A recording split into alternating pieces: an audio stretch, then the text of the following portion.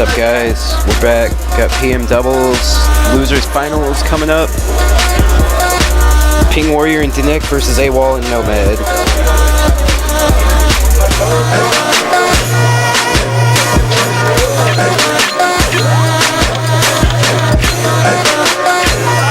And hopefully I can get another commentator. Choose your character. JB, where'd you go?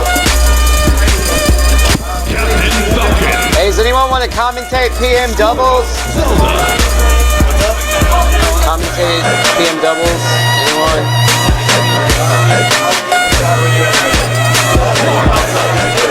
Gotcha. Alright. Looks like I got Cuda stepping on commentary with me. Huh? I would prefer to have another commentator so I can focus on screen, but if not, it's not a good thing. Yeah. I don't really know who's interested in commentary right now. So this is Losers Finals.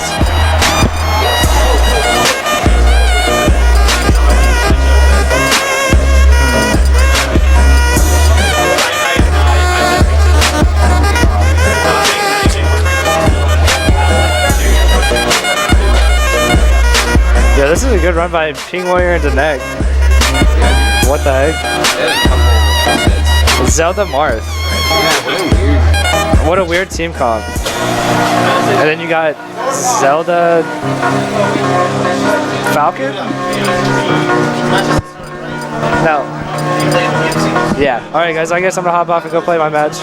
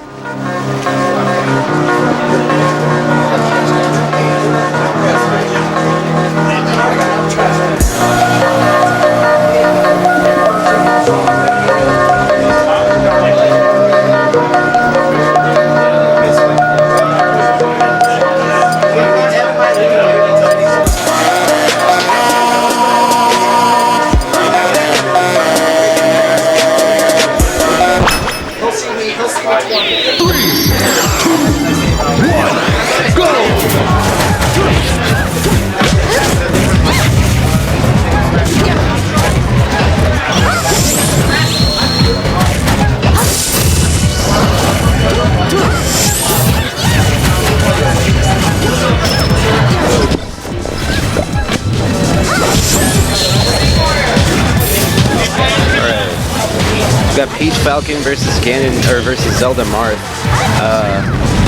Peach Falcon a pretty solid team. See that in Melee a lot, and both characters are like even better in PM. Zelda Marth is a little unconventional. Zelda's a pretty strong doubles character. Marth not so much, just because a lot of Marth's strengths like are more apparent in 1v1 than they are in 2v2. Alright, strong start from Awall and Nomad. Let me see if I can move these names over a little bit.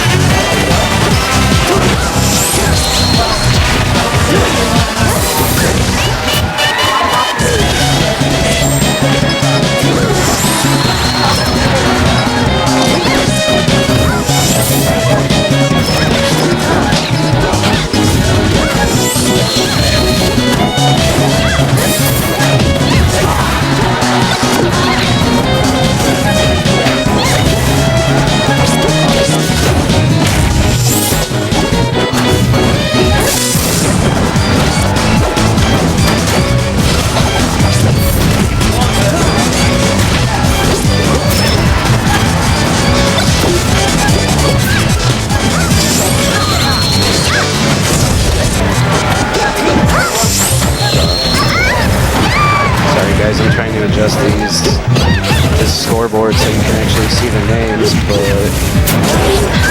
it's not letting me do that right now. No, not the overlay. I don't want to move that.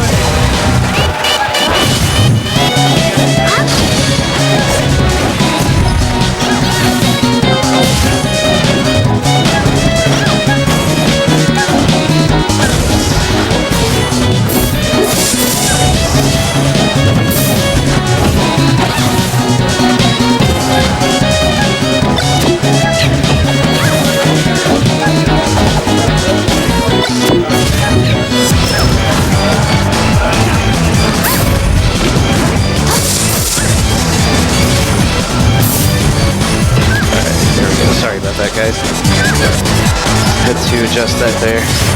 And while I was taking care of that, it looks like Awall and Nomad, or Ping Warrior and Denec rather, totally turned this around.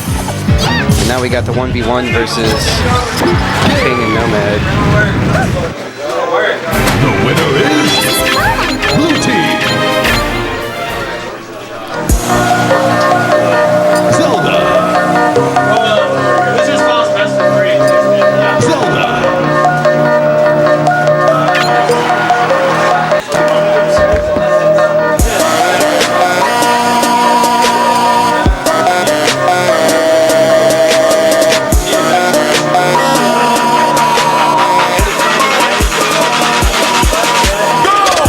So Awall and Nomad took the first game. Let's see what stage we go to next.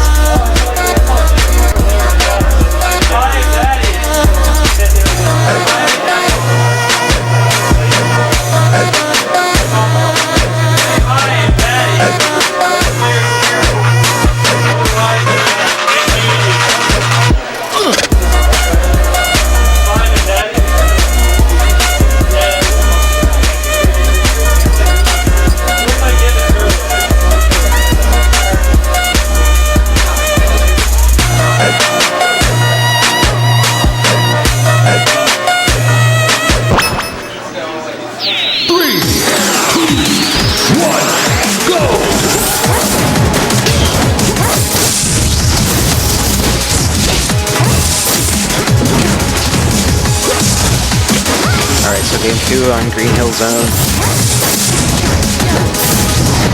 I think this is a better stage for Zelda for sure. Smaller, less space to run around, but Awall opting to switch to Zelda as well, probably recognizing that.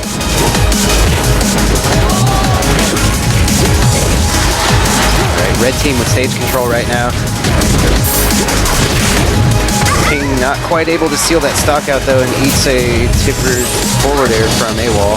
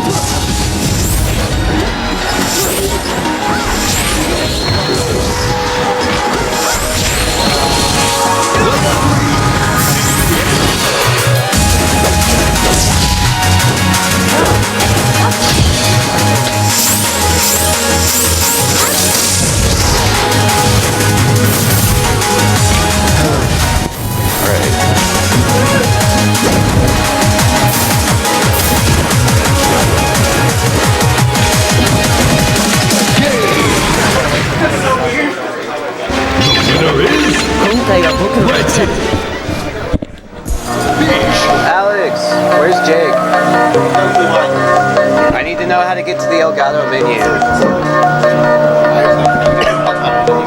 Because Robbie said the game audio is too loud, and me turning it down is not.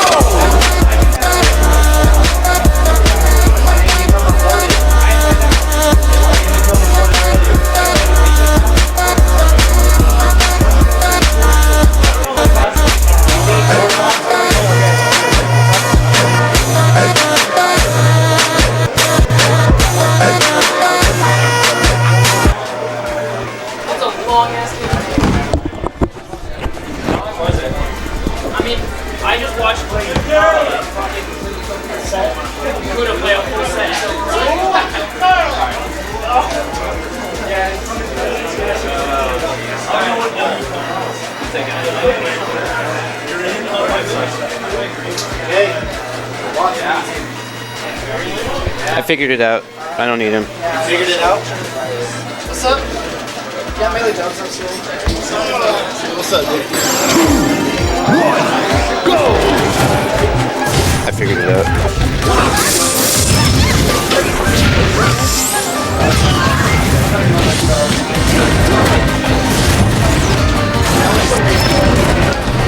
Hey guys, let me know in chat if the game audio is okay. Sorry, I'm not very active on the commentary, but I'm just trying to get stream adjusted here.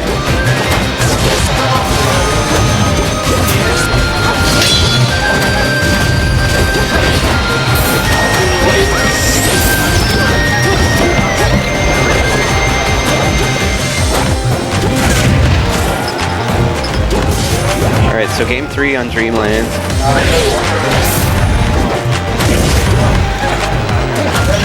Ooh, okay.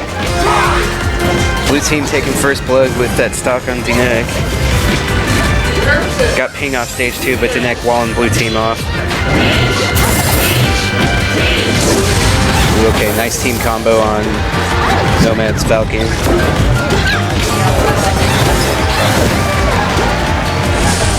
I guess that wasn't first blood, they'd already taken one of Ping's stocks. That's how behind I am. Alright, so blue team with a 1 stock lead right now, but both at 0%, looking pretty healthy.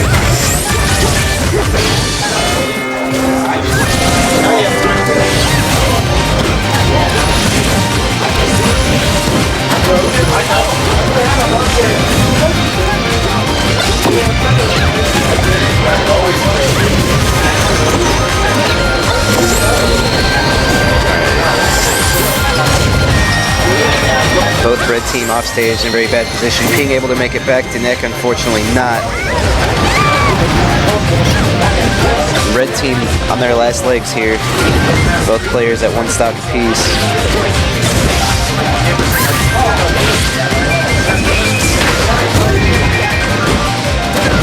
Denec's like trying to get something started here, but it looks like he's getting Ping caught in the crossfire a little bit. Alright, so that's 1 more stock off of Nomad, but still 3 on Awall. And Peach is an insane stock tank in doubles.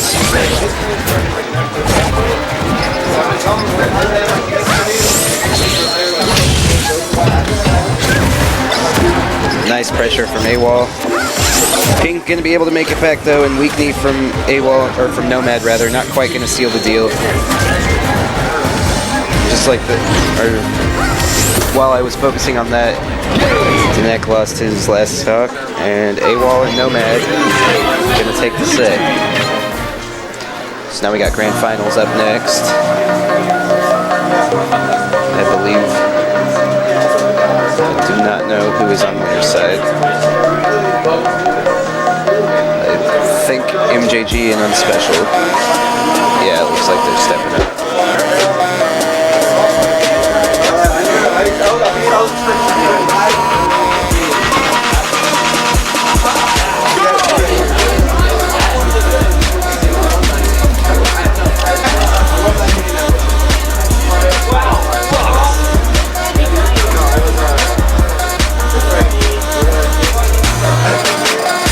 Captain Falcon.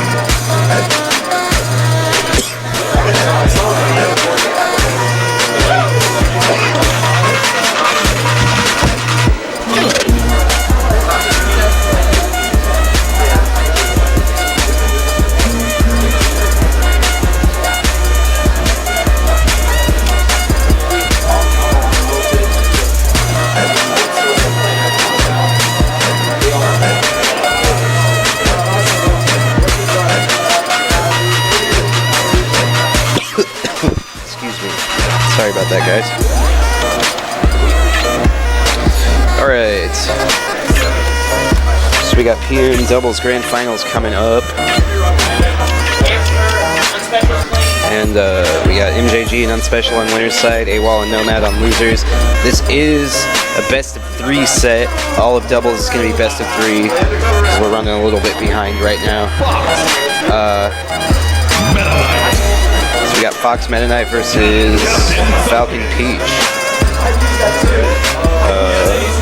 I'd say matchup-wise, this is a little bit in Fox Meta Knight's favor. But Falcon Peach is a really strong team. The two of them together kind of cover a lot of their weaknesses as like individual characters. But Fox and Meta Knight have no weaknesses as individual characters, so take that as you will.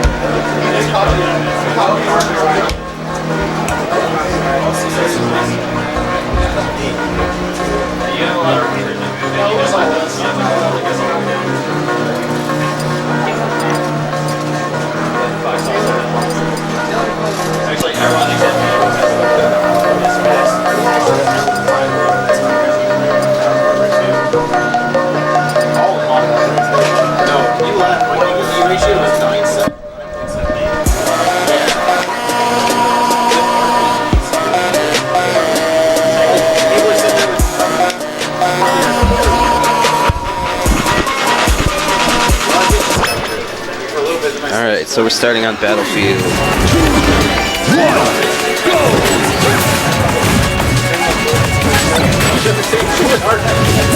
Alright, both players just kind of slugging it out right now. No team really establishing stage control quite yet.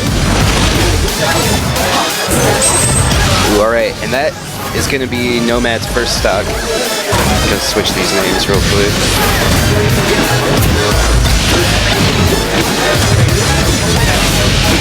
Nomad losing his stock pretty early, and that is one disadvantage of Falcon against both of these characters. Falcon has a pretty weak recovery, and Fox and Meta Knight are both able to exploit it pretty well. Alright, big trade for Awall there. Red team with stage control, but Unspecial fighting his way back on, but getting knocked out by MJG. Nice auto-canceled nair from Awall. Alright, and just like that, red team snuck their way into the lead. And now we're even on stock count again. Nomad not quite able to make it back.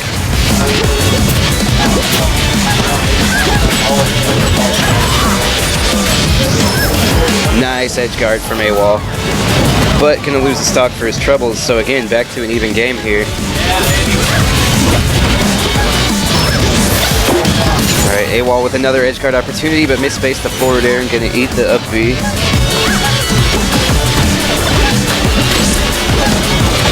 Nice tech chase on the platform by Awall, but MJG scooping him up with a couple up airs. Good DI to get out. Nice confirm from Unspecial, gonna seal out that stock for Awall.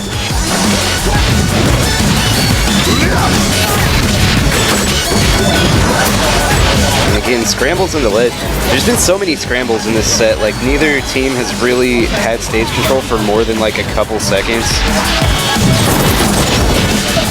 And that's kind of what I noticed about Unspecial and MJG in my set with them, is that they were really just kind of forcing a lot of scrambles, more so than trying to establish stage control. Which both Fox and Meta Knight can kind of play it either way, it just depends on the player.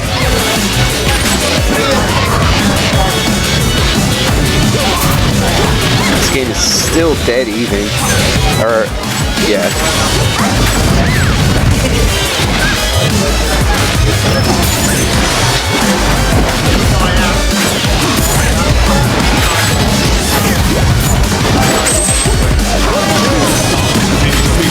Alright, and red team sneaking their way into the lead a little bit. But Awall gonna lose that stock. Nomad gonna get shine spiked. Awall can still do this if he's able to get a kill on MJG. That said, neither of these matchups are very favorable for Peach. She has really strong punishes on both of these characters, but struggles in neutral against both of them. Alright, so MJG is out. So now we got the 1v1 Fox Peach. Classic melee matchup here. But Peach got some pretty nice new tools in PM. And Fox got a little bit worse. That said, I still think this is in Unspecial's favor, and he's going to seal out that first game. Like I said, this is a best of 3 set. So blue team can only need to win one more to take the doubles tournament.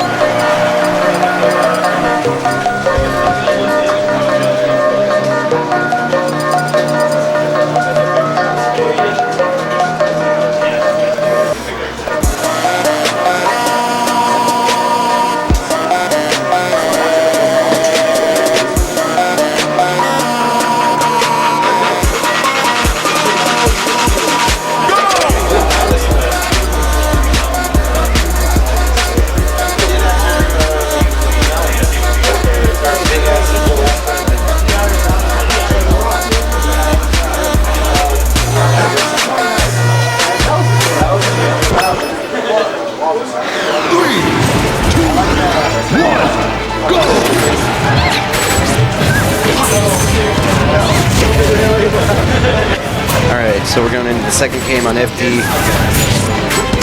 This is a great stage for red team, I feel. This is Meta Knight's worst stage, and even though Fox is pretty good on here, Peach probably won't become too much of a factor in doubles, but Peach does have a 0 to death chain grab on Fox on FD.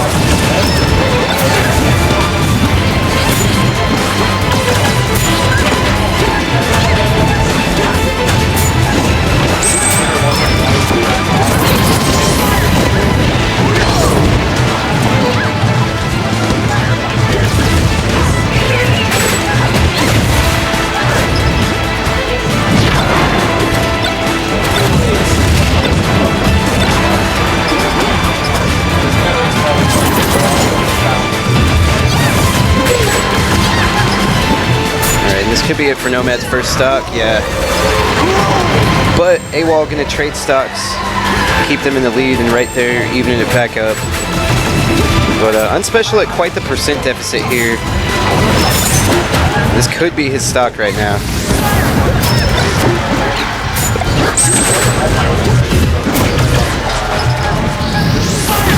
Blue team both off stage. Solid edge guard from Awall there.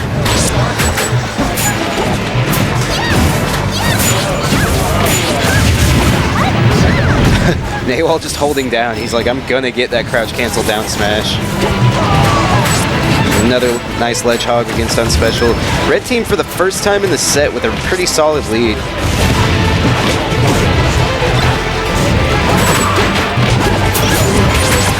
Still can't quite establish stage control though. Blue team just keeps forcing these scrambles in the corner. Alright. Still has Unspecial off stage, but gonna make it back. Nomad in a very bad position there, so blue team evening it back up, but still at a pretty significant percent deficit. Both of these characters are at kill percent. Not quite against Peach, but any like errant knee from Falcon is gonna seal the deal. Alright, blue team both off stage. Unspecial not gonna be able to make that one back.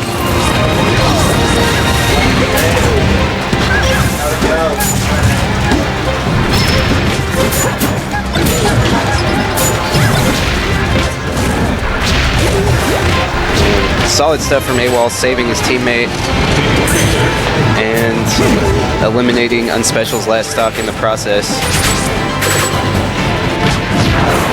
MJG making it back. This is going to be a hard mountain to climb though. 4 stocks to 1.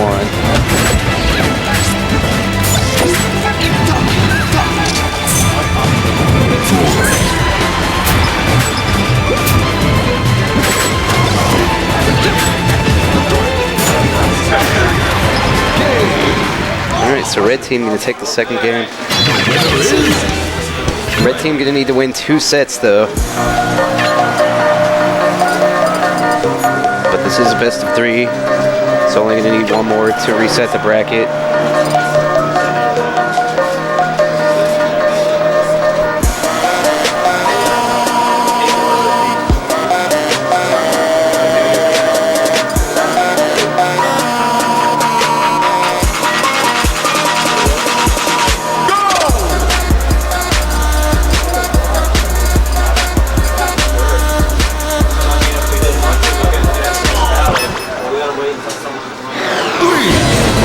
Running it back to Battlefield.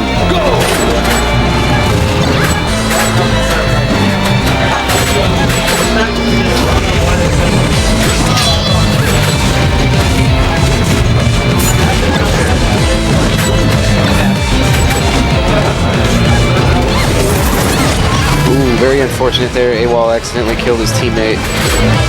Nomad could have teched there, but he's definitely not looking for a peach down smash in that situation.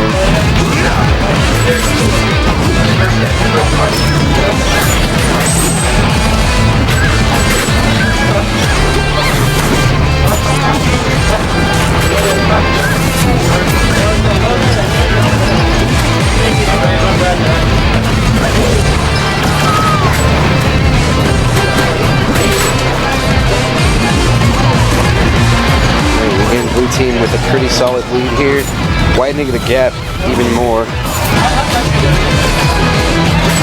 Red team with stage control for the first time in the set, really.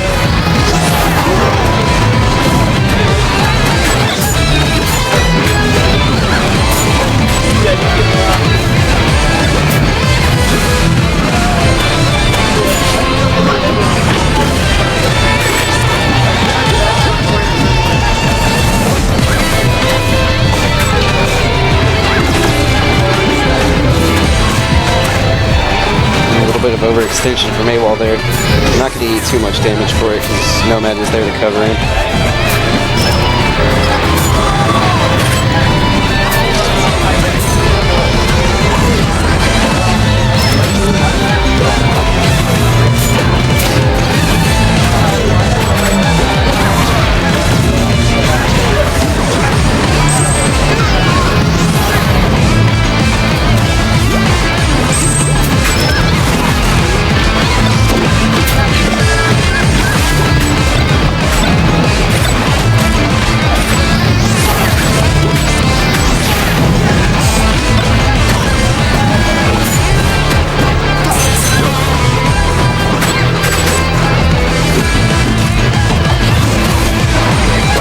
Awall's corner pressure was so sick there against MJG. Alright. Red team's bringing this back a little bit.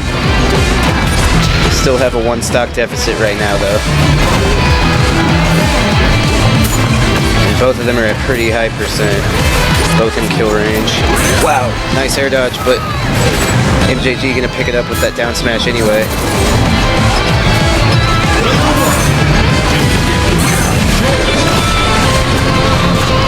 Alright, red team both on their tournament stocks right now.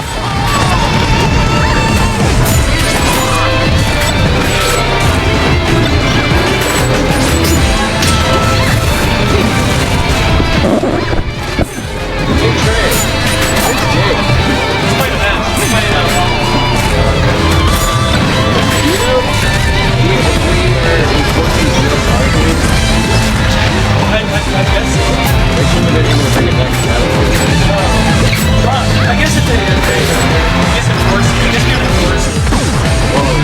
But you know, it isn't.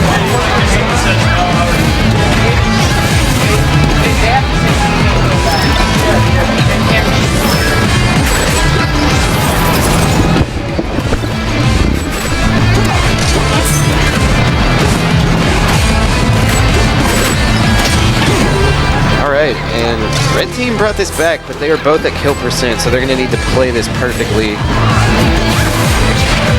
Alright, Nomad in a bad situation here, and that's going to be a stock.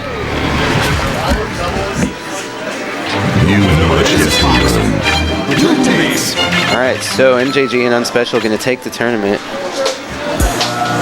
So now we should be able to get some singles on stream for you guys. I'm going to take a quick break though, and then we'll be back with some singles action.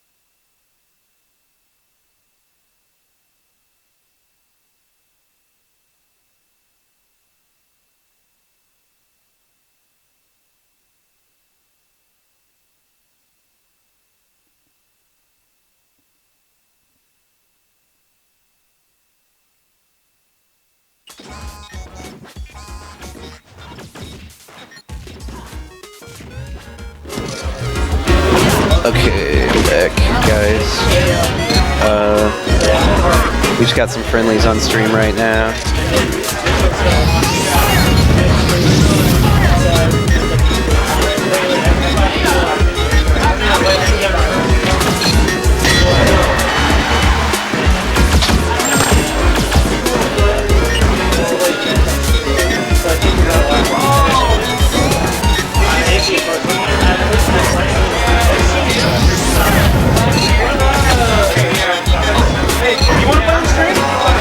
I need someone to run stream. So if you can find Alex, then yeah. Where's Alex?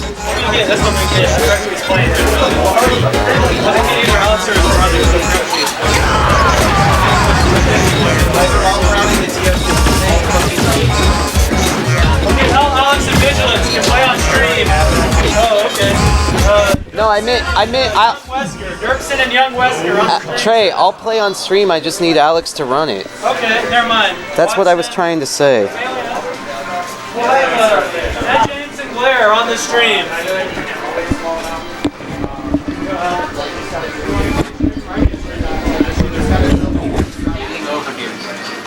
Unspecial.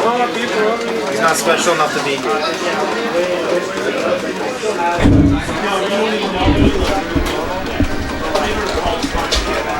Who are you playing?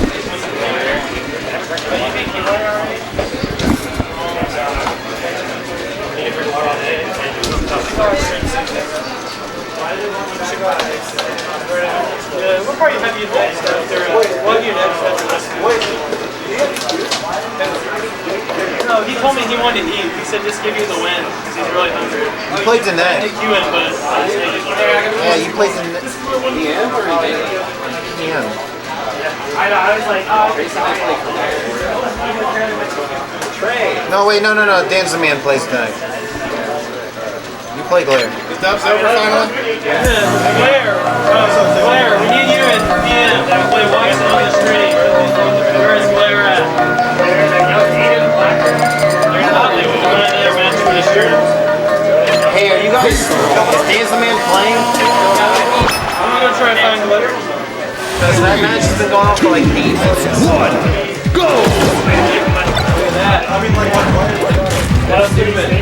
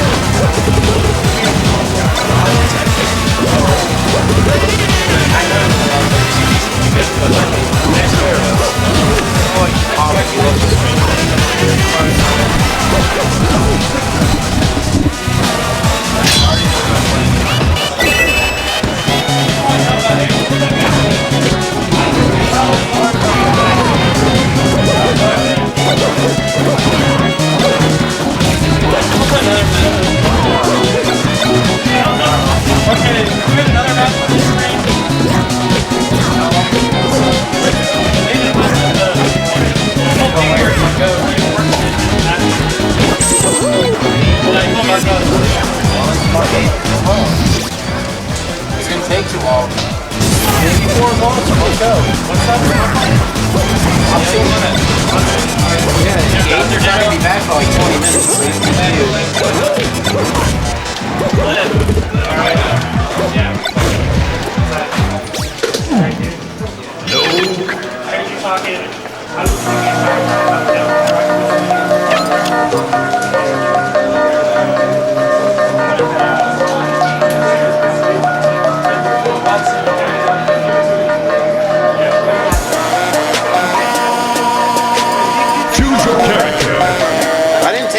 bracket, I just took him out of winner's side.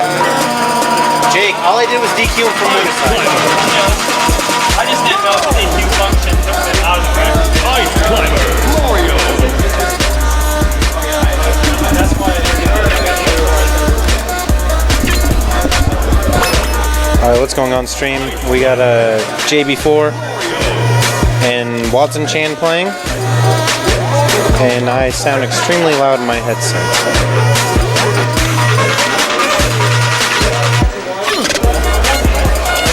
Choose your character. Yep, that looks about right. 3, 2, 1, go!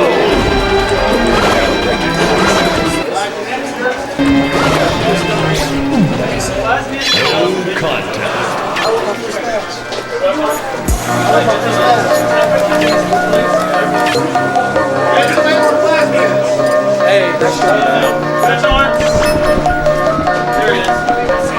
Alright, Robbie, let me know if I sound too loud. I sound pretty loud in my headset. Where are you guys going? Oh, just tell Derek he's still got another match to play. You still have more matches to play. It's double a limb, so since you lost one, you won one. Yeah, so you lost one? You won a game. Oh, you won a game. Okay. Alright, you good then. Alright, what's going on, chat? I'm back. No. No. Fake. I don't know where my car keys are anyway. Alright. So we got Mario, against Ices. I have no clue how this matchup goes in this game. Ices are extremely underrepresented in this game. Check chat. I don't know where my phone is, so I can't.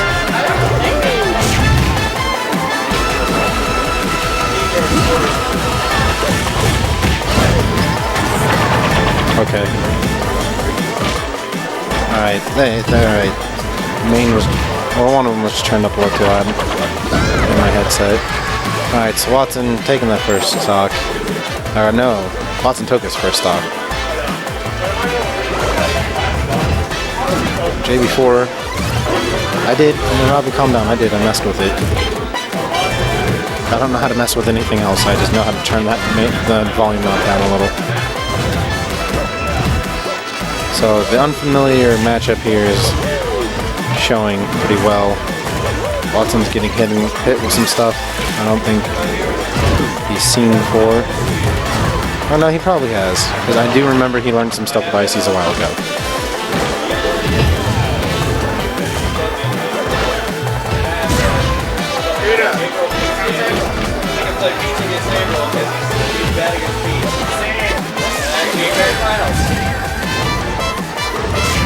Some good up airs there. Oh, careful with the headset. Oh, Jesus. I was careful with it. It sounded so loud in my headset. Yeah, so we got Watson and JB4. Yeah, I know that Ice Climbers are way underrepresented in this game, so I do not know what they can do. So they can't wobble you, of course, but they have kind of like an infinite handoff thing that's a lot harder to pull off than wobbling. And it ends with like a Good forward throw. Like Popo will forward throw you by the ledge, and then Nana spikes you with forward air. I don't know if JB's gotten it or not, but it's pretty good. Also, Nana's AI isn't as retarded in PM. That's the forward throw spike. So that's basically PM version of wobbling. Takes a little bit more effort than just, you know, tapping A. What happened? Well, okay, we're back. I clicked update and then didn't go back. Also, this is like winners round 2, right? No, this is winners round 1. Well, Watson got a Oh no, it is round 2. Yeah, he did. Yeah, because Claire got DQ'd. Because he didn't talk to any of us.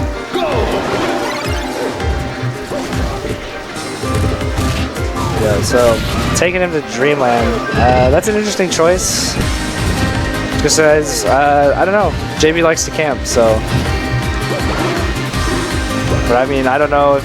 I mean, so Watson will does camp Watson as well. camp? Yeah. Oh, he will. He'll play many different playstyles. He's a man of many trades. Yeah, that makes sense. He plays a lot of different characters. He was our original Pit in our match. KC scene too, before everyone else decided to pick Pit up. Back when Pit was busted? Right before Pit was busted, and then when Pit was busted. And then everyone found out Pit was busted, and everyone started picking up Pit. Fun times, dude. Now it's Meta Knight. Now everyone plays Meta Knight. Yeah, but that's just because Meta Knight's low skill ceiling. Yeah. Just give you guys a bunch of crap. Yeah. Watson don't care. Yeah. Watson doesn't care, and I know JB doesn't care. I don't know if you saw the Kansas versus Oklahoma crew battle, but he was the last one we sent in. And there was a 99 stock timer, right?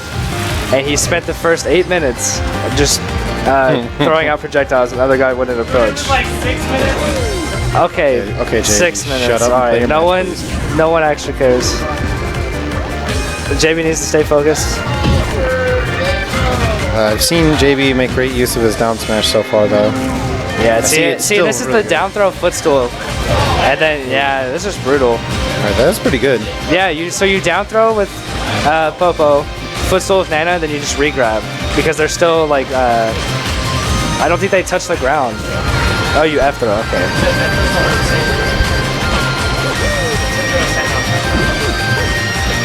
That's crazy.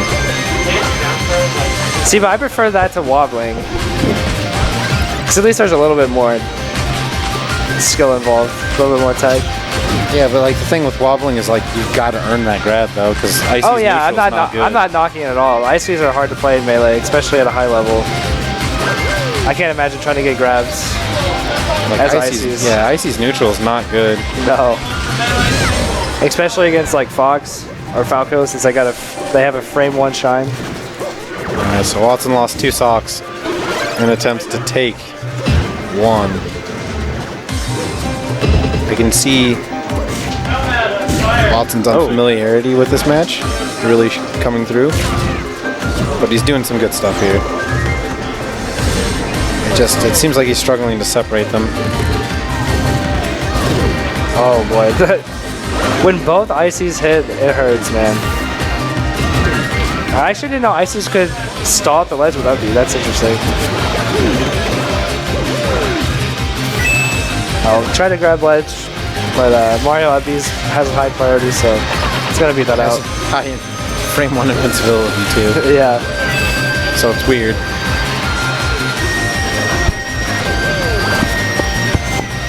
Good back air. Oh gosh. Man, Watson only played Fox. He doesn't like Fox. Oh, I know he doesn't. He was upset when him and J-slo lost to Diego and Averill because he said Fox doesn't require a lot of thought process. I don't know. I mean, I just think he has disdain for the character. just welcome to playing with Watson for the past 3 years. I've heard that same comment so much. Love Watson. Yeah, I love the guy.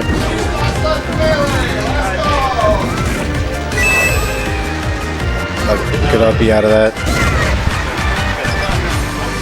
Good DI by JB.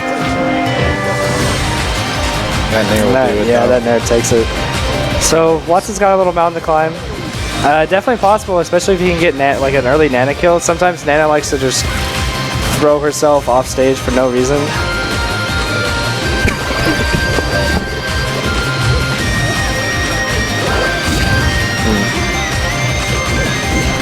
I mean, Watson went to Dreamland. I assume it was so he could camp. Oh wow, great save. Wow. From that far? I guess, yeah. Really? Oh no, yeah, this could be it. There, Match nice that up B out. Good. I don't know if you can actually get out of it with Mario up B or if JB was just slow. JB could tell you. Okay, he's one with the frame data for some odd reason.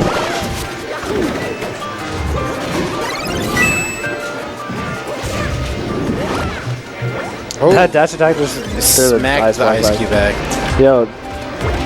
Okay, Nana survived. This has been a pretty decently long match. We're at 2.5 minutes, just about.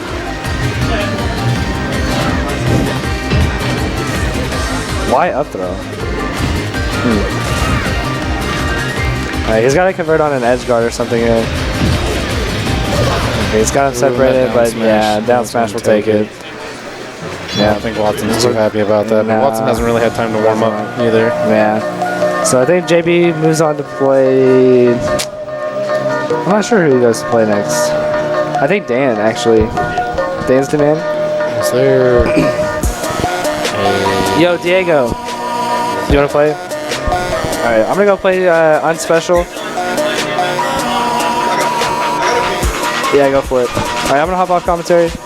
Alright, peace. Y'all Careful stay with that nice. set. Yeah.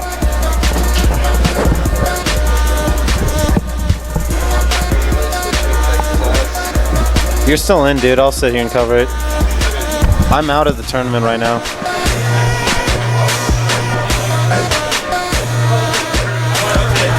Alright, next up on stream will be Cuda and Unspecial. Now, I do not know how this goes historically, but I'm pretty sure the last time I saw them play Unspecial won. It's pretty even historically, but Unspecial usually has the advantage. I think both from the matchup and like just as player skill, I think Diego's probably a little bit better. Unspecial for anyone else.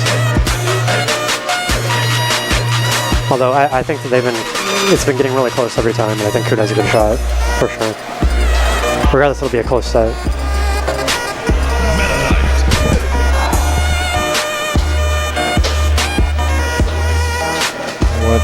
what is this? Winners round 3? Yeah.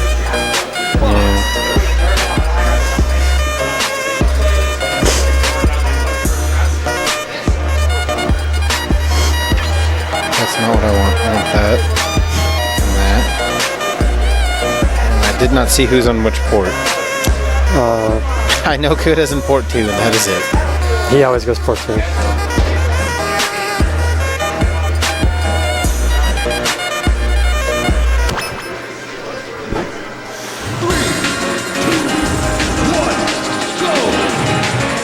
Alright, we're going straight in. Fox and Meta Knight here. I think Fox actually wins this matchup. Well, it's not that bad for Meta Knight, but I think that Fox just really wins neutral really hard. Like, lasers are kind of like a free win neutral button, so it forces Meta Knight to approach with... He isn't always the best on a fast character like Fox. The Meta Knight is really the time approaching floaties and like slower characters on the ground, but not people who can match or are near his speed. I was gonna say, I have a feeling this match is close to even, maybe in Fox's favor. That's the way it's always looked to me. It's just slightly in Fox's favor, I think.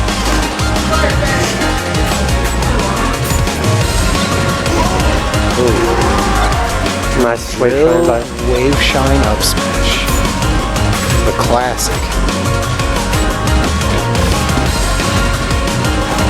Right now, Cuda just absolutely getting mauled by up smashes and up airs. Unspecial getting ballsy with that forward smash. Loved it. Now, why is Unspecial's tag white?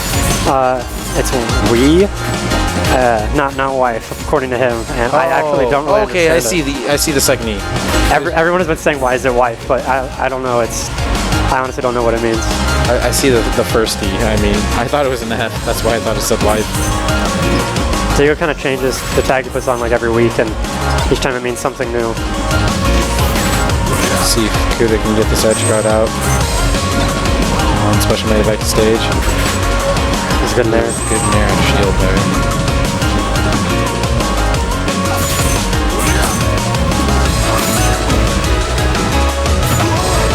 Ooh, good weight there. They are pretty evenly skilled here. Oh yeah, for sure. I think Smashville is a good choice for both of them. I think it's probably the most neutral stage they could have in this matchup. The thing Meta Knight really wins harder on Battlefield and Fox obviously on PS2. Drops the edge guard and puts him back on stage. That was a nice down B. Ooh, that forward air again? Almost killed? That'll do it. Cuda's just running away with this at the moment. Could go anywhere though. One shine, that's all it takes.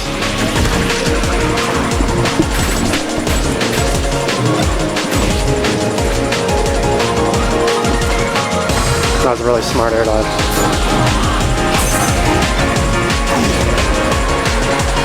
Decent trade for Cuda there. Cuda racked on some percent for losing that stock. All that extra credit he put in.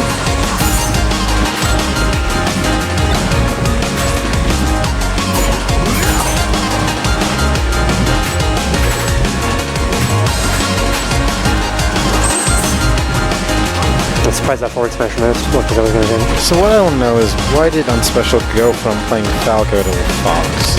I mean, at least in PM, he plays Fox more. Just because honestly, Falco kind of works in PM for a variety of reasons. I think he just wanted another spacey that wasn't Wolf, because Wolf's a little bit weird and hard to play sometimes. And you can crouch cancel his shine. Yeah, and Fox is just like overall like a better character.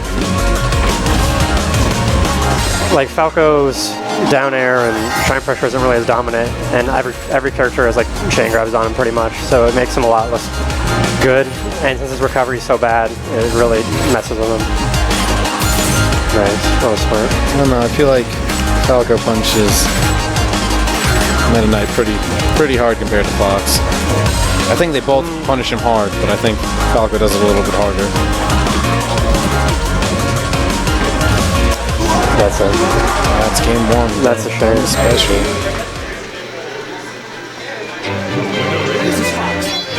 Two minutes. Yeah, Unspecial over there with his Johnny Jug. I also think part of the reason Dago went Fox is because I think he just wants to do a lot of wave shines and say, dude, that was so sick, and that's kind of how he is. He'd be like, bro, oh my god, do you see that? There's 4 wave shines, dude, oh my god. That was so spicy, dude. Man, the one thing that is killing me in this game is trying to learn timing for wave shine on hit.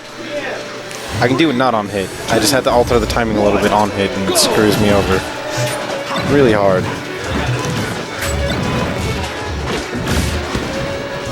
I do not like this stage. I do not know why anyone would ever pick it. A lot of people don't like the stage. I'm kind of a big fan of it, but I think it's a good like option as like a big stage. But I think Dreamland's like way too big in this game. The upper blast zone is like huge, and the lower blast zone is like tiny. Like you can die off the bottom before the camera even goes down all the way, which is nutty. And so you can like Wolf, like for example, like Wolf Snake. Like I can't kill Snake up or Wolf off the top at like till like 170 with a C4 up throw, and that's like pretty nutty. I don't like. I'd rather play on Distant Planet than this. I like Distant Planet a lot too, actually. I do not like it. I don't like either of the stages, but if I could choose one, it'd be Distant Planet. Just because I don't like the moving platforms, the changing platforms, as I will put it. That's why I didn't like. I believe it was Castle Siege in like 3.0. Or Dracula's Castle or whatever. Yeah. I think that's what became of this map, or that map. This map is what became of Dracula's Castle. That stage, I did not like the alternating platforms, how they would move. It ruins things in my opinion. But I'm fine with FOD, which is weird. See, I don't like FOD as much because I think the map's way too small for, or not small, but like the platforms feel really small in PM because the models are so much bigger. Good nair there. Took quite a lot. Quite a good percent. Yeah, I'm not sure I agree with this as a counter pick for Cuda though. I definitely think that Fox wins on this stage in this matchup. I think it's easy for Fox to run away and it's harder for Meta Knight to approach. Oh, I think they should have went to Yoshi's. I think both of them have equal footing there. Cuda wouldn't go to Yoshi's because he doesn't like the fact that it's legal. He's Gentleman Diego to the normal PM stage, less I know for a fact. Why doesn't he like Yoshi's? Yoshi's is a good stage. It's for really both small. Of them. I mean, it's good for both of them, but it's really jank in PM because of how tiny it is. Like, cause the models in Brawl are like way bigger than the models in Melee, and so like just porting in Melee stages without adjusting the blast zones makes it like they're like tiny. Like you can kill from Gan and Fair off like the middle of the stage on like some characters at like 50 to 40, and that's just ridiculous. Or Battlefield, I think I would have went to Battlefield. I was going to say, yeah, I think Battlefield probably Meta Knight's best stage, and I think that I just don't know about Delfino's for sure. I think I would have went to Battlefield, or I would have went to Dreamland.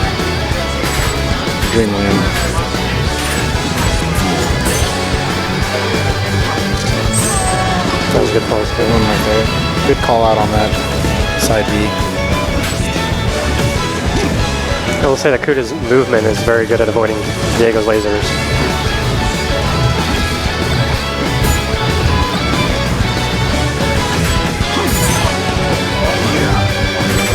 Ooh, if he had gotten on there, that could have been it. You wanted that weak hit of back air?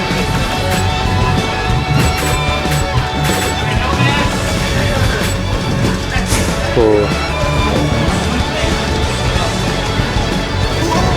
Yeah, that's it.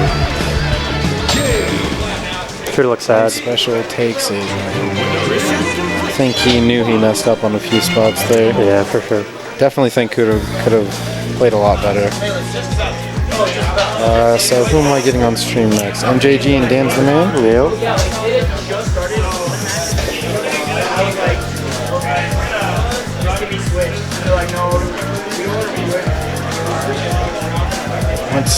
What's the semis?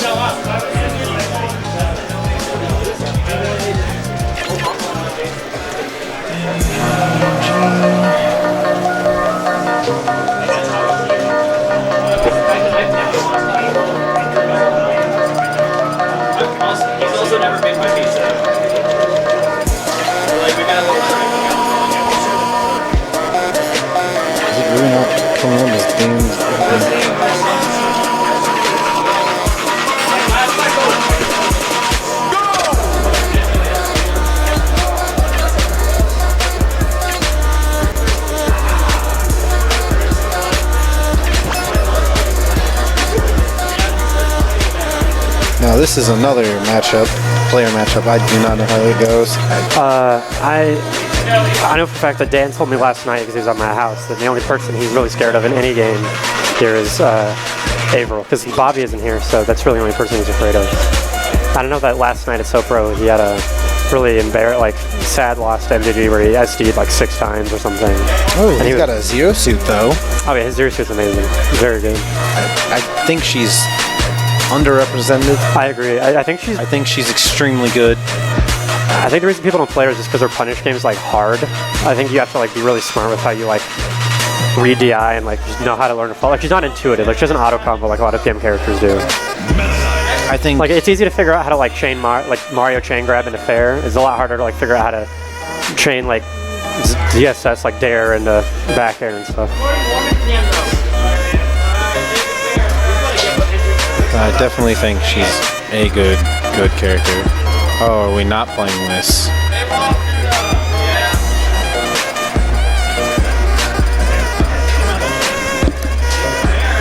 What's going on?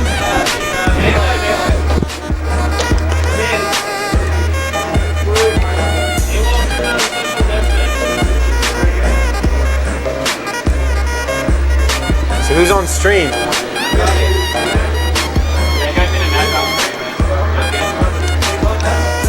Go down, I just want to see where I am in bracket. I didn't hear you. Can you go down? I just want to see where I am in bracket. Okay. Cool. I'm still waiting.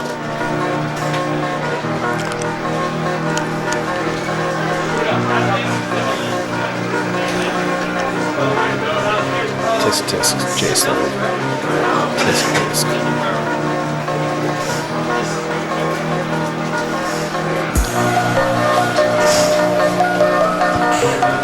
Well, stream, we are currently waiting on someone to play. Do not know who. Why'd they take away my match? I'll never know.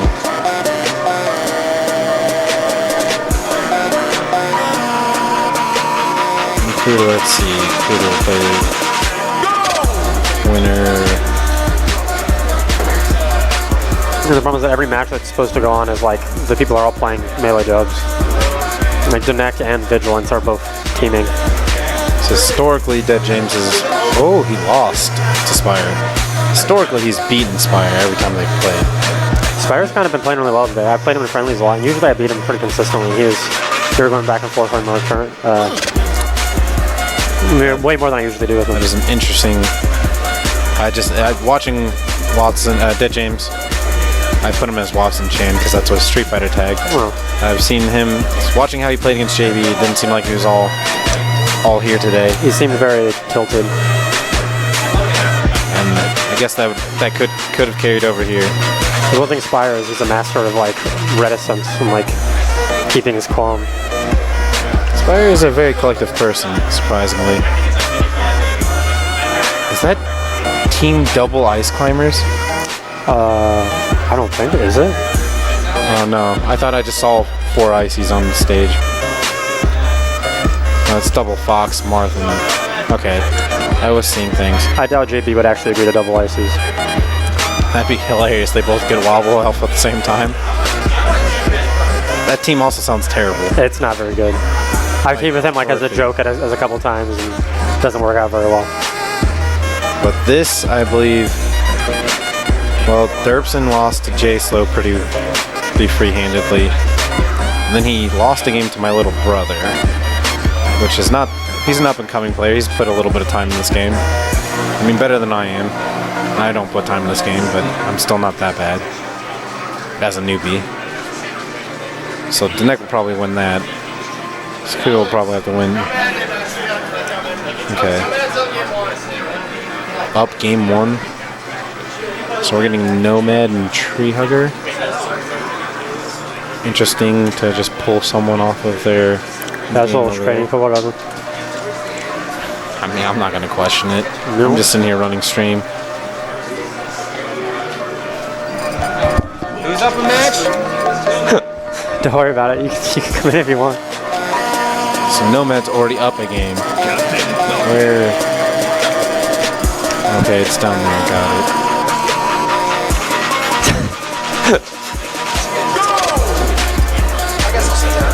How are you still doing a bracket? I saw you to play a Ganondorf right after you were talking about having to play J-slo. Yeah. I felt bad for you.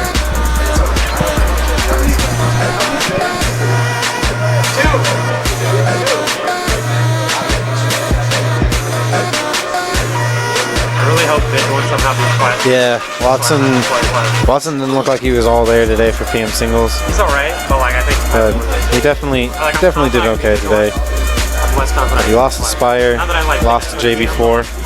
Not both pretty good players. Don't get me wrong. They both deserve that win. Hey crap! What up, Nathaniel? No, I'm commentating because I'm running stream. Do you want to commentate? Sure, I'll commentate. I gotta play the winner. Alright, they're starting out. Wow. Oh, this is a matchup I know nothing about. Exactly. Link, he was going Ness last game, so the game was not on stream, unfortunately. That's alright. Treehugger, obviously liberal. I don't know what Nomad is, but I feel like Nomads are usually pretty into the environment, so probably kindred souls. he's probably liberal too. Yeah, Nomad trains with Diego a lot. Oh, there you go. Yeah, I feel like this throw, matchup's probably good for Falcon. Yeah, I think so too. Like, I don't think that Link can actually effectively keep Falcon out because of his running speed. His projectiles probably are not very good against Falcon. Yeah. Just run in there and... I imagine it's like the same problem Samus has with Falcon, is that like you can kind of just run past him and shield. Right. Like once you get one shield, then you can just run into the and knee him in the face for the next one. So. It's stupid because with Samus, like every character could just do. Oh, there you go. And I feel like this is even worse because Samus is like floaty, which makes it slightly harder for Falcon to combo. And like Link's like perfect Falcon combo. Yep. Just combo food. That was a good down throw and weight, but missed the. Because I just know that Link and Snake have like the exact same weight basically. Oh really? And so I know how bad it is for Snake. So. Oh yeah, so this is probably not a good matchup.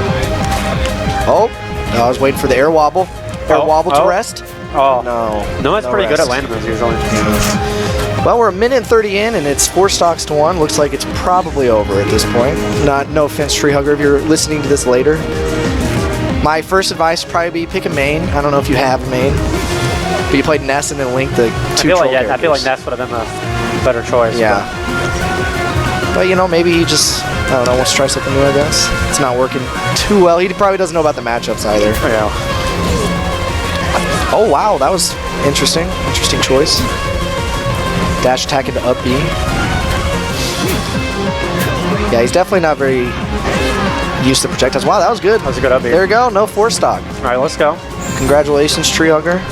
Maybe Treehugger's gonna turn up, dude. Download complete. Let's see. The reverse 4 stock? Oh, is that possible? Air it's not wobble? possible. Oh, it's not possible. That's it. Alright, well I gotta play these guys, so nice commentating. Good. Have fun, dude.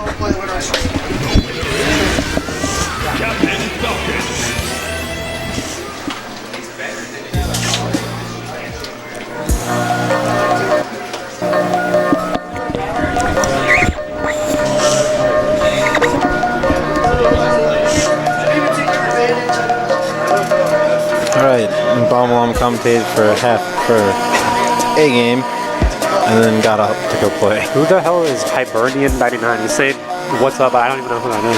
I don't know either.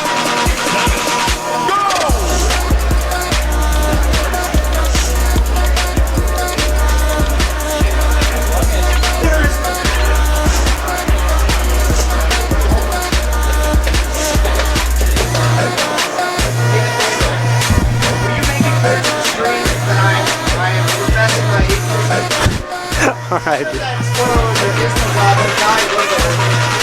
Obamallama wants me to tell everyone that there is no God and that, you know, he really likes our atheism.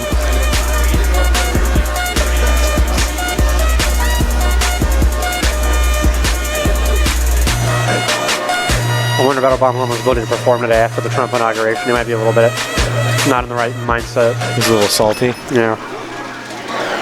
He has to hold that L in real life. Yeah. For 4 years, dude. Nah, man, it's 8. He has to hold it for 8. You're right, dude. Not until the baby boomers are allowed to stop voting. I mean, honestly, like if they had chosen Bernie, you probably would have won for sure. I don't want to talk about politics on a Smash Brothers stream, so. Well, this matchup's not good for Samus. I know that much. It may not be good for Samus, but it also comes down to familiarity. Like that. And like that, yeah. Just comes down to familiarity. Well, so Obama's missile campaign or missile cancels are really good. So Oh, charge shot. Why? probably, I don't think he meant to use it. Those grabs are really nice. No, Obama's actually doing a really good job of keeping him away. No, that was a really nice up tilt and tech by Nomad. Down angled forward smash. I liked it. I liked the attempt. And that's it. Oh, yeah, it's still it. Oh, it's Samus. She can make it back from everywhere.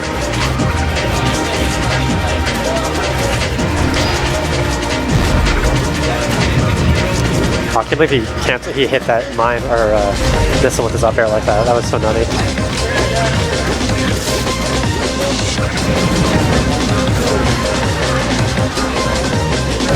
Ooh.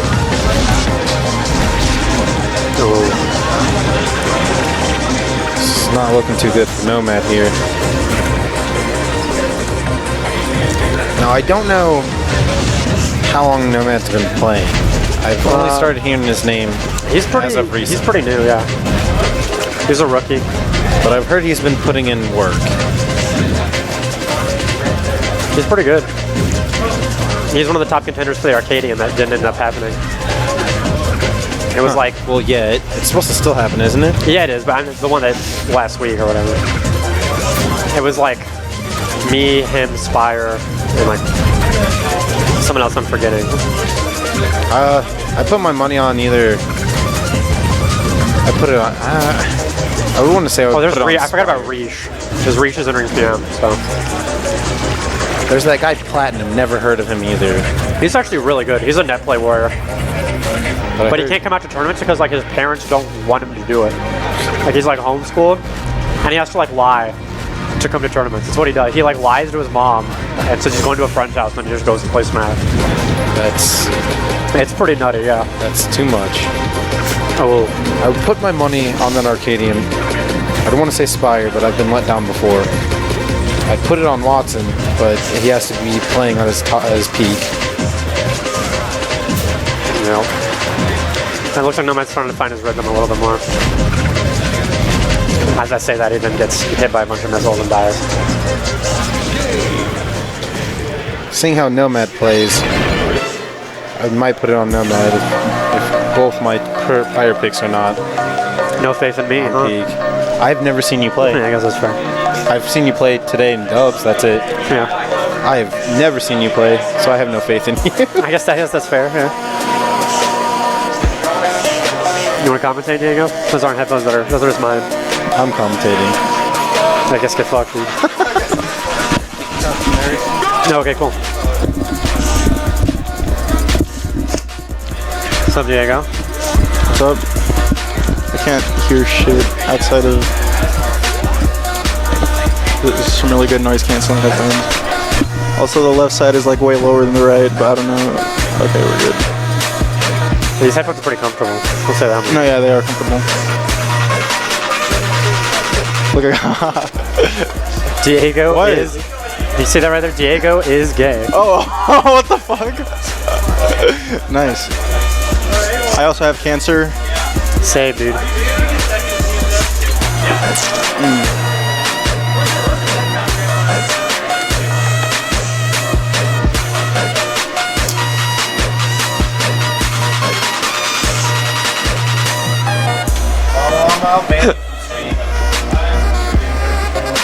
I'll ban you from stream. Got it. It's a family-friendly environment. We love the kids here at Case of Smash Brothers. It's like Diego. Whose stream setup is this? 'Cause I know it's not Robbie's because he's not here. Unless I think it's his. is this your stream setup? Whose is it? Robbie? Oh, yeah, it's Robbie's, yeah. All right, that makes sense. I thought since he wasn't here, it was just there. I saw him here earlier. Oh yeah, that's right. I think I remember seeing him. They are taking quite a while to decide stage moves. Oh, tonight they're Awall is side betting money. Or giving Nomad his doubles winning. One of the two. Probably. Probably the latter. Yeah, it's probably the second one. All right, here we go. Smash Mill. I think it's a good choice. What's the second? Oh, 0-1. Okay. What? Okay. Nomad, aka Connor. I don't know. He like never plays Samus. Theory craft wise, it's a good matchup for Samus, but Obama is familiar with it. Yeah. Hopefully Connor can. Oh shit! There we go. That was nice. All right, yeah. Let's go, Connor.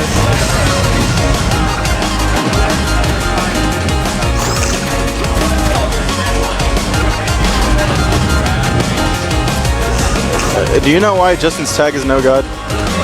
He asked me to talk about atheism or something.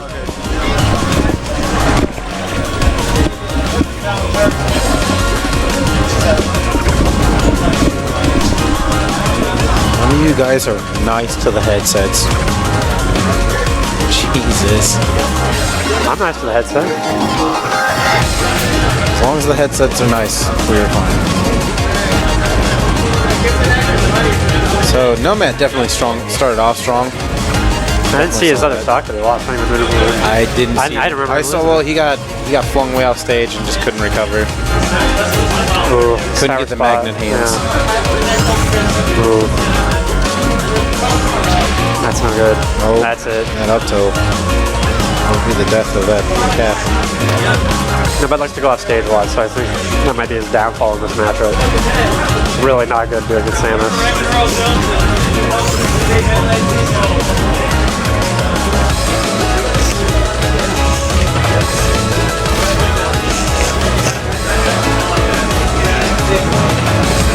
See you guys. Oh, that was way loud. Hey, Derek, hit me up on Thursday. all right, sorry about that stream. Did not mean to yell on the mic.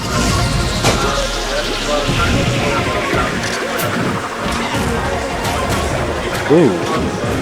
Love when they combo in the neutral area. Oh, I was looking for the air wobble there.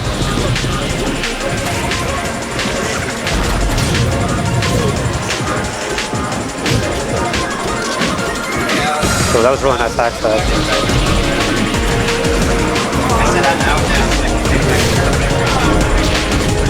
And that's it. That's the set. Belmore gonna take that pretty clean. That was not winner semis, by the way, people. I forgot to update that part of the stream. I apologize. It was like losers round 3. And this is losers quarters, or winners quarters. So winners round 3.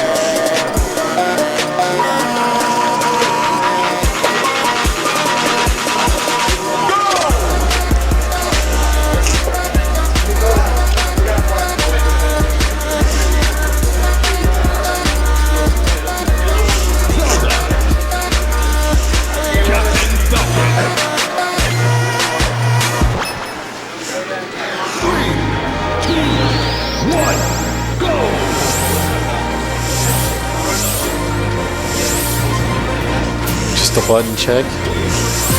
Yeah, Awall was playing melee, so I just want to readjust to the PM controls. Now, I think this matchup is quite annoying for Captain Falcon. I don't know too much about it, but I feel like it's playing off fun. Because I mean, it's basically, Sheik itself is also, and Awall does play Sheik just as confidently. I think Sheik Captain Falcon is not bad in this game. Okay, well maybe in this game. I think it's like 6-4 in melee. True. Yeah, it's not one of Falcon's best for sure. I don't think it's bad though. I don't think it's terrible. Let me rephrase that. It's not terrible. In this game, I think it's almost even. Maybe like 5.5 Sheik. Jslo though I think is probably pretty bad for Falcon. But I think Zelda versus Captain Falcon is annoying. Because she can get like 4 up smashes. I feel like he's really good combo weight, and it's really easy to edgeguard Falcon and Zelda. And I feel like neutral-wise, Zelda really wins. And it's kind of hard for Falcon to combo her because she's so floaty. Theory crafting-wise, I feel like it's probably way in Zelda's favor. I think it comes down to how much patience you have to play against her. Because if you just run in, he's just going to hit you and then keep you in the air with those up smashes that do a lot of damage for no reason. A lot of percent. And then she's got a pretty good down smash. You get off and down smash. Fast, at least.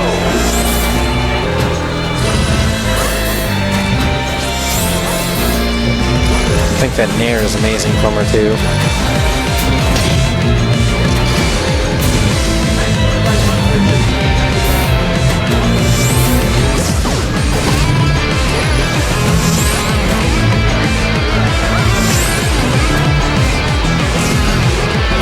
Oh, and that forward air, he DI'd that horribly.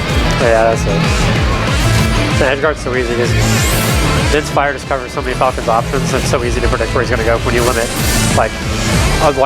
since the Falcon can only just kind of maneuver where he goes the other, up or sideways, basically. And if you limit one of those options, then he has one. Then it becomes a breeze to edgeguard. Now, last time I paid attention to J-slo and Awall when they played, J-slo went Ganon. And actually barely lost. He made the wrong read and lost last time, but it was last stock. I don't see why he wouldn't go to the Ganon right off the bat. I don't think the matchup's good either, but I think Ganon hits hard enough that it would kill Zelda pretty easily.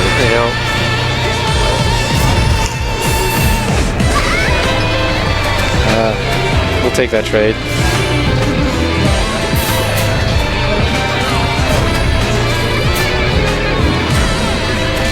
Ooh. Did he AWOL roll or something he caught with that by that Plasmius? That's it. Now good back throw. And that'll take the stock there. That back throw is deadly.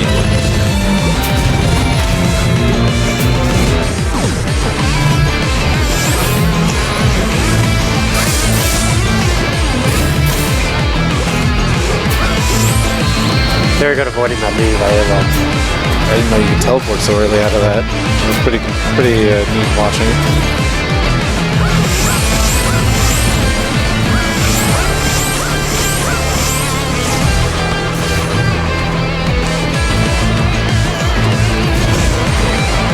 Ooh, good avoidance there with Den's fire.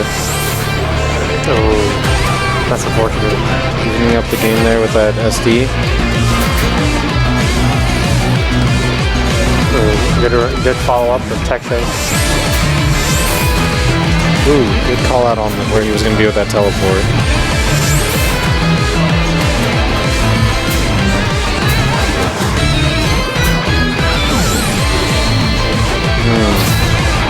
If he ledge dash, he could have punished that probably. Oh, and he will eat the heels, the tippy toes.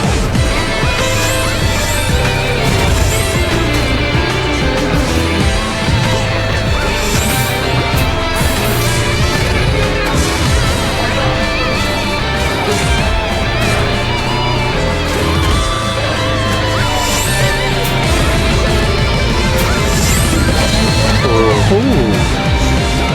Trying to take the ledge from Falcon so he couldn't get back there. Oh. And then down tilt meteors? Or was that a spike? I don't know. I guess I don't know which one it was, but it looked like, I'm not sure. Oh, and he's going Peach now. This is a matchup that J-slo somewhat knows. Watson did play Peach for a good while. Awall's Peach is kind of on a different level, though. True. Awall has put serious time into Peach. I haven't seen Awall play Peach in a while, though, actually, so I'm kind of surprised to see him pulling it out now.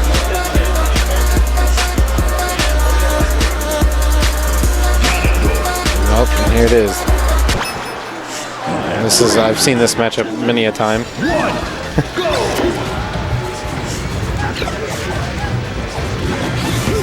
I genuinely love seeing Ganondorf in this game. This character is awesome and terrible at the same time. Ganon's kind of dumb. Especially since they gave him that float. I think he became 10 times better than Melee Ganon. Ganon's like dumbness lies in just how strong all the moves are. I mean, they just hit so hard. I love that he hits hard though. It's like a truck. Yeah.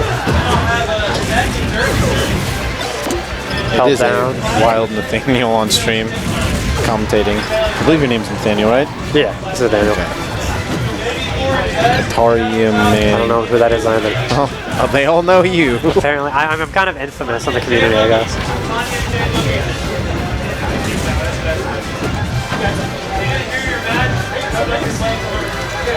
I like the stage pick, and I like the character pick for this matchup at least. He's really good follow-up Awall. The shield pressure was really strong there. Hey, Lasagna,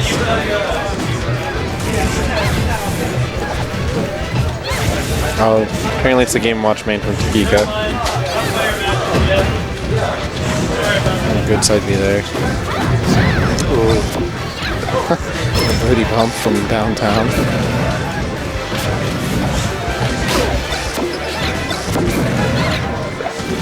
Ooh, that was a really good attack from J-slo. Didn't get him much, but still good. People's item control was pretty nutty. That was a smart counter for sure. It was definitely a very smart player. Love the up-angled forward tilt. It looks so funny. Ganon's animations are kind of funny. Good forward air there. Finally taking that second stock.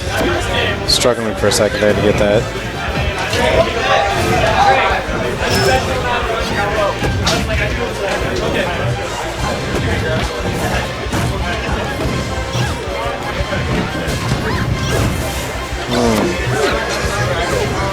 Patented peach down smash.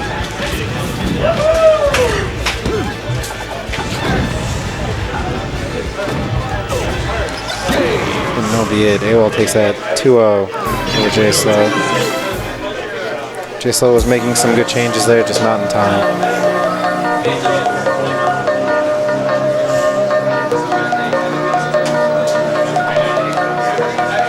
Who will we have next on stream? We're at semis here. Don't know if that got played, don't know if that got played. I saw Plasmius and Vigilance playing. I think they're still playing though. I'm hoping they're playing. I got called 46 minutes ago. You know? I've been waiting on them for a while. Called 46 minutes ago. Dear Lord.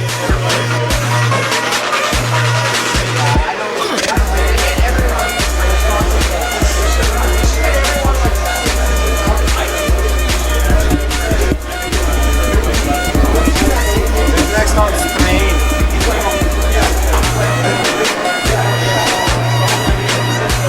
What's it? Who's next on screen?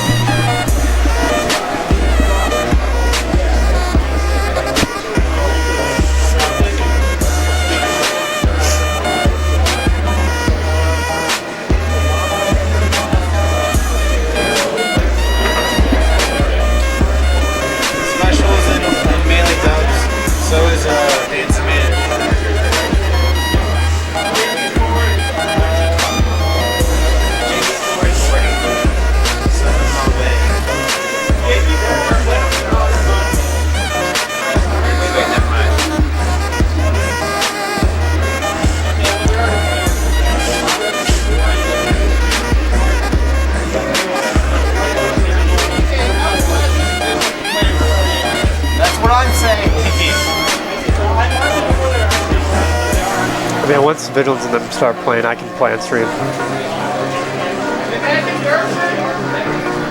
Denec and Derpson and PM singles on stage. Are they playing already? That's what someone told me. Yes, they're playing already. Is Plasmius and Yeah, they're playing. Vigilance actually playing? They're over there, I can see them. So we don't have a match that can be played right now. I'll just play the winner on stream. Alright, stream, while we're waiting on the match, we're gonna take a break momentarily, and then we'll have a match for you guys. Alright, we'll be right back.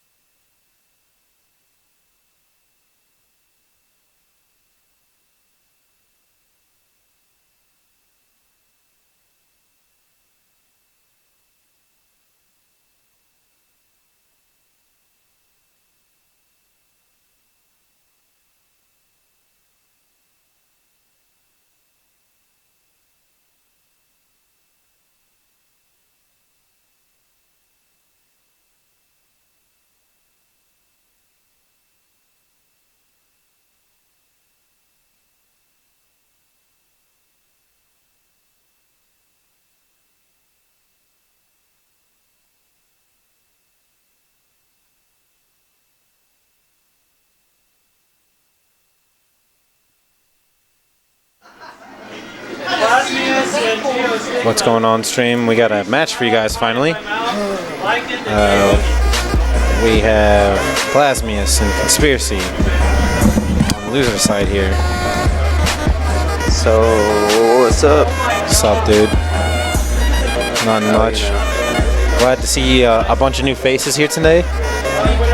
Glad that they came out. I wish I hadn't have played though. I watched you play JB4. I always play bad when I TO. I saw a little bit of unfamiliarity in the matchup, and then Let me learn that matchup and then I'll whoop that ass. and then I saw a little bit of frustration in not playing at your peak. And then I saw that you lost to Spire, and that's when I knew that you were either on tilt or not playing at your peak, or just didn't matter anymore. I don't know, Spire and I think Spire's good. go Don't get pretty me wrong. even, honestly. I thought historically you've won majority of it's like an 80-20 type thing. Probably closer to like 60-40, honestly. Like, I think I have a positive record against him, but he's beaten me quite a few times. Alright. But that was definitely an interesting. No one killed. Well, okay. I'm not trying to kill your Watson headphones. killed It your was an headphones, accident. I'm trying to figure out if any of our friends are working tonight because I want to go get some food. I was definitely glad that at either Diamond Bowl or Verona. that Derek came out and played. Yeah, that was cool. Derek took a game off someone. Oh, that's sick. He may have lost twice, but I'm glad that him and my other little brother Andrew came out. All right, so Wolf Dude Snake. looks like the Nebraska. He is though. This is a cool matchup. Oh, I didn't know you played Both Wolf. of these characters rule. Now, what I've seen of Conspiracy is he's a really like a grenadeless snake. He kind of used grenades against me the one time. He only used them to recover, really. It was weird. Yeah, he's like he uses everything else in Snake's tool bag. I think he uses down air too much. But that said, no one SDIs out of it and punishes him for it, so he has no reason to stop doing it. But most definitely, I've seen him. He's a grenadeless snake, which is not a bad thing. Don't get me wrong. There's lots of cool stuff and interactions with the grenade, especially against Falcon. Right.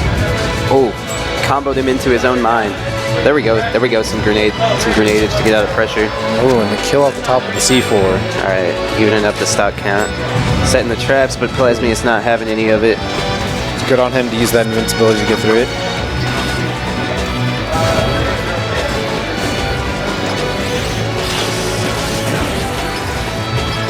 I haven't seen Plasmius in a very long time. Yeah, he's the only Nebraska homie that came out this month, unfortunately. Wow, nice Hedgehog. There was also the neutral this weekend, today. So all the Melee Nebraska homies were up there for that. Or people were at Genesis, one of the two. Yeah, I know Frizz and Shinobi are at Genesis. So that's pretty tight for them.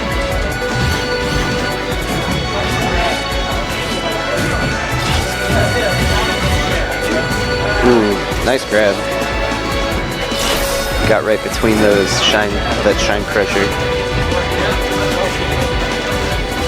And I like this play by Plasmius right now. He's just like pretty content to give up or to just hold stage control because he knows that he has like a pretty significant lead right now. Nice confirm. Oh, I thought that put him in special fall. I was like, we take those trades. It does, but only if he whiffs. On hit, he can act out of it. It's pretty interesting. Did not know that interaction in the game.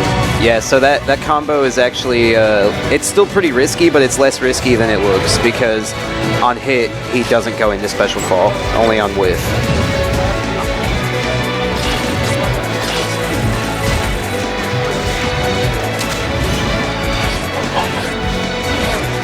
Alright, big damage. Had to air dodge not to get hit by the mine. I think I really feel like he's trying to wave land and it's just missing. Yeah. But good stuff that Plasmius taking game one there. Yeah, for sure. Pretty solidly, if I'd have to say there. Yeah, it's like, the thing is like, Conspiracy was...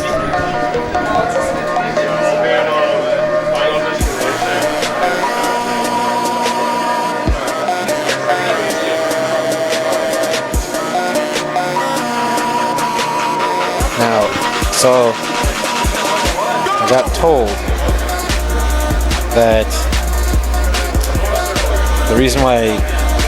the other reason, besides Yoshi's story being small, why I got banned from the Nebraska 9 is because Brawl models are bigger than the Melee models, so there's janky interactions on that stage.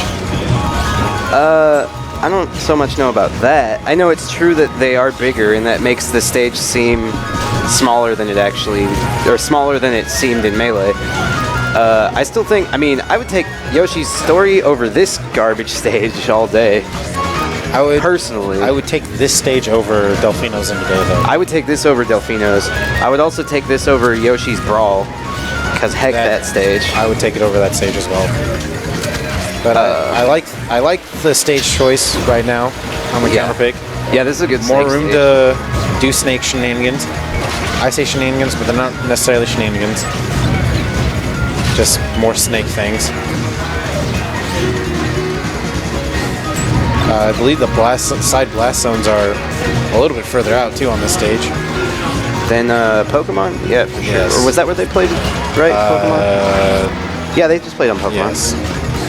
Yeah, the blast zones I think are further out. Maybe not though. Pokemon is actually the like second biggest stage next to Dreamland. Oh, I did not think he was going to make as far as like blast zones go. The up tilts, Wolf's weird looking up tilt.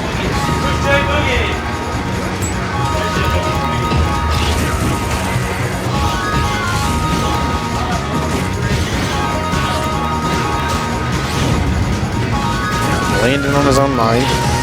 Got down there out of it though. I see him pulling out the grenade more now. That's good. Kind of keeps Wolf off of him to an extent.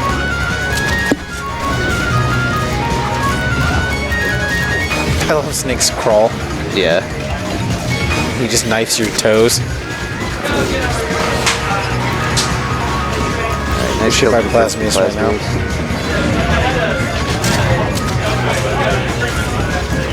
Conspiracy trying to gain a footing in this matchup right now. Good duck underneath all those lasers. Ooh, and a footstool combo. Ooh, good recovery by Plasmius. It seems like he definitely leveled up from the last time I saw him play. By a lot. Ooh, that takes that stock. Conspiracy needs to dig deep here.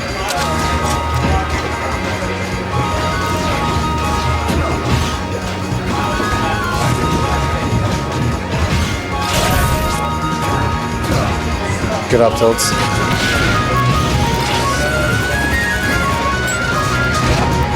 Ooh, big grenade.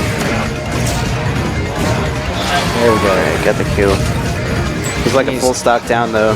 He needs to take minimal damage and get rid of the stock. Yeah. Plasmius has shown that he's like pretty content to sit on a lead though, so it could be pretty smart. Yeah. Ooh. Misspaced the ledgehog. And that's huge. Conspiracy's got a fighting chance now. Yeah, he had Plasmius in the corner but shined himself out of pressure. Which, fun fact, you can crouch cancel that shine, but he might be at way too high a percent to do that now. Yeah. Ooh. He wanted the re-grab. Yeah, he opted not to stick him too. Ooh, Nice. Reset. Yeah, I see, like that's that. what I was talking about. He SDI'd out of the down air and punished him for it. And Conspiracy, Plasmius takes it. That was a huge adaptation from Plasmius right at the end there, and it won him the set. That was looking like it was going to swing in Conspiracy's way there for that game. That was... Conspiracy was making the right adjustments. I will give him that. He was doing pretty well there. Well, there is always a next time. So who are we getting on stream next? I don't know. Well, you guys get to look at this awesome stuff while we talk.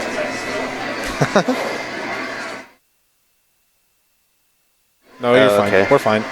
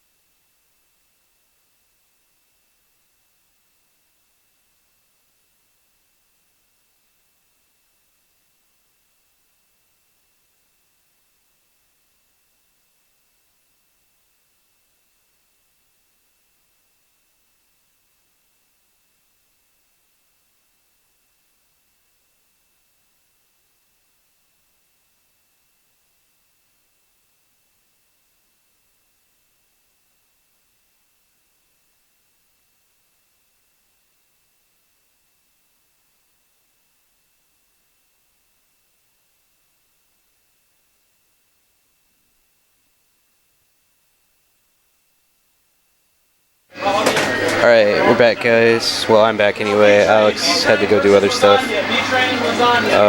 Or, well, maybe he's gonna get back on commentary with me? Or maybe not. Were you gonna get back on commentary or no? I will. I just gotta go to the bathroom and whatnot. Okay. Alright, so we got J-slo versus Plasmius.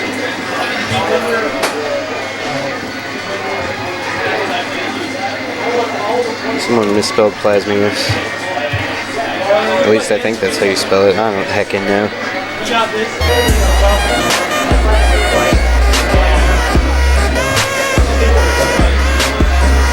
And this is this still losers round 3? Let's see.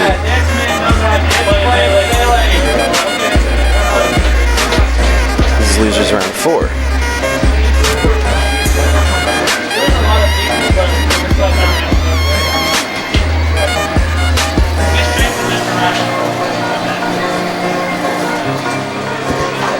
There's an open setup too. Chase and Mr. Rat can play.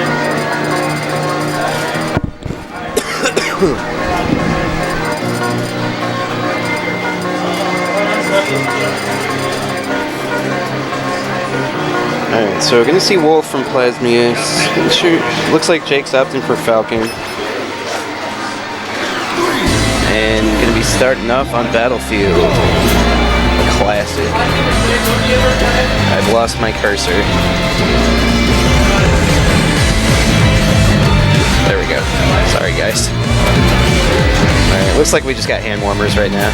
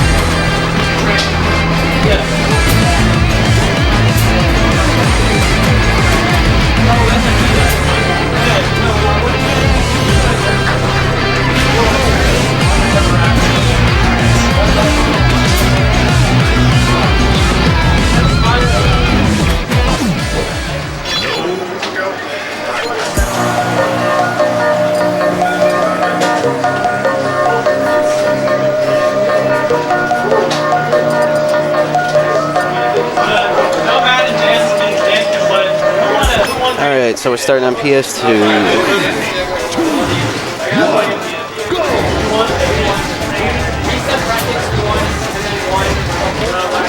Ooh, nice grab. Got the tech chase, kinda. Baited out the shine. So it wasn't really technically a tech chase, but...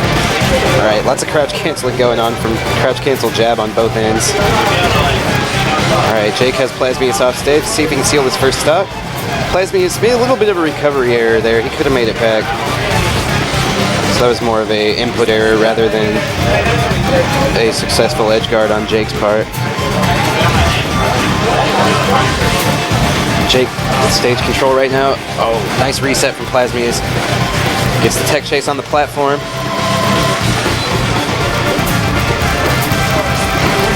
And he's gonna seal the first stock. So back to a pretty even game right now.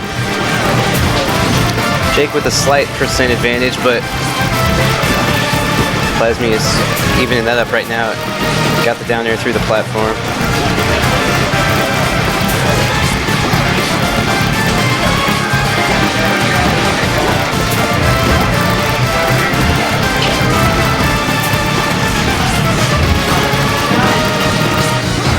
He can Falcon kick with Captain Falcon. It's kind of the same. It's just worse. Ooh, invincibility just barely ran out. Nice platform tech.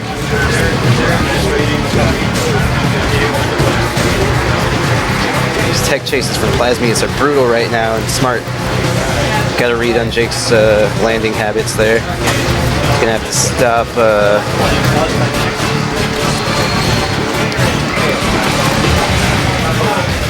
Stop committing to that down air when he's trying to land. Probably just want to land out of Plasmius' space, really. Oh, and this should be the kill, yeah.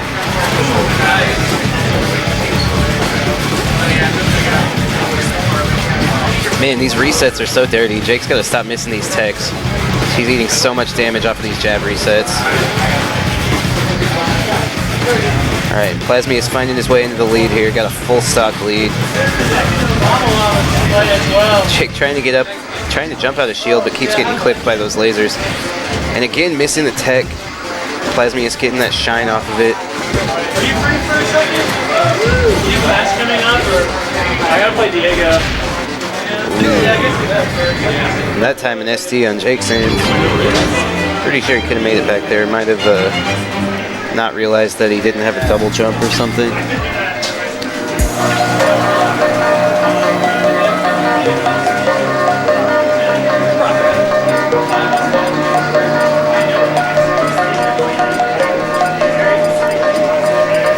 So if I'm Jake right now, I'm probably going to want to go to a, Plasmius. Probably going to want to go to a stage where Plasmius doesn't have as much room to set up lasers. Because Jake was eating a lot of damage off of those errant laser confirms. Looks like he's thinking about either Yoshi's or Wario Land.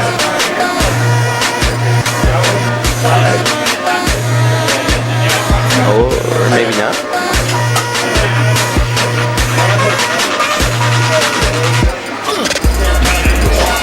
Okay, you're gonna see the switch to Ganon and go into Battlefield. I don't necessarily know if I agree with the switch. I don't think Falcon was so much the problem.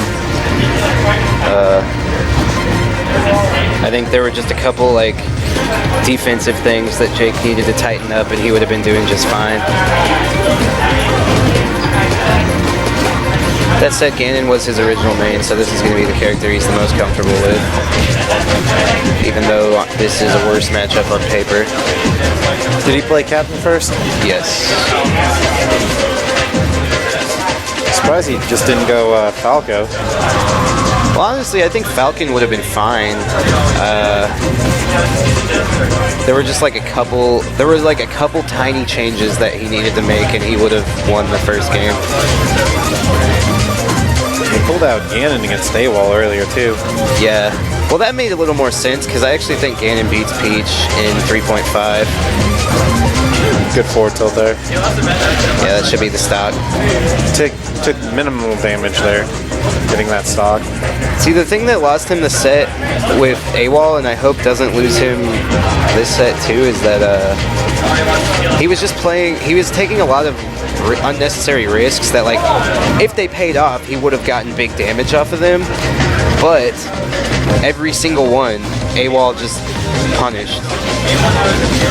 And so I was like, man, if he would have just played safer, good option coverage, he would have probably won. Like, played more of like a zoning style with like up airs and forward airs and stuff, tilts. Ooh, didn't look like he L canceled that. Ooh, clipped him. That reached. Yeah, he missed the tech chase timing though. That will be the stop. Oh, yep. Oh yeah, almost. Evening up the game there.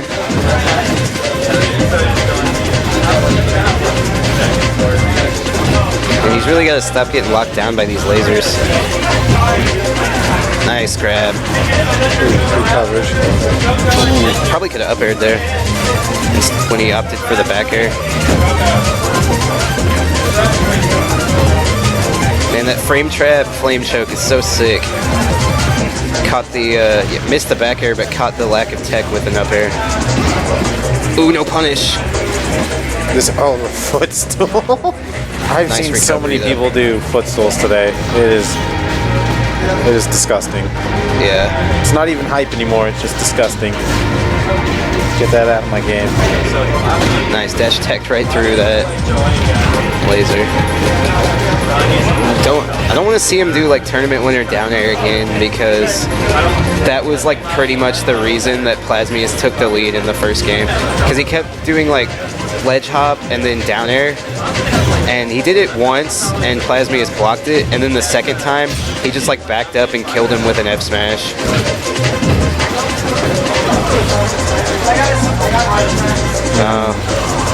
Must have lost his jump there. Didn't float either. Alright, Jake on his set stock here. Plasmius at kill percent, and that should seal it. Yeah, alright. So Jake got to take this stock to stay in the set. Ooh, good tag. This is when he needs to like play safe. Like he went for the big plays earlier. Well, I guess it's still working. Plasmius hasn't quite caught on to that.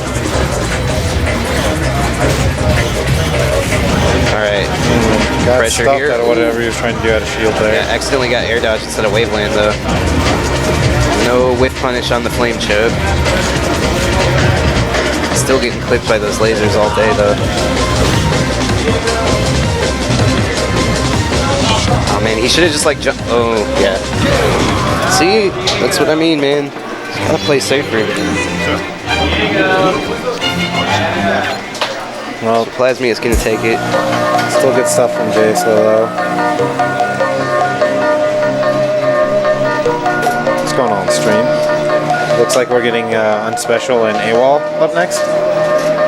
I believe that's winner semis.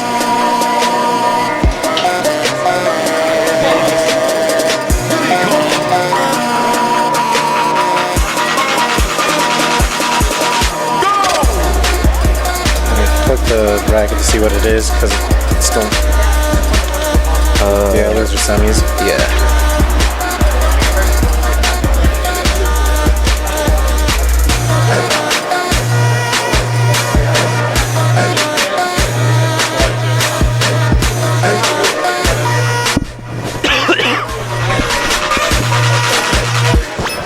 Yeah, you can pass me my drink right there. Is there anything left? The melee dubs? I paid him out already.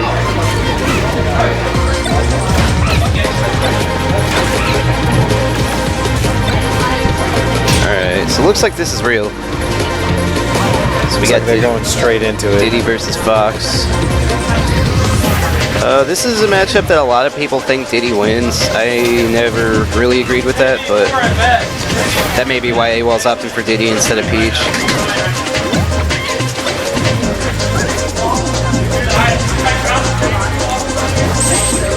I thought Diddy did well in this matchup. I wouldn't say he'd win it though. I'd probably say like it's like 6-4 Fox, as opposed to 7-3 Fox for Peach though. You know.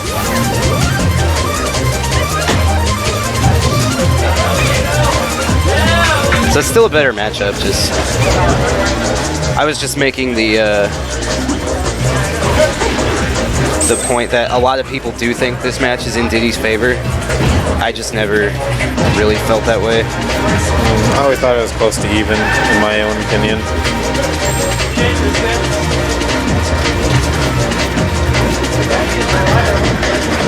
I always thought it was close to even because usually Fox dominates neutral, but Diddy's neutral just seems wonky, and that's why Diddy doesn't do bad. Right now, ooh.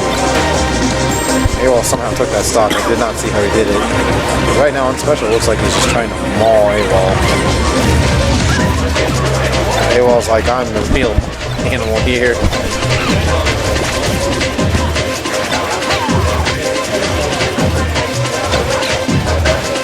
I love Unspecial going for the banana, picking it up and throwing it at him, and throwing it off stage, just trying to get rid of it or use it against him, against Awall.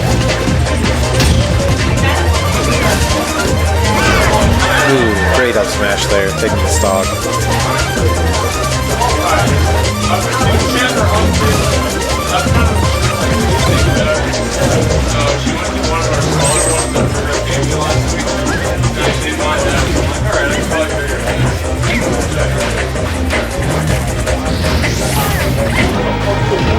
I did not think Fox was going to come back there. Nah, Fox is always going to come back, dog. Awall should have just jumped off and forward aired him.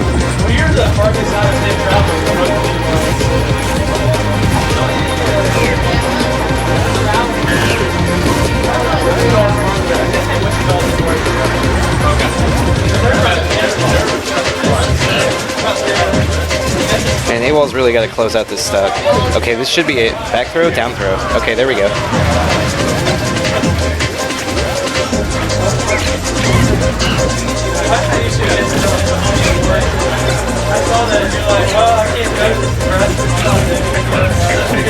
Ooh, what a gift.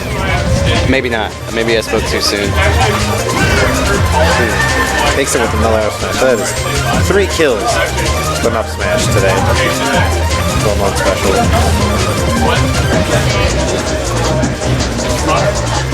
Great up tilt.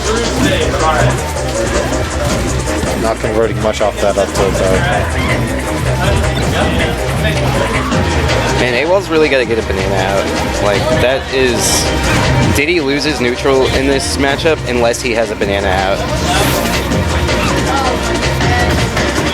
So, like, anytime Awall has a free moment and, like, gains some space, he's really got to get that banana out. Like, right now. Right now would be a great time.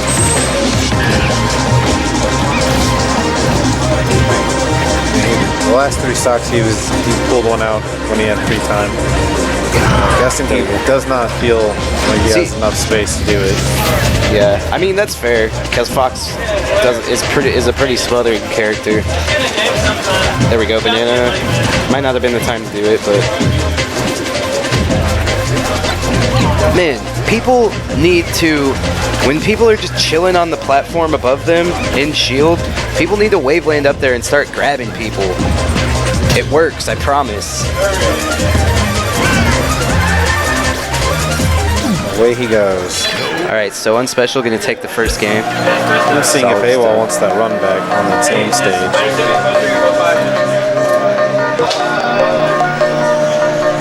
It's semis. Do you want to bet? Yeah, best of 5. Alright, semis is best of 5 in this game. Alright, so this is gonna be best of 5, guys.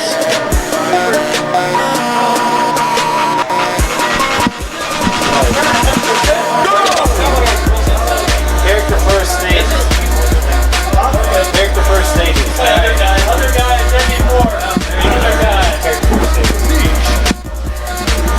Switching character, alright, cool. Yeah, Awall switched to Peach.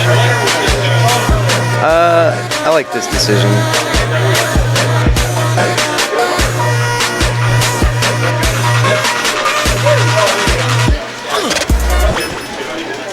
I really like this decision since he's going FD. This is probably the best stage for Peach in the Fox matchup.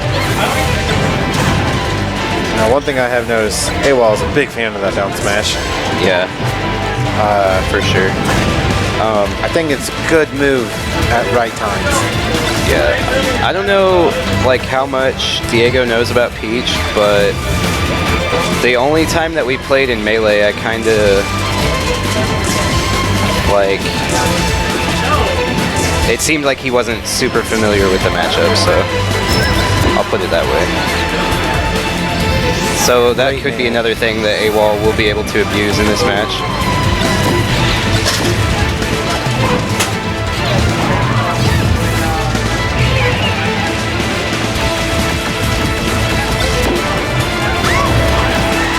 Takes that stock clean without taking any damage. Yeah. See, Awall was trying to get like so many crouch cancel down smashes the first stock, and they just none of them worked. That one worked, but he should be looking for a grab. Honestly, kind of bad DI on that combo. Oh, I forgot Peach throws that ass back on the back air. He could have grab punished that spot dodge. He's never opting for it. So I'm like, why? I don't know. I guess just why take Fox to FD as Peach if you're not gonna do the chain grab? Is my question. I mean, he did it on the first stock. Did he? Mm-hmm. I must have not been paying attention close enough. Good edge guard. Yeah, solid edge guard. Wall turnips. We tried to go for crouch cancel there too, but you can't crouch cancel Shine.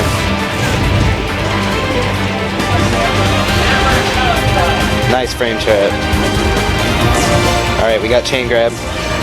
This should be death if he doesn't mess up. Yeah, Diego's like not even really DIing, so that could be some of the matchup. He's mashing DI and he's doing the mango DI, dude. I just thought that could have been like some matchup unfamiliarity. Well, he looked like he was trying to break a grab at the same time, trying to just random DI. Yeah, I don't know. I feel like. Oh, thanks, dude.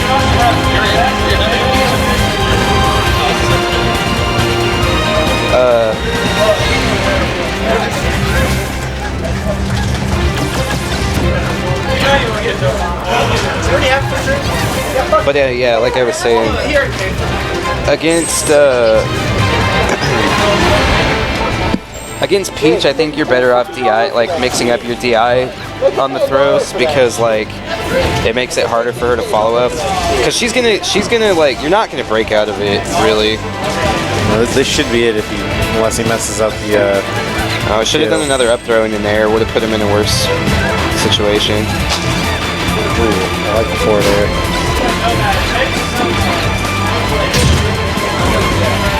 Awall has him in the corner though, but right back to center stage. And Diego getting control back, but Awall again cornering him and gonna take the second game. Peach switch working out. As all of my complaining aside, Awall played that well for sure, honestly. I just like, I don't know, as a fellow Peach player, I can see the potential for slightly more optimization, you know? I feel you on that, dude.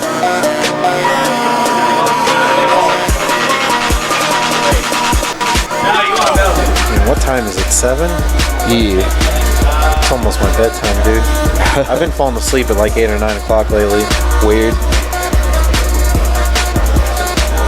And I'll wake up at like 2, and then go back to sleep about 3, wake up at 7. Not a bad sleep schedule, though. Alright, so Diego takes him to Smashville. I don't think this stage is that bad. It's not, it's a good Fox stage, but it's also a good Peach stage. And the platform, the single platform and its inconsistency will also make the chain grab still a factor, and Peach is also going to kill Fox earlier on this stage than she will on FD. But the inverse is true as well.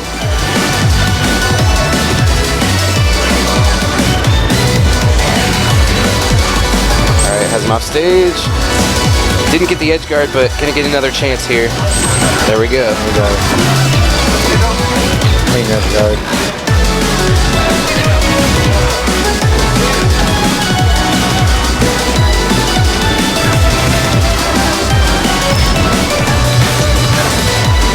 Dude, two moves and 50%.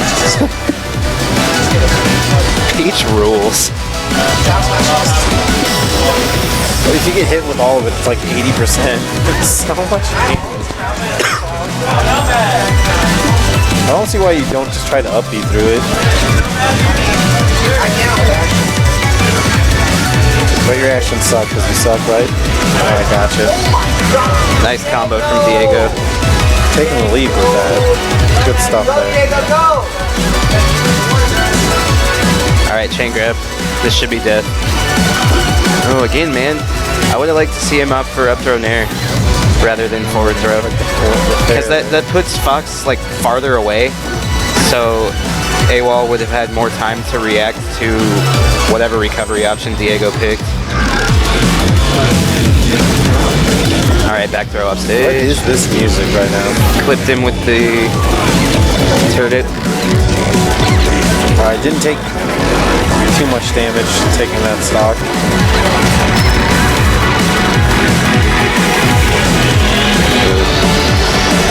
And these trades are almost always in Peach's favor in this matchup. I like these footsies from Awall right now, trying to catch him with that down tilt. Oh wow, down smashed him out of the down air. That was nuts. Good patience there, just waiting for him to fall on top of that up smash. Yeah.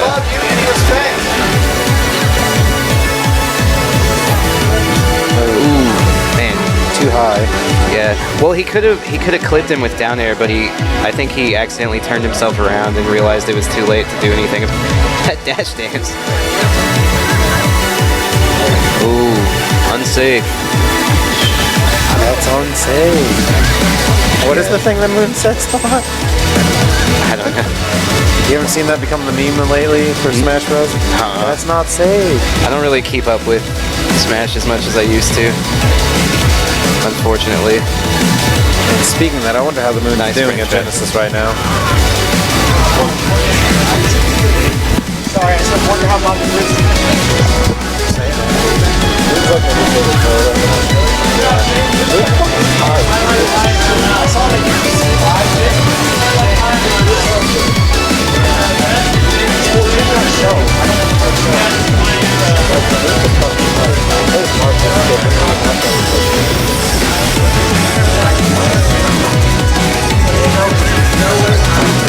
Even game right now. Yep. Wow, dead even. Oh, did he clip him with a falling up air there?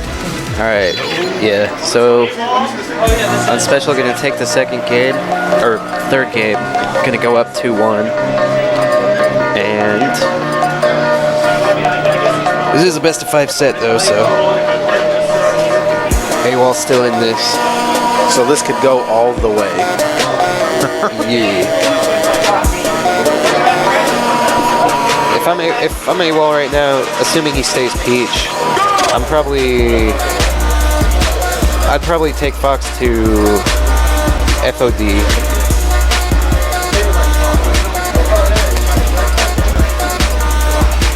Oh, FOD's been bad. Well, all these stages are butt for this matchup then. Like maybe Delfino wouldn't be too bad just because it's big, but that also gives Fox more room to run away. It has a pretty high ceiling, so it's not terrible.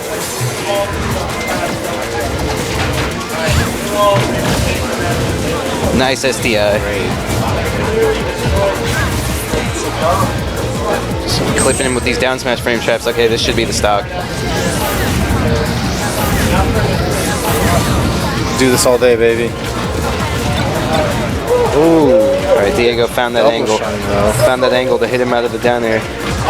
Now it's Awall who's in on the ropes, edge guard situation. But there we go, that high ceiling coming into play. Actually, it's not so much that this stage has a high ceiling, it's that the stage itself is really low, so they have to go really far to actually hit the top blast zone. But it's easier to say that it has a high ceiling. Comparatively to other stages. Yeah.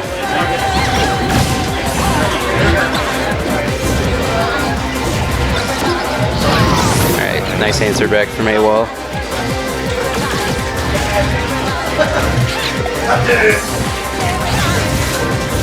Yeah, big crouch cancel down smash, converted it into a grab, but Diego mashing out.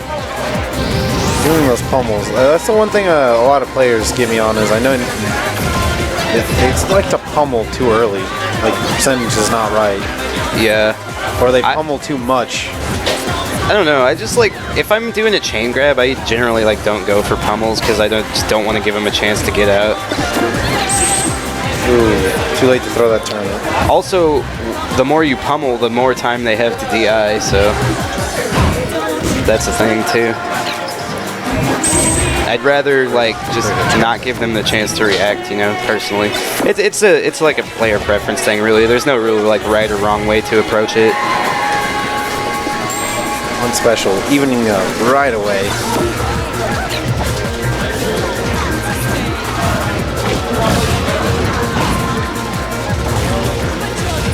Man, Awall's STI on that up air is super consistent.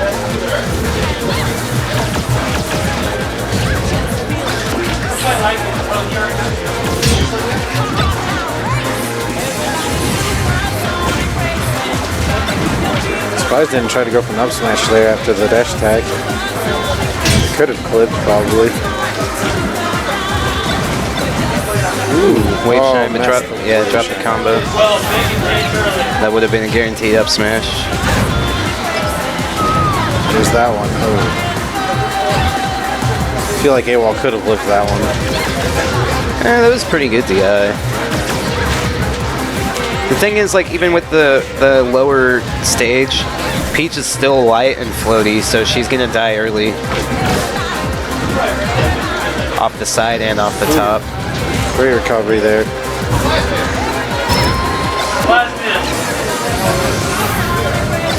Unfortunate. Yeah, self-destruct. Diego, but he still has a pretty significant percent advantage. Peach is in kill percent right now against Fox. Crouch cancel the up smash though, so not gonna be in too much danger, but only gonna be able to do that for so much longer. Ooh, the up tilt. Ooh, wow, he could have just punished that dash attack with up smash out of shield and probably won the set. And now he might lose this game. No, can't get that back air. Yeah. Awall's not happy about that. Yeah, I mean, I wouldn't be either if I was him. all he had to do that in air like a frame earlier, and he would have won. Unfortunately, Awall, great recover there from the salt. That was good way to get his composure back instantly. I gotta go to the bathroom real quick if you want to man stream.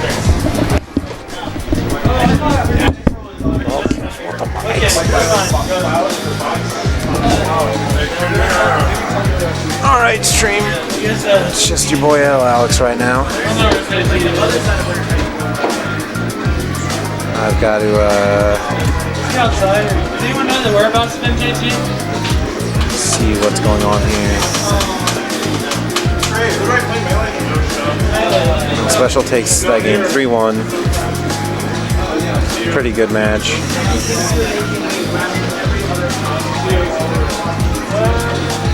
Trying to get our other winner semis match up on stream, but we do not know where MJG is, so we are going to hop down to the losers bracket real quick and get Cuda and Plasmius on losers round 5.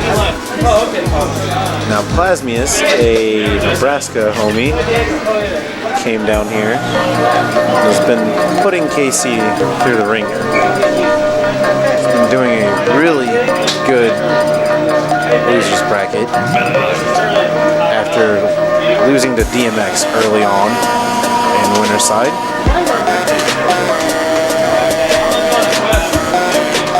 Cuda, a very strong local player who travels a lot.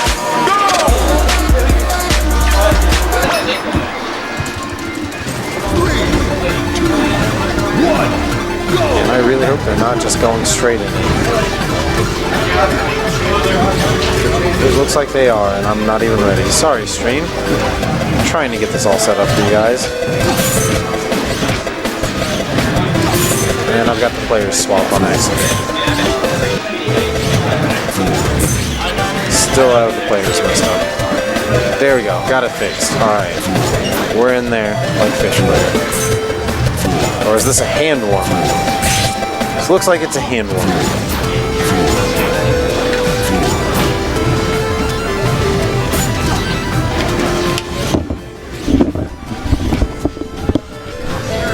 Alright, what's up, guys? I'm back.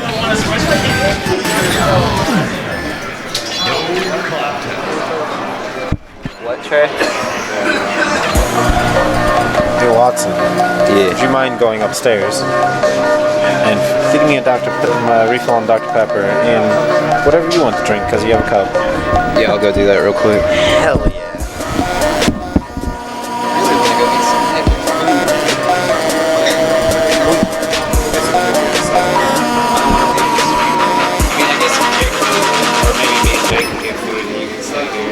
I mean, I've got this.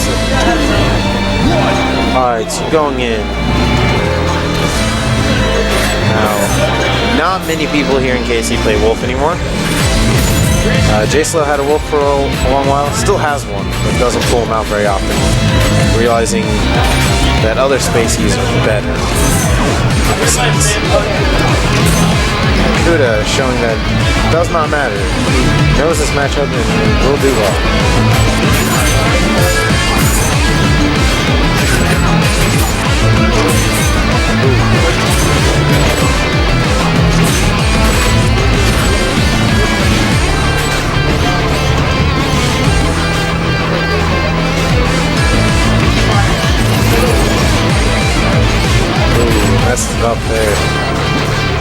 that shine into a combo, and instead got hit out of it.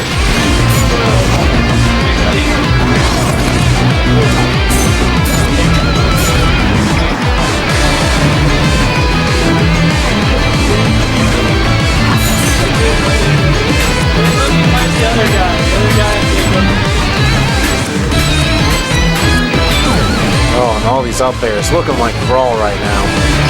Great back air by Plasmius. Taking that stock.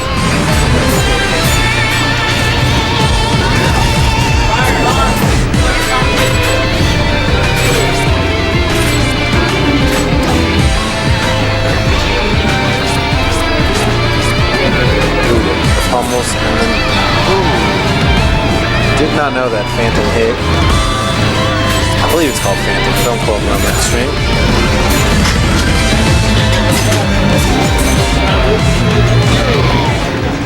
Plasmius goes down early.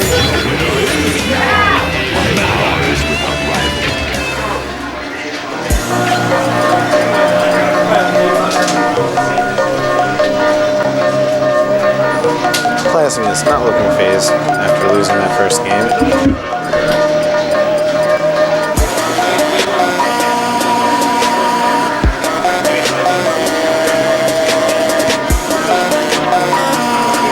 Hell yeah. Thanks, bro. Okay, now I'm back. Plasmius lost for game 1. Pretty substantially, 3 stocks. Nice. I mean, not nice for him. I don't want to be biased, but home team. Yeah, dog. Some nice home team took it. Did not know if Cuda knew this matchup very well or not, but didn't matter. He took it pretty iron fisted. I actually think this match is pretty good for Wolf, but Meta Knight has sick punishes on Wolf, but Wolf, they both have good punishes on each other, but I feel like Wolf wins the neutral. Just because lasers are so controlling against Meta Knight since he doesn't have any way to clank them. I love both these players have been doing footstool stuff all day. Tight. I wish Mario's footstool was practical, but it's totally not. Okay. It doesn't matter. Stream. I'm signing off for a little bit. I'll be back later.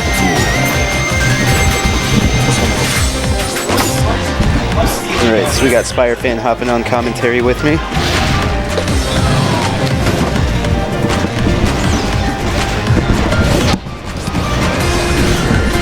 Wow, jab shine, I didn't know that was a thing. What's up? Not a whole lot. Oh, wow, great confirm. Alright, so Cuda is game 1. Yeah. Okay. And I didn't see game 1 because I was up refilling our drinks. Okay. It's not really sure what quite has changed, but Right. Okay, I was about to say, I think at first I was going to say Meta Knight has to alter his combos a bit because Wolf is like the fastest faller in the game, but what we just saw right there, he just got 3 up airs. But I guess that was like at 60%, so yeah. I'm just kind of wondering what Cuda's going to be doing differently for his setups against Wolf. I'm thinking at low percents he's probably going to go for tech chases until he gets Wolf high enough that he can pop him up with down tilt, and then he can kind of start following up with up airs. I think, so I think what's hard about this matchup is Wolf's shine can be crouch canceled. Yeah. And since Meta Knight's down tilt is a lot like Roy's where he just pops him up, like, that's huge. Yeah. That's, for sure. But I think, obviously, Plasmius is pretty competent, so I'm sure he knows that. Like, oh, I know my opponent's going to try to crouch cancel all my shine. So I want to see, like, what does he do with that knowledge, saying, like, oh, I know he's going to try to crouch cancel my shine, so what do I mix up for my approach? Right. Yeah, I think we'll see a lot of lasers because the opposite end of the spectrum is Meta Knight has no way to clank projectiles, even though Wolf's lasers are clankable, but they're like super oppressive and neutral against Meta Knight since he has to just avoid them instead of clanking with them. They're probably one of the most real like Hadouken-like projectiles in the game too. Yeah, for sure. So yeah, it's really interesting to And also, Wolf can waveland out of his lasers, so Right. he has That's a lot of mobility because of that. So he can like use the lasers to cover his approach in that sense. Right, I think that's really important against Meta Knight because Meta Knight's going to keep throwing out those transcendent, disjointed hitboxes, and I don't know. I feel like in some matchups, like if you don't have a projectile like that, it can be really hard because Meta Knight not only will dictate when for you to approach him, but that just gives him a lot more control of the map overall. I mean, when you have that many jumps, a disjoint, transcendent properties on your sword, being able to pop people up, that's already 4 strengths that are really good for any character. So add the fact that Meta Knight's like really fast and swift. So yeah, it's interesting. But this match seems really close. Oh Yeah. he's gonna Misspaced the forward smash just a smidge. So Plasmius gonna get a second lease on life here. All right, what's he gonna? Oh yeah, he just right down B. Yep. Yeah, I learned just recently that that's a DI mix-up. Really? Yeah. Because if you don't DI, he can up air, but if you do, he gets the dimensional cape. So it's like, in that situation, I feel like it's better to take the up air because if you DI away, you can get out of the up air streams. Right. I think, and that's the thing, though. In the heat of the moment, I don't know how many players process that type of information. Yeah. Especially if you don't know it. If you don't know it, I wonder how many players. Like, I wonder how rare it is for someone to go, "Wait, is that a DI mix-up?" Like, because I think from the perspective of the player, like, "Oh, that's an auto setup. Like, I just get hit." Yeah. I think that's like a relatively new discovery too, because like when Meta Knight first came out in PM, a lot of Meta Knight players were like, "Oh, don't ever use up throw. Like, you don't really get anything off of it. Right. You're better off just doing like down throw or back throw." But recently they were like, "Well, if they DI this way, you get guaranteed dimensional cape." Yeah, I think the evolution of PM has really turned into guarantees. It's not like 64 guarantee, but it's pretty interesting. I think it's just because early on, when you have 40 plus characters, like what 41 right now in 3.6, like that's a lot of knowledge to download just for your one character against everyone else. All these DI setups and weights and stuff. Yeah, for but sure. I think people have been given enough time now that it's, at least for the meta game, they're starting to really process all these confirms, this into this into this into this. Yeah, and I do think it does seem like a lot, but I think there's like a lot of it that you can generalize because a lot of characters fall into like a certain category. Sure. Like me as a Mario player, there's stuff that like even though like Fox, Falco, Wolf all have individual fall speeds, there's stuff that I have that works on like all 3 of them. Right.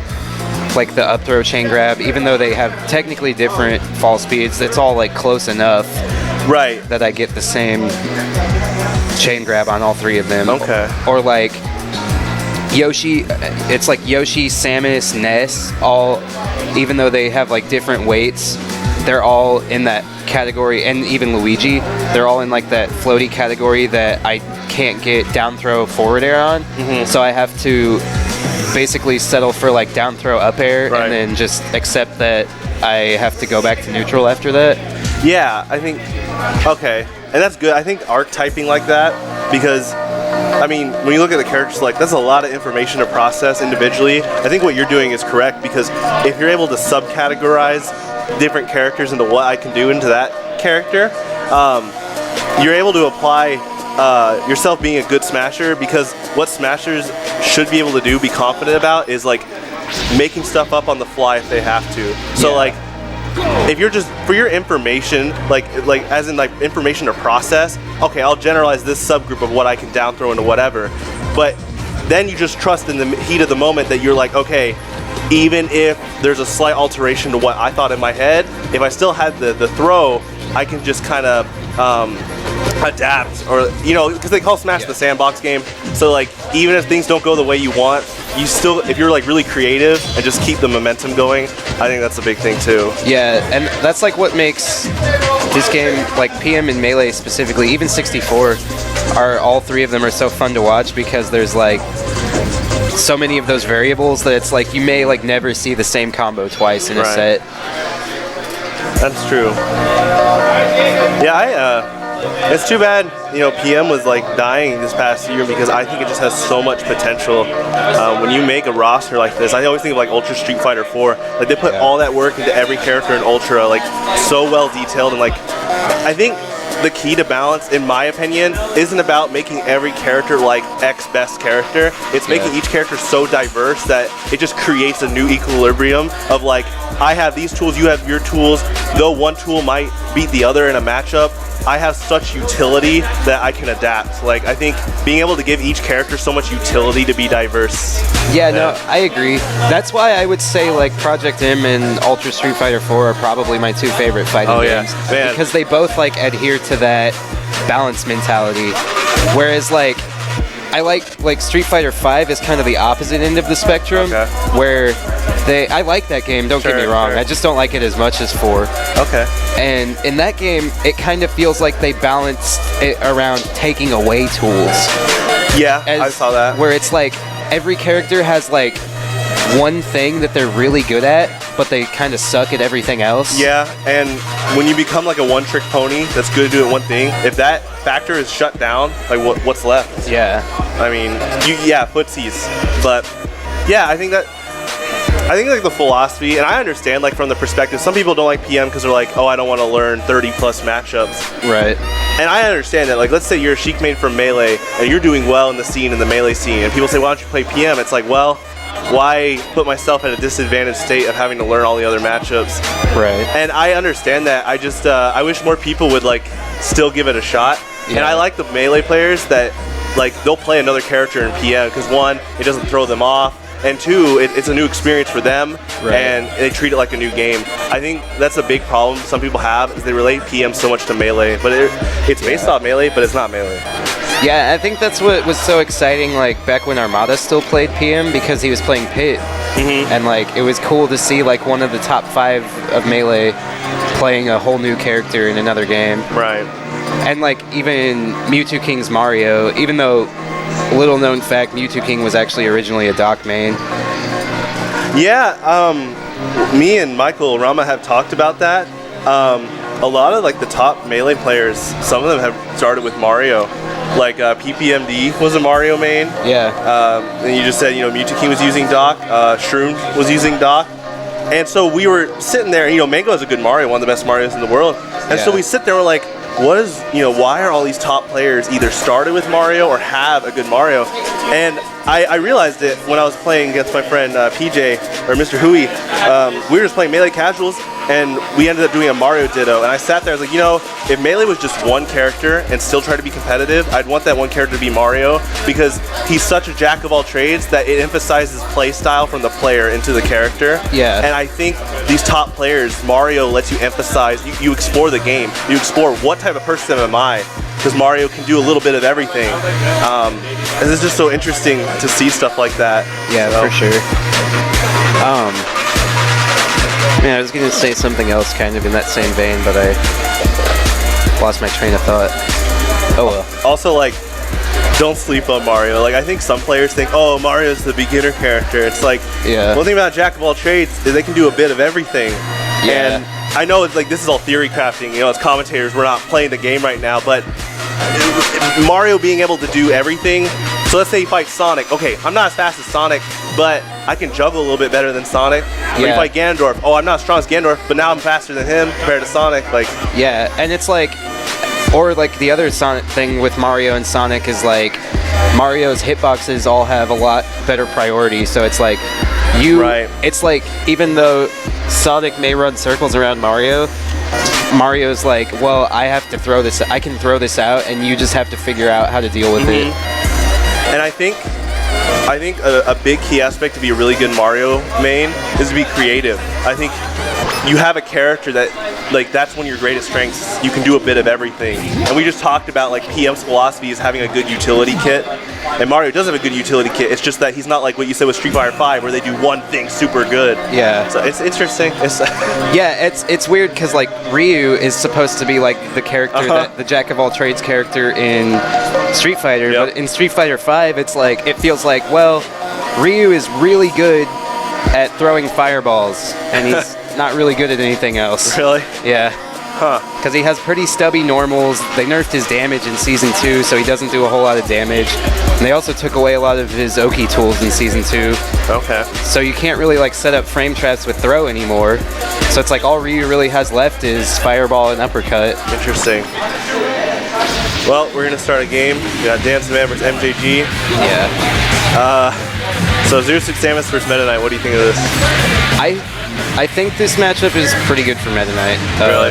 Yeah, I would say like at this point Zero Suit Samus is probably my strongest secondary character. Okay. And I still would rather opt for Mario in this matchup because the fireballs just control Meta Knight so much in the neutral game. Right. No, that's a big factor.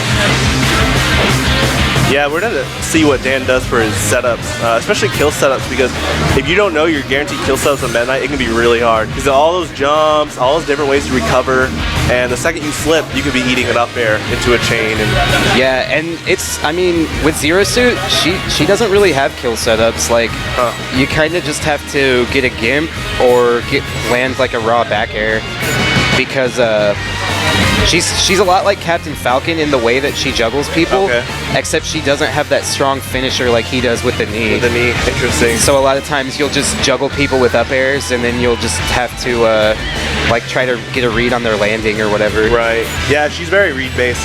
I can see why Dan likes Zero Suit Samus. Yeah, he plays Sheik in Melee. I think like with Sheik, you have a good kit, but it also with Sheik it comes down to like predicting a neutral, in my opinion. Because you throw out safe moves, right? But being able to basically stuff an approach with like let's say a forward tilt, that's still prediction based. Yeah, and for sure. I think with Zero Suit Samus, she is like that. She stuffs a move with her own, but I think she's a lot more higher risk, high reward when she tries to throw something out of neutral. Yeah, she is. So in that regard, she's almost kind of like a hybrid of like Sheik and Captain Falcon. Because she does have like a lot of very Sheik-like pokes, but then she has like Captain Falcon's punish game. She just lacks that strong finisher, like I said. Yeah, so like right here, let's see what Dan does to edgeguard Meta Knight. Meta Knight just can be really hard to edgeguard. Okay, I think the idea was correct to Mac Tornado. He was just too far off. Yeah.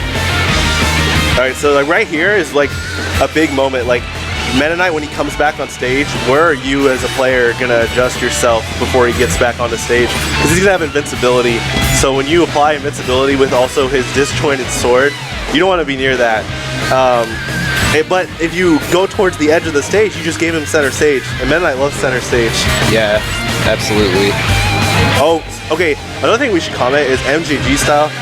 You could totally tell, like, he is very patient. I think he's very punish-based, and he's analytical. Yeah. Like, I think at first when he plays against someone new, I know he's played Dan multiple times, but I've noticed that when he plays against someone new, he might not know at first, so he just throws out kind of safe stuff. But as he's playing, he's kind of downloading like, what are his approaches? What are my good punishes? What bad habits can I punish? Yeah, and one thing that I want to comment on too is when Dan got the stun on that side of the stage, he opted for a fully charged forward smash that sent MJG to the other side, and it wasn't going to kill him. Right. But with the stun, he actually would have had time to walk to the other side and hit him with the strong hit of back air, and it would have gotten him the KO. Okay. But he picked it up anyway with a solid read. Oh, that was a good side B. Just a little tidbit of Zero Suit information there. She has like it's pretty cool because when you do get the read on that stun, she has time to basically do whatever she wants. It's pretty fun. Which you just pointed out, maybe that's another reason she doesn't have a move like a knee. She had stunned a knee. Jeez. Yeah, because it's like she does have two really strong KO moves in forward smash and back air. It's just she doesn't generally have any way to combo in them outside of getting the stun. Which can be very read-based, as they're pointing out. That's just, Dan's actually doing really well, especially against a character like Meta Knight where, man, he can be unpredictable. Like, his moves just come out so fast. Yeah. That said, Zero Suit Samus, her neutral air is a huge disjoint, and she can. It's a great tool against other characters with big disjoints. Like, I feel like she has a pretty even matchup with like Marth and Roy for that same reason, because she can like control space with her neutral air just as well as they do with their sword. See, and that again, that's just another reason. Like, I really like PM with like. They give characters these tools, like they said with the neutral air. It's not that the neutral air dictates Zero Suit Samus, it just gives her a tool so that she can like complement off of it with other moves in her kit. Because without it, like you just said, what would Marth and Roy be like? What would that match up? So, yeah, it would be pretty rough. So it's one stock each, 0%. I wouldn't say the neutral exchange here would dictate the stock, but it's pretty close. Yeah. Oh, see, I noticed that with MJG, sometimes he will just slow down. He'll stand there or walk there, and I think that's actually a really underrated thing in every Smash game. You see it more in Smash 4 and Brawl, but sometimes just walk. You wouldn't think to walk because, oh, I'm exposed, but if you walk, you are testing the neutral of your opponent when you're not applying your own factor. Since I'm not throwing anything out, what is my opponent's default neutral? What is their approach? You're processing information. Yeah. Also, walking is less of a risk than running because you have a faster stop time. Yep. So you can almost instantaneously shield or wave dash out of a walk. So this is not a good situation. Oh. All right. So MJG has him in the corner. See how he punishes the tether. Yeah. See, he's. And that's a risky mix-up. So MJG gonna take the first game. But what happened there when Dan tethered, jumped up, and then drifted back to the ledge, if MJG notices that he likes to do that, he can just stay on the ledge, and then Dan has nothing to grab, and he won't be able to tether back because she only gets one tether. Right.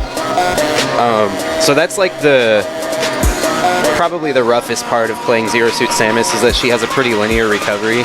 Yeah, I started to process more when you're in that situation where you're on the edge of the stage and your opponent's trying to recover and you're standing not just at the edge but a little bit before. That's just like in Street Fighter, like when you get someone cornered. Yeah. Like, okay, your opponent has some options, like they're on the edge, but by just throwing moves out, like you are applying, like you're trying to lock them in. Yeah. So, okay.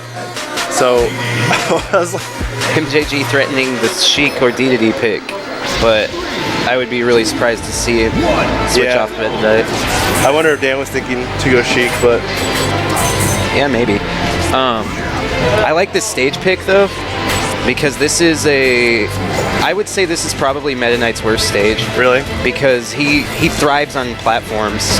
Right. And like even though he has good tech chase options, he can't really convert them into much. Like you can only down throw tech chase people for so long until you have to seal their stock out. Right, and the platforms apply resets for his jumps. So when you have like those up air, setups, it's good to have a platform to reset your jump. So yeah, you're right. That's the good perspective that FD probably is like one of his hardest stages. Yeah. That said, a lot of people have been taking MJG here today, and he seems pretty comfortable on this stage. Gotcha. I know most Meta Knights will just ban this stage. Right. Well, he's still a fast faller, so he can be chain grabbed by certain characters. Yeah. Not really Zero Suit Samus from what I know, but no, she doesn't have any chain grabs. Her down throw and up throw, they actually function pretty similarly to Captain Falcon's, where they're both DI mix-ups. Right. So she can either, based on how you DI one, it will give you a tech chase, and if you DI for the other one, then you get a follow-up. Okay. So like the correct DI for down throw is the incorrect DI for up throw, and vice versa. Interesting. Wow.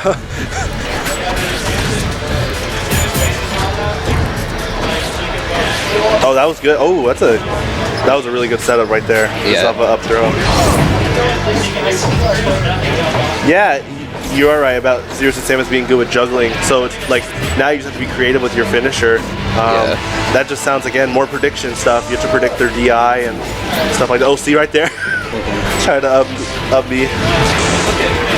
All right, so what's MGD gonna do? Yeah. Sometimes you just throw out the really risky thing. Again, it's like in Street Fighter, when you're in a corner, sometimes you just DP, even though it's super unsafe and you're gonna get punished if they block. Like what he did there with that down B, if Dan would have just blocked the down B, oh my gosh, that would have been a stop. Yeah.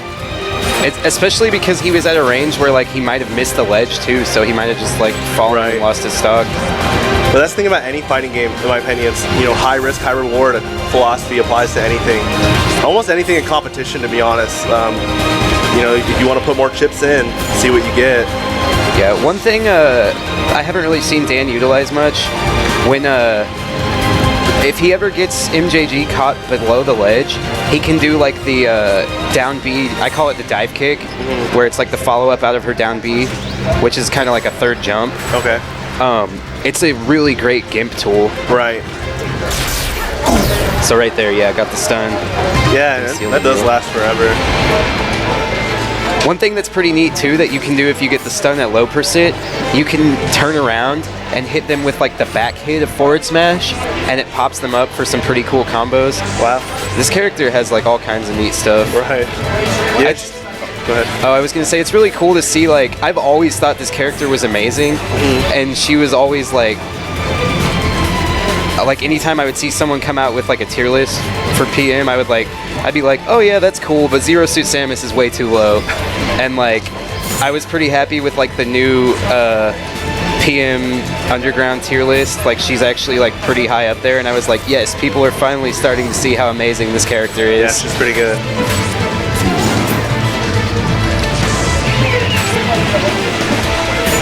I think what I've also realized in the past couple of months, definitely applies to Melee, but here too, I noticed that like, yeah, Smash is about like neutral and stuff, but man, I've been really noticing how much like tech chasing can make a difference in the set. It's 1-1. I think like winning neutral is one thing, but if you can't like complement off of good tech chasing, like you can almost lose your whole neutral. Yeah. Not all the time, but I just noticed that for myself. I think one of my biggest weaknesses is tech chasing at the moment. Yeah. And I just noticed a lot of really good players, they kind of milk the cow. Like, all right, you're on knockdown, I'm going to keep going and going until I can't. Yeah, I feel like that's one of the things that makes Meta Knight so strong too, is that he's so fast that a lot of times you don't really even have to get a read to tech chase, you can react. Unless you're playing against like Luigi or Sheik, or Falco, because those characters all have like amazing tech rolls. Right. So they go so far and they're so fast that you have to read those ones like pretty much regardless.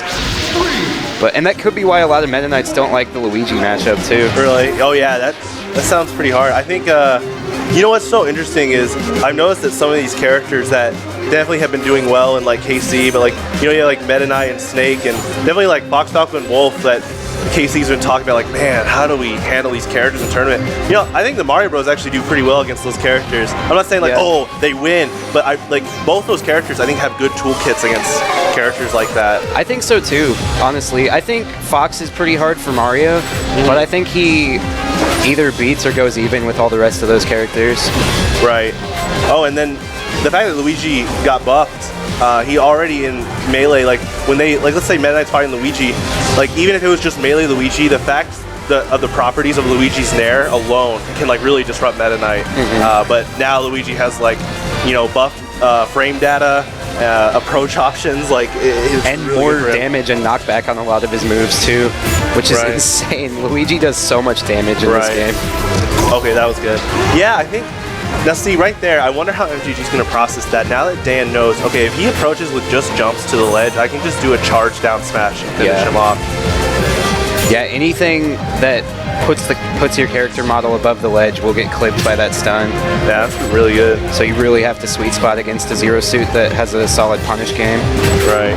See, that right there, that tech chase moment where Dan was in the middle and he dashed just a little bit, he tried to throw an up air, and that was like very prediction based. It's really hard. Like, I think, again, in the moment of playing the game, it's a lot different than what we're doing here and saying, oh yeah, tech chase this, this, and this. Yeah. Like, it's a mental battle. For sure. Okay, double forward tilt, delay to grab. Yeah, I like that reset. Very creative stuff there. Yeah, look at this neutral. Oh my gosh. Both kind of playing territories, not wanting to cross the symbol. Okay, there you go. Alright, so MJG has him in the corner, but Dan fought his way back to mid-stage.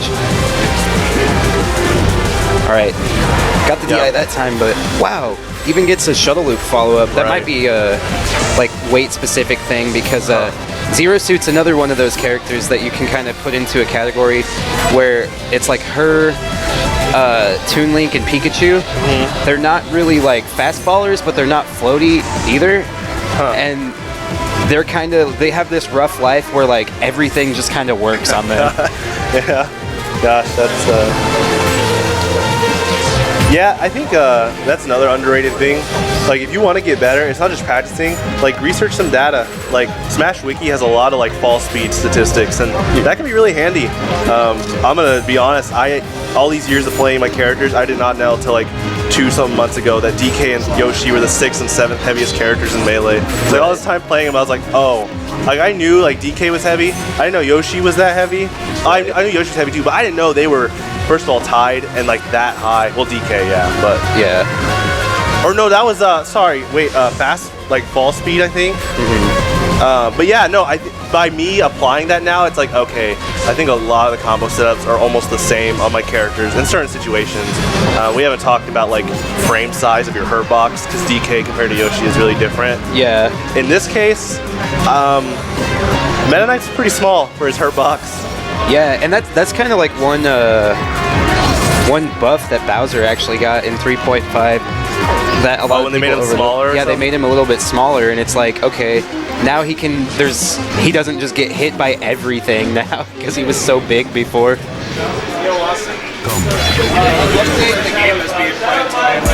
Huh? Okay.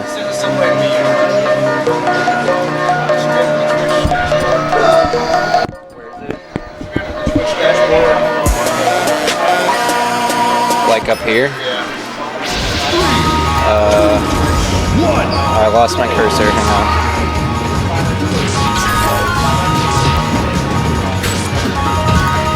I don't know if I have it up. Hang on. Oh, here we go. It's 2-1. Oh yeah, baby. Where is it? Oh yeah. Oh yeah. There we go. So this is nice. All right, Okay.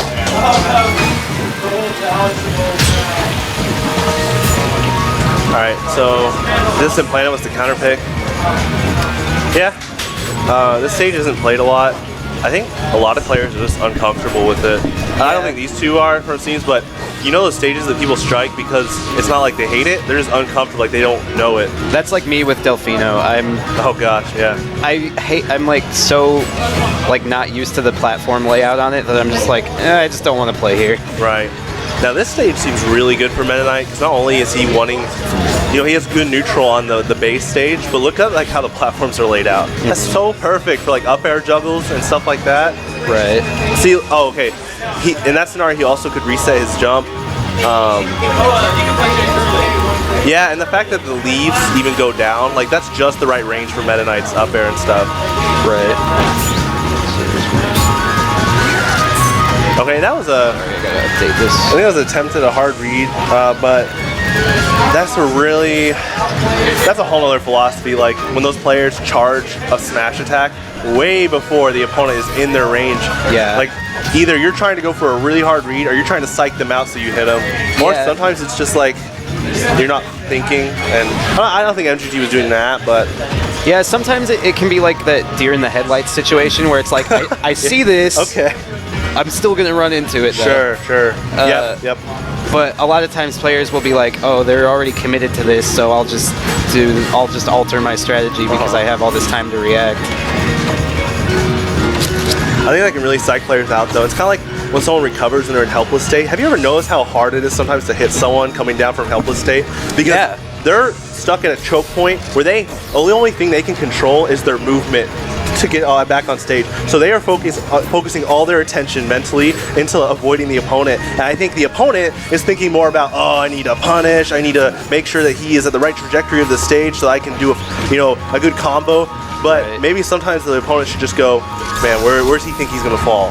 Yeah, I feel like a lot of times I feel like Captain Falcon mains are like the best at that because it's like that's the only real mix-up he has with his recovery. So it's like they just have to get super tricky with where they decide to drift. Right, and I think that's a good strength to have because I think a lot of people forget the point of Smash is to get you off the stage. So if you're focusing on getting back on the stage, like you're negating the biggest thing your focus should be in Smash. Like neutral's great, comboing's great, but how do you win? You get them off the stage. You secure a stop. Like that. Yeah, I think edge guarding is big too. I think a lot of players if they're ever stuck, you know, maybe focus on, is my edge guarding good? I think a lot of players go, my tech, my combos, my matchup knowledge, but they might forget, oh wait, I haven't focused on edge guarding. Yeah, arguably the most important aspect of the game. It's huge.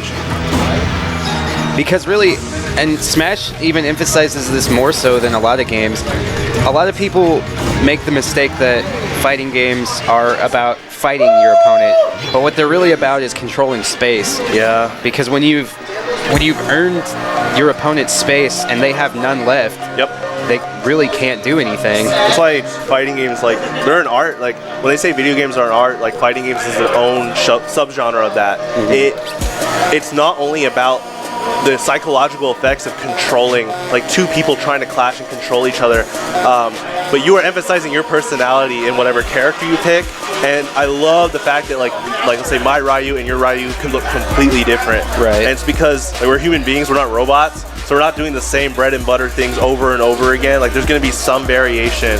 And I think you're right, like, in Smash, I think some players have that problem where, like, oh, it's a fighting game, just beat the crap out of them. But you have to ascend beyond that level and realize that to win, you have to control the opponent. Yeah. I'm not saying, like, oh, you should always play a controlling-based play style, but it is. Like, if you are able to control your opponent, you are now controlling two characters on the screen, not just one. Yeah, that's huge. And that's, like, where like, the first thing that really goes into learning matchups, too. It's like, okay, I know what space my character controls, but what is the space that this other character wants to control? Right. And how can I prevent that? And I think that's why learning hitboxes are really good. You know, when I first heard about, like, you know, people learning about hitboxes, I was like, yeah, I guess that, you know, that could be useful information, you know, learn what you're throwing out, and it's cool to see. But as the years went by, I was like, that is really important because you can mentally visualize where those hitboxes are going as you fight. And like you said, that's space. You are promoting a control of space with throwing out a move. Right. So, but okay, anyway, 2-2, Fountain of Dreams. Yeah. I think is good for Meta Knight. Yeah. The platform layout benefits him a lot too. But you know, I think Seriously Samus might do pretty well on this stage. Yeah, I don't really feel like she has any bad stages. Really? Because she's such like a freestyle kind of character. Right. She's more like, I don't know, she's more about like focusing on her opponent's positioning rather than how good is she on whatever stage. Because she has a lot of combos that will just carry her opponent back and forth across any stage. True. Right now, Dan's got a really good lead, but this is Meta Knight is at a percent probably doesn't want to be at. Yeah. Because he's not high enough where he just starts flying off the stage but can't be guaranteed into KOs, but he's at the percent where he can still be juggled into a KO. Well, I guess 100 now, but oh, that was good. Yeah. Okay. That right there, his back throw into wave dash down tilt, that is the exact reason why, you know, practicing one character over and over is helpful. Because let's imagine that MGG kind of had a Meta Knight, he probably wouldn't have the mental process in that moment to do all those things at the same time. Sure. Like, it's like learning an instrument. If I keep missing my G note on a piano, like, you need to practice it over and over so you don't think where G is. You just know when you need to hit G, you hit G. Right. So in this scenario, he knew to back air, oh, I can wave dash down tilt. Yeah, that's true. That's a good comparison. Like, that's a lot. When I was learning guitar, I learned a lot from my uncle, who was a bass player for like many years.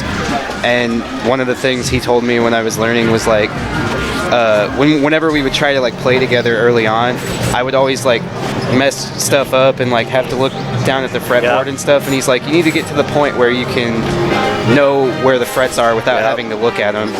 And then you won't mess up anymore. And that applies for Smash. If you know all your moves, what they feel like that's a huge moment to ascend as a better player.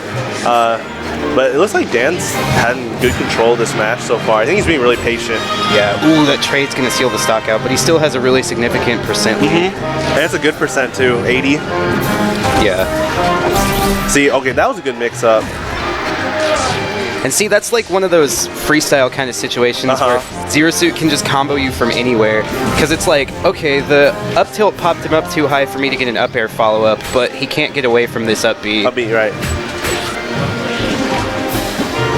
All right, MJG trying to take center stage. Oh, he has it. Yep. Let's see what he does taking center stage like that. That was really patient. I think MJG's patience is a really good strength for him. Yeah, for sure. Especially the character like Meta Knight, where you think has to be so frantic and, you know, chaotic sometimes with his movement. But, you know, I think that's another thing about Smash. Some people think you have to be super spastic with your buttons and controls, but like we saw with MJG, that was good. Yeah. With his walking, sometimes you just slow down.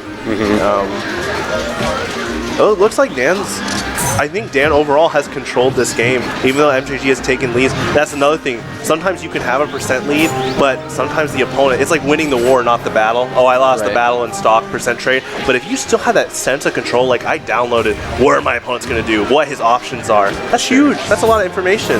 Yeah, absolutely. Okay, good edge guard. And it's one stock. This is really close.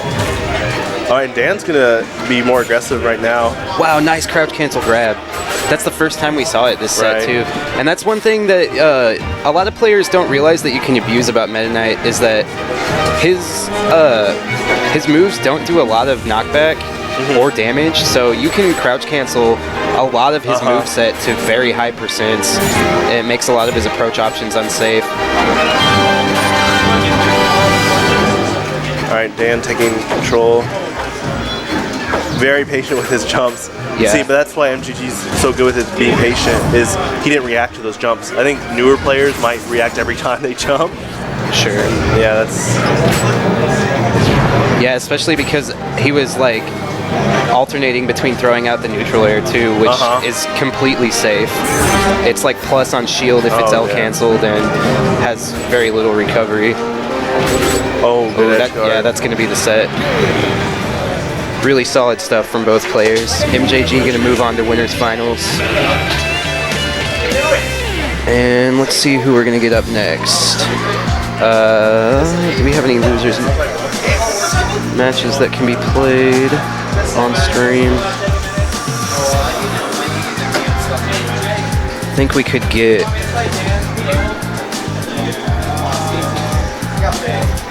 So yeah, I think we're gonna get Dan and Cuda on stream.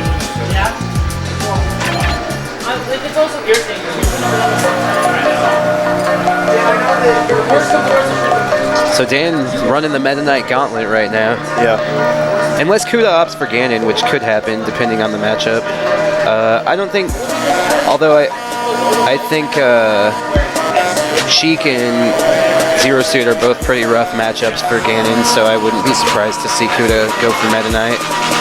Yeah, I think we're going to see what we're talking about. Like, Cuda's Meta Knight is going to look different than MGG's. Yeah.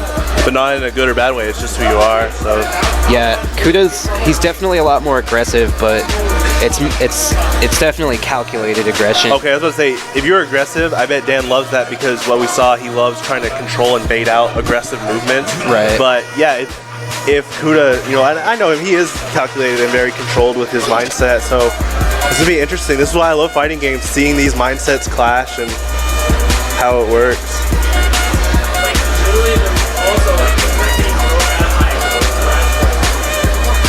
Alright, wouldn't be surprised to see him start on Pokemon. Okay, actually, wow. Yep. This is the first set I've seen all day where they started on Delphinos. Alright, so Zero Suit Meta Knight once again. Right.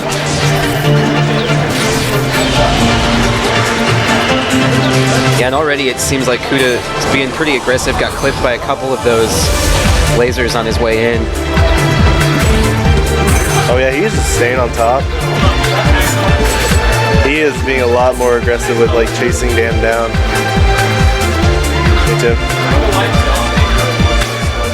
Looks like we have a little bit of a controller error, maybe. Okay. Oh, I think he had the wrong controls. What? So good guy Cuda gonna let him restart the match. And I should update the scoreboard real quick. Yeah. All right. Yeah, so Cuda opted to let him go back, restart the match. Right. Not a big deal. Very nice. Yeah. There are some players out there who would just be like, nope, sorry, it's tournament. Oh, you just gotta deal with it. You know what? At least I like to see that a lot of the top like melee players, like not they don't do it all the time, but those do stuff like that too. Like they really want a fair fight. Yeah. All the time. So. Well, yeah, a lot of top level competitors are like that. For example, like I just read Daigo's book that he came out with, and one thing he said is that he like always wants to like seek the highest level of competition. Like that's the reason that he plays fighting games. He's not in it for the money or the glory or anything. Right, and that's what's really cool is he does have money and glory, but that's not what he wanted. I think he has a good philosophy of why he wants to play. Like he's playing to have fun. He likes the edge of competition. I think in this type of I think that's true. I think that's good to have. But to the match, I think so far it's looking like Cuda's doing pretty good. Yeah. There was an unfortunate self-destruct from Dan. Right, and I was gonna talk about that. Now, like controller issues one thing, but if it's an SD in the mid of match, like I totally understand where it's like, I'm sorry, you know, it's that. Yeah, it's like, well, it's part of the game, you know. It's just like with ring outs in Soul Calibur. Oh yeah, man! Shout out to Soul Calibur, specifically 2. Yeah. All right. Yeah, I wonder. I know Dan plays against Cuda and MGG a lot, but that can be hard sometimes playing against one Meta Knight and a new, completely different Meta Knight. Like you're gonna have to like adapt a new mindset of neutral. Oh yeah, look at like what Cuda's doing compared to like MJG. Like, yeah, so interesting. I mean, Smash is such a free game. Like free as in like there's so many options. Yeah. So many things to do. So. Yeah, there's like no one correct answer to everything. It was kind of like how I was something I was explaining earlier about like oh man, I can't remember what it was. It was like how I was like watching Awall's Peach, and I was like, oh wow, I probably would have done this in this situation. But it's like neither option is really the correct one because they both are like valid. And when you think about, you know, we're talking about like DI, like that's a whole nother realm of like possibilities. You don't exactly know. Oh, okay. Shout outs to my dad, he's watching. Hi Dad.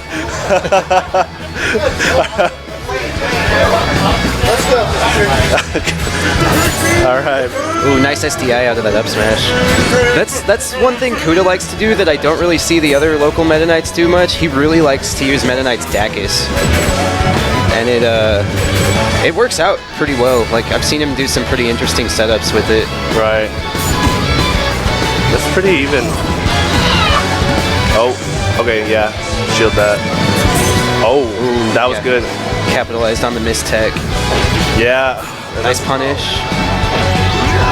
Alright, Dan back to center stage now though. And this is big. Dan with stage control. Not quite gonna seal the stock. Delfino with pretty large blast zones. Alright. Ooh. Not really the best punish and might cost him the game. Dang. Those are some of the hardest matches to really like comprehend after it's done. Like you're so close. Yeah. Yeah. So Dan gonna take the first game. That's another thing is momentum in a set. Like Dan obviously is probably on like he's on a good momentum. And you can tell by the way like Cuda, like his face and like his mindset, he's like, man. So Robbie is proud of you. Oh, thank you, Robbie. Alright, game 2. So found a Dreams counter pick. Yeah, I think we just talked about like it's good for Meta Knight. Yeah. Like, I think actually the altered platform heights are really good for Meta Knight. Because the lower ones, like they help him in terms of like he doesn't have to always jump to hit him with like some of his moves on a tech chase. But if they go at normal height, it's just like Battlefield where he can reset his jumps. Sure. Alright, clipped him with the back air. No punish on the landing though. Ooh, gets clipped there. Oh, man. See, and that wasn't even a risky move. It's just that when Cuda air dodged up like that is a risky mix-up to get back on stage, but it can work. Right. It's just you're kind of exposing yourself. I think that's another thing you know about taking risks is that if you air dodge, you're exposing yourself. You don't have any option to attack. Right. But sometimes that's one of the best options you can do because the opponent doesn't expect it. Yeah, because they're just sitting there like waiting. They're like, okay, they're gonna just fall right into my move, and then you just air dodge right past them. Oh, good punish. Oh man, he's being really swift with his punishes. Almost look like Cuda like is more so not like going off like a flowchart, but more like he has certain setups where he's like, okay, this to this. I don't even need to like question it. And sometimes that's good because if you hesitate, you could be on the other side and be eating up a combo. Yeah. It's hard. Fighting games are tough because you have to balance like muscle memory and applying like adaptation mid-combo for games like Smash. But if you slip while you're thinking, you could be on the other side being hit. Yeah. That's why like whenever people are starting out, I make them do like execution drills like when I teach new people games because I'm like, okay, you need to do this 10 times perfectly without messing up. And they'll get really frustrated with it and they're like, well, I don't see why I need to do this like to play a video game. And I'm like, well, because you need to be able to do it in a match without thinking about it. Yep. It's just like, why do you practice an instrument? Yeah, a lot of people are like, I hate practicing. It's like, well, the saxophone ain't gonna get better itself. Right.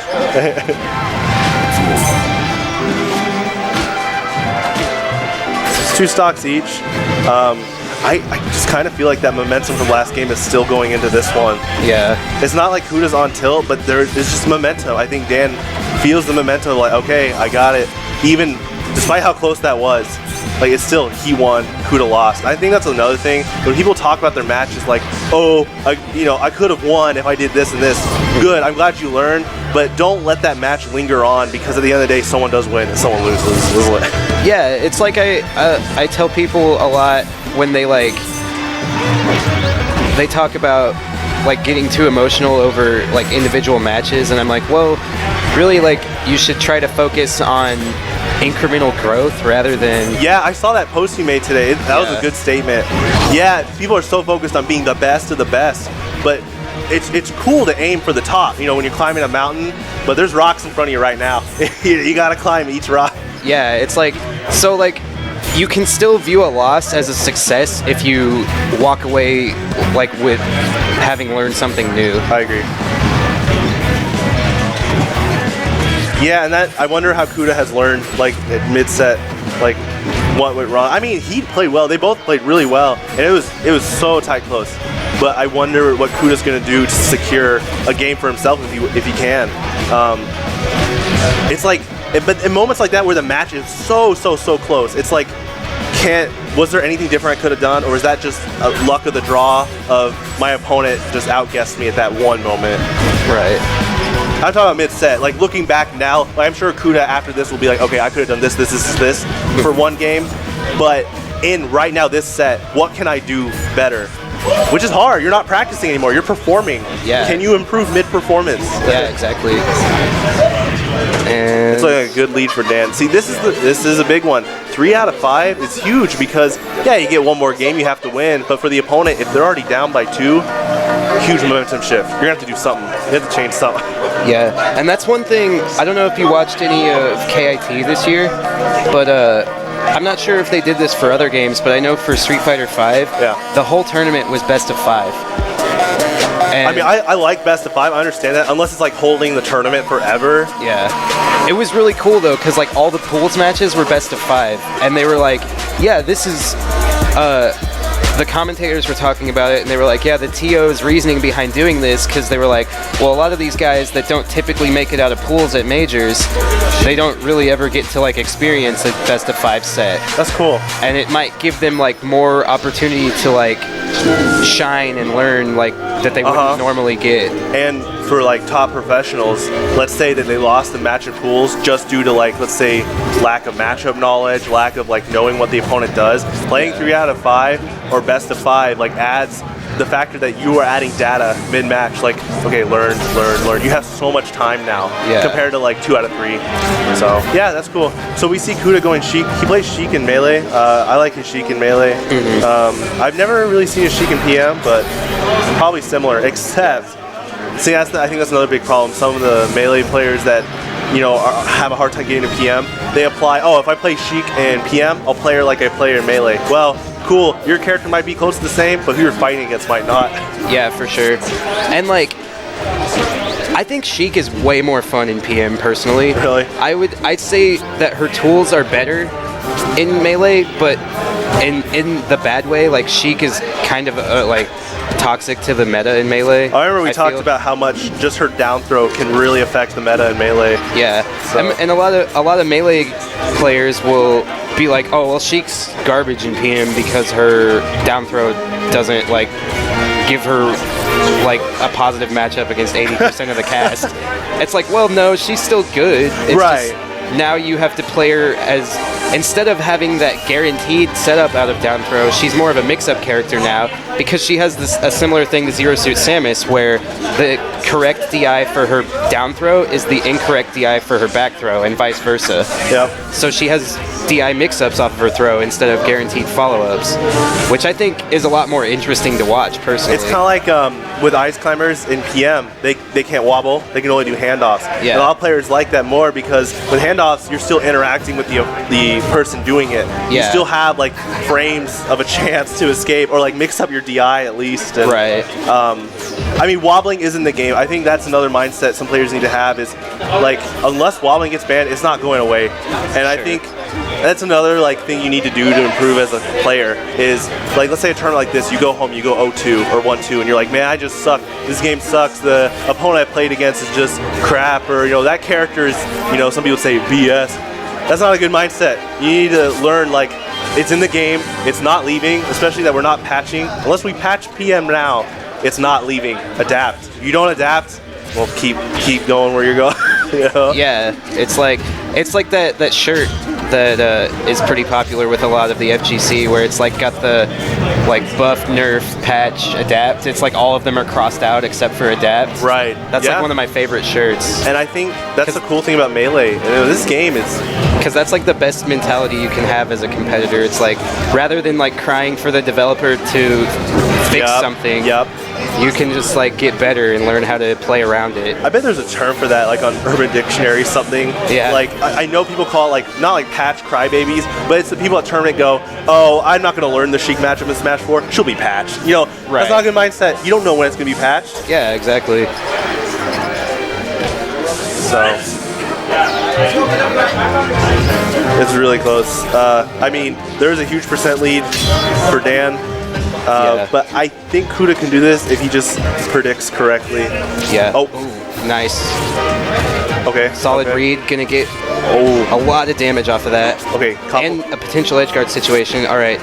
Dan made it back, but Cuda with stage control right now, and this is huge. Okay. Oh, Jesus. Oh, tried to bait him with that. Oh, that's okay. See, right there, he was fast, free falling. Yeah. And that can be really hard to punish. Ooh, yeah, that's not quite going to kill. Like that was like that same situation earlier against MJG. All he had to do was walk to the other side and back air, and he wouldn't have had to win that additional situation in neutral. Luckily, he was able to. Luckily for him. But, you want to give your opponent as few chances as possible in this tournament situation like this. Hey, thanks for the compliment, WeatherGeek35. Cool, thanks. We try our best. I like to, myself and Pete both like to present information in a way that's like easy for new players to understand, or like people that maybe haven't played fighting games before. Right. Yeah, for anyone out there that wants to be a good commentator, the best thing, let's look at PM. The best thing you can do is play the game. And I don't just mean like, I'll practice tech. Like have a passion for the game. Like, so for Melee, this is my opinion. I think a lot of commentators, like you'll see on YouTube, a match can almost be ruined because commentators are quote bad commentators. Yeah. I'm not gonna say like, oh, this person's bad, this person's not. But one thing you shouldn't do is, let's say you see a character on screen you don't know much about. So let's say in Melee, there is a Sheik player fighting a Kirby. I see games that look great, but the commentators will say like, oh, I don't care. I don't know anything about Kirby, and this matchup is just hard for Kirby. And that's all they talk about the whole match. No, Kirby has traits, Sheik has traits. Talk about weaknesses. Talk about why he's picking Kirby, why he's picking Sheik. How do you do that? Play the game. Play a little bit on Kirby. Like, spend some time on Smash Wiki. Are you a traveler? Do you go to the airport? Got an hour to kill? Smash Wiki. Read up with all these characters. It's there. Yeah, for sure. And it's like, and if you are ever in a situation where you have to commentate something you don't know a lot about, maybe your co-commentator knows. Yep. Like, ask questions. Like earlier, I was commentating Smash 4 with Dimos, I believe was his name, and I was like, he knew a lot more about the game than I did because I didn't play it for very long. I played it for like a couple months when it first came out, and just decided I wasn't having too much fun with it, and I was like, okay, well, I know it was like Ganon versus Lucas was the matchup, and I was like, okay. Well, I played PM, so I know a lot about these characters in that game, but I don't know what might be different about this. And so anytime I saw like a situation I didn't understand, I always like asked him questions about it. And that's good. Yeah, don't have like pride as a commentator saying, oh, I'm not going to ask. I should act like I know everything. No, who knows everything in the world? You know, it's like there's always room to learn. That's good. But I think it's what you said earlier with MJG versus Dan.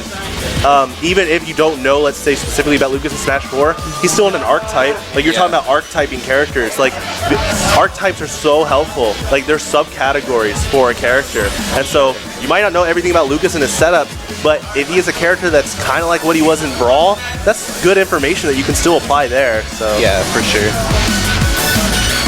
But yeah, okay, so we got Awall versus Dansdaman, loses quarters. Yeah, Zelda versus Zero Suit. I don't really see this matchup that often. Yeah, I think, personally, I think it's pretty good for Zero Suit because she's so fast and she is just so good at juggling floaties. I think Zelda's archetype, if we're in an archetype, very defensive and controlling. Like she wants to place a hazard like Din's Fire, control like the stage. Stage control is all about Zelda. And punish, like her punish game is really good. Yeah, she does so much damage and she punishes you so hard for making mistakes. But Zero Suit Samus is so like rush down and adapt based that maybe what Zelda tries to control, Zero Suit Samus is like, oh, I can maneuver that, and I'm in your face. Yeah. So. That was cool. Did you see that shield? He just runs past it. Yeah. I think some people are scared of that too. Running in front of the opponent while they're shielding, they could easily have grabbed, but you know, test your reaction time. Yeah, I love seeing people do stuff like that. It was the same, like a lot of the sets I was watching today, there would be like this situation where one person would be on the platform here, and like right there, they would hold shield, and the other opponent would just like pressure their shield, and then nothing would really happen. They would just go back to neutral, and I'm like, man, you could have like wave landed up there and grabbed them. It works. I promise it works. True. Because people get so conditioned to just hold their shield on a platform, and they like see it. They see you wave land up there, but by the time you're already up there, they can't really react to the grab. It's like a really underrated option. Right. You see it a lot in high level, but like not so much in like low to mid level play. Yeah, that's an interesting thing to think about too.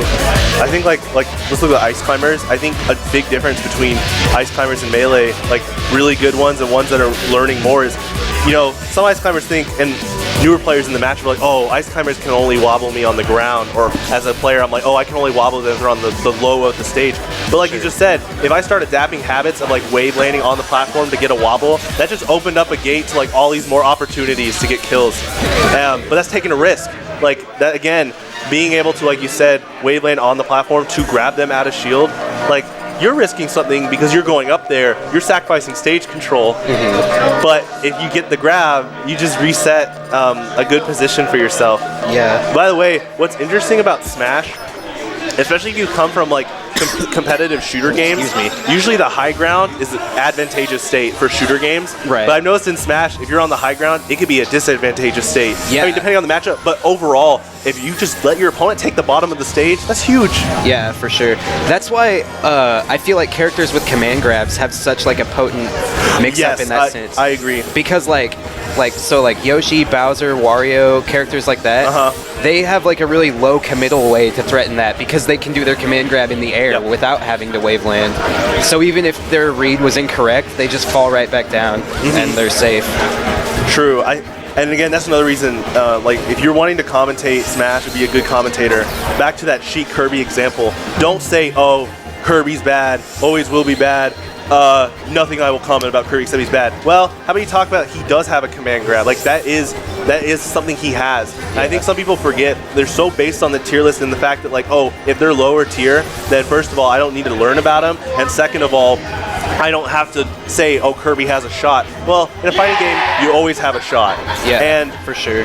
I think that's a lot, like, some people, like, condescend or like they will disregard good aspects that every character has. Because it's true, every single character has good aspects. What we need to do is recognize your weaknesses. It's like, yeah, Kirby's airspeed is really slow, but like you said, he has a command grab. In fact, in Melee, he's one of the only 5 characters that has it. So like Falcon, Ganon, Bowser, Kirby, and Yoshi, and that's huge. A command grab is huge in a game like Smash. So yeah, and it's like, that's why a lot of times I'll say like the tier list doesn't really matter unless you're playing at the top level, because that's what like,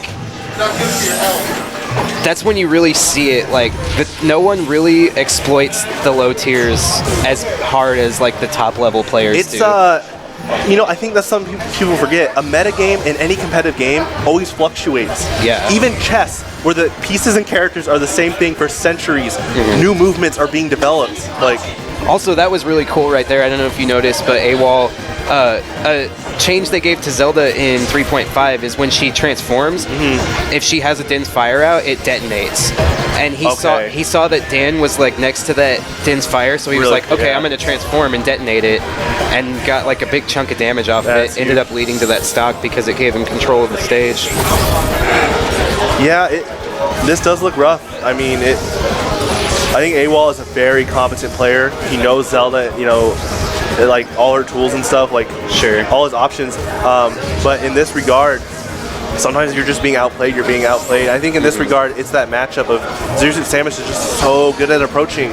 She's so good at breaking you down when you're trying to stay away from me. Yeah. Yeah, I don't know, like, maybe he'll switch to Diddy. I would be surprised if he picked Peach, because I actually feel like Zero Suit is Peach's worst matchup in Project M. It's like, she's just, all of her frame data is so good, and her moves are so disjointed that, like, she can just pretty much counter at almost everything Peach does. Okay.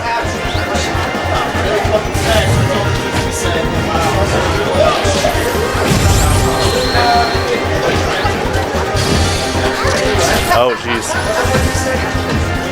I'm seeing, it looks like Awall's doing some delayed reactions, or he's just trying to predict. Like with that Nehru's Love, like he saw Dan was charging the gun, so he threw it out after the gun sequence was finished, but, you know, no reflection. I wonder if, like, sometimes, like, your muscle memory starts to tell you more to do something, but that's when you need to, like, your thought process needs to go, no, don't do that. Like, yeah, you develop habits. I'm not saying Awall has like bad habits, but it's an interesting thing to think about. That's why when you like as a top player, you should recognize bad habits, because once you start being cornered, you might start regressing to just muscle memory. Like your thoughts are scrambling. You're like, what do I do? What do I do? You know, so you start. Yeah. And like this situation right here, this is like the downside of playing Zero Suit, is like this percent that Zelda's living to. Yeah. Like if you just don't find the right read, you just won't seal out a stock until 245 when up air finally kills. Right. It's pretty close. Oh, Dan Taunton G. Okay, good Pharaoh's win. I think the idea was correct. Yeah, great reaction with the Nehru's Love to reflect the laser as well. Also, nice spacing on that. Okay, see, that's big. Like the space between Zelda and Din's Fire, that's huge in this match. Yeah. I think it looks like Dan has been respecting it though. I think that's what's been helping him. So. Oh. Nice tech. That is a pretty hard move to tech.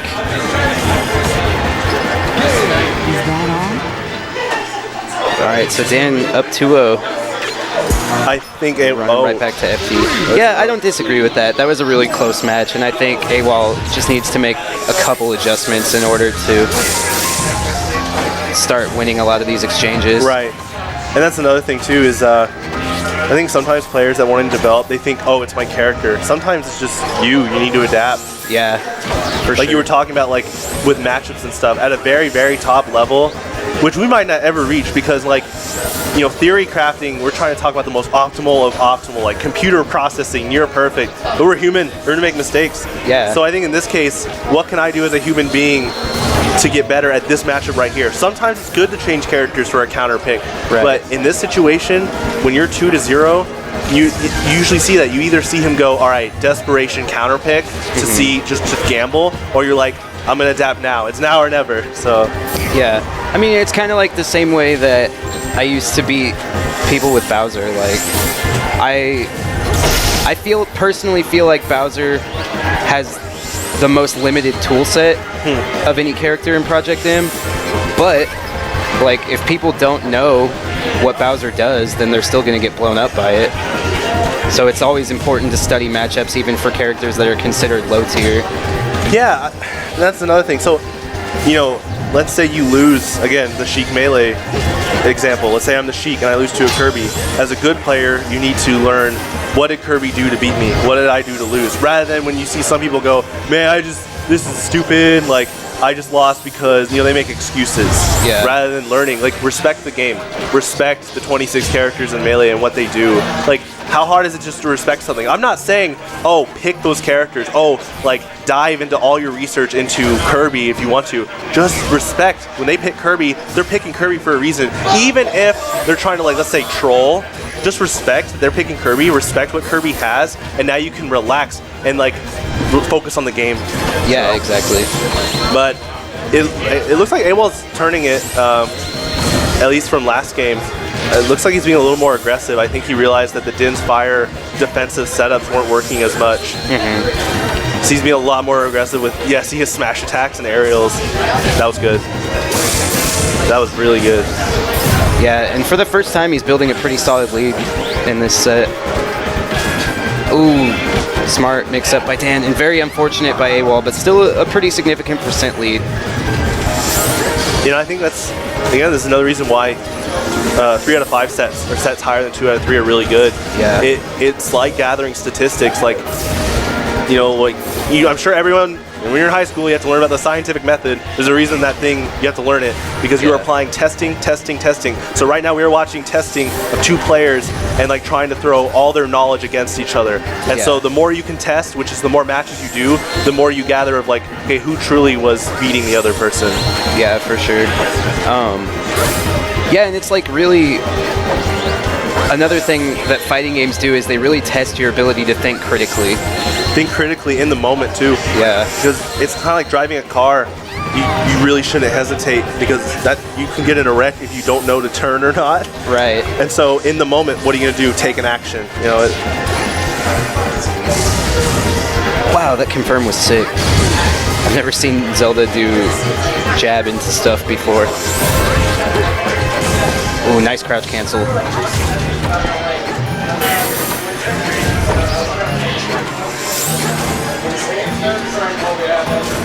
Now, I should say that sometimes hesitation can be alright, but if you take too long against something that's coming at you, you just took a free hit for that. They gave you a free hit to yourself, and so it's great. Fighting games are cool. I mean, this is really close. Oh, ooh, nice. Okay. So Awall getting what up on the board. See, and this is another thing about trying to come back when they're already 2-0 lead. They get all the counter picks now. Yeah. So stage striking is super important. Why we talked about, this is where you should be at a level where you're not uncomfortable with the stage. Don't strike a don't waste a stage strike because you're uncomfortable with the stage. For sure. Yeah, and it's like, that's why whenever I like practice with people or in casuals or anything, I always just pick a random stage, because I'm like, I want to be comfortable on every stage. Yeah, I think it's really underrated. I want to be exposed to all of them. It's like in Melee, I always think it's good to leave Pokemon Stadium on when you're doing random. Like some people go, oh, it's just a counter pick. Yeah, but counter picks happen more than the first match. Yeah, if you're 2 out of 3, you're always going to be having the counter pick stages more than just neutral stages too. Yeah, and Pokemon especially is like a really important stage in the meta, because Fox and Falco are so dominant on that stage, and there's such common characters in the meta that you have to know how to fight them on that stage.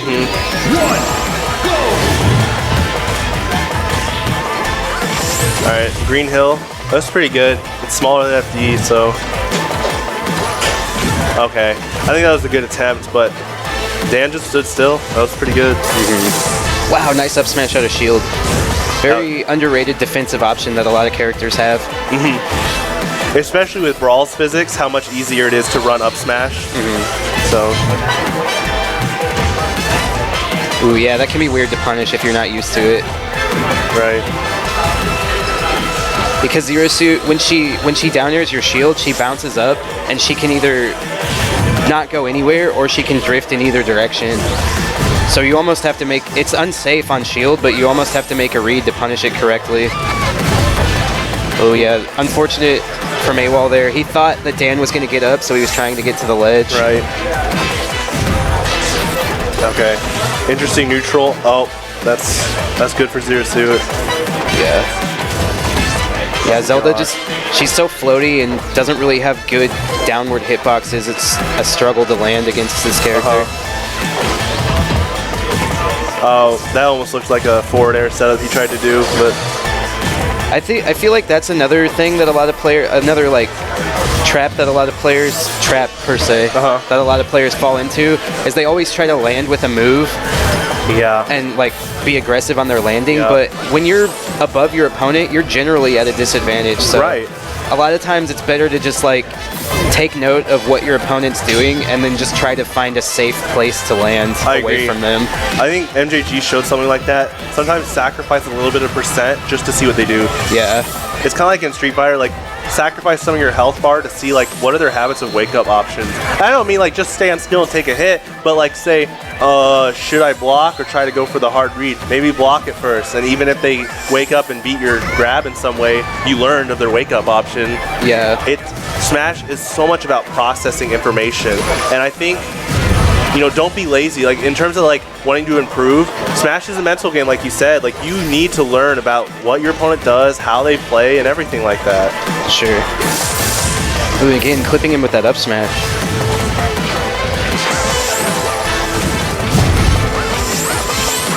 Yep, good edge stall. Oh. Okay, actually Awall, like you said, is, I was about to say he actually is at a good percent, but something like that, yeah, that'll get him. Oh gosh. I think Dan's trying to get a gimp. Yeah. I think he really feels his momentum, and in this case, like, if he just locks it in, yeah. I don't think Awall's the type of player to be on tilt, though. Oh man, that was such a sick frame trap. Sorry to interrupt you. No, it's fine. Because a lot of people really like don't respect Zelda's down smash. She actually has the fastest down smash in the game at 3 frames.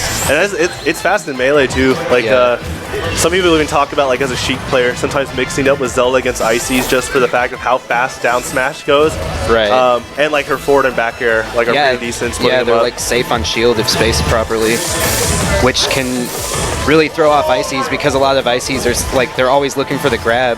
So if you apply safe pressure, you can like do all kinds of crazy frame traps. This is, oh, that was a good risk actually. But he's gonna have to get back on stage. Yeah. Dan has a lot of control and Zelda's at the top. Yeah, again, and see, he finally recognized to just get a safe landing rather than try to go for damage. Oh, that was a cool Pharaoh's Wind mix-up. He's not out yet, but...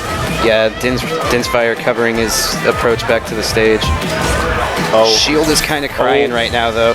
That was good. Yeah, and that floatiness working to his advantage there. Not in hit stun long enough for Dan to get a combo off of that. Ooh, but back air gonna seal the deal. Alright, I will be right back. Okay.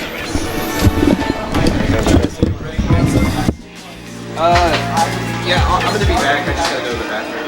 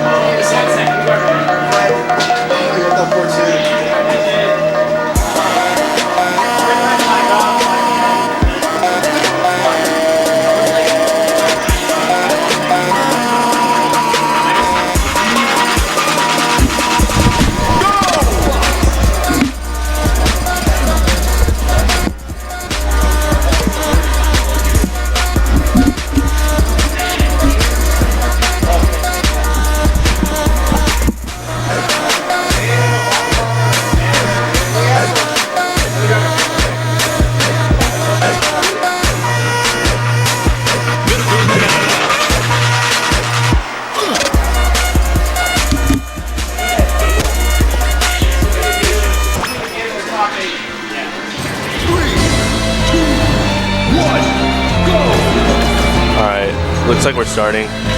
Awall, Diego versus April. Yeah, MGG versus Unspecial. Meta Knight versus Fox. Yeah, I understand both sides. So what Meta Knight's gonna want to do is take advantage of like, so his down tilt's really good. I know like everyone knows that, but like his down tilt's a lot like Roy's, and Roy actually had a really good strength going for him in melee in terms of the down tilt because it just popped Fox up at such a good angle that he could complement off of it really well, just by the properties of the sword and like where it placed the opponent. But I'm not, you know, Meta Knight's not just a one-trick pony in this match with just throwing out a down tilt. It's just a really good tool he's going to use in neutral. It looks like right now MJG definitely is taking the lead, but it's even up right now. So focus right now on how Diego is going to adapt while MJG has invincibility. See, he just gave up center stage, but he came down with Drill Shine. That was really good. It's almost like Diego knew that MJG wants stage control so much that going down with a Drill Shine was a good option in terms of prediction. Because if MJG would have stood at right or left of the stage out of that range and Diego would have still done that, like that could have been an easy punish for MJG. Oh, missed down smash.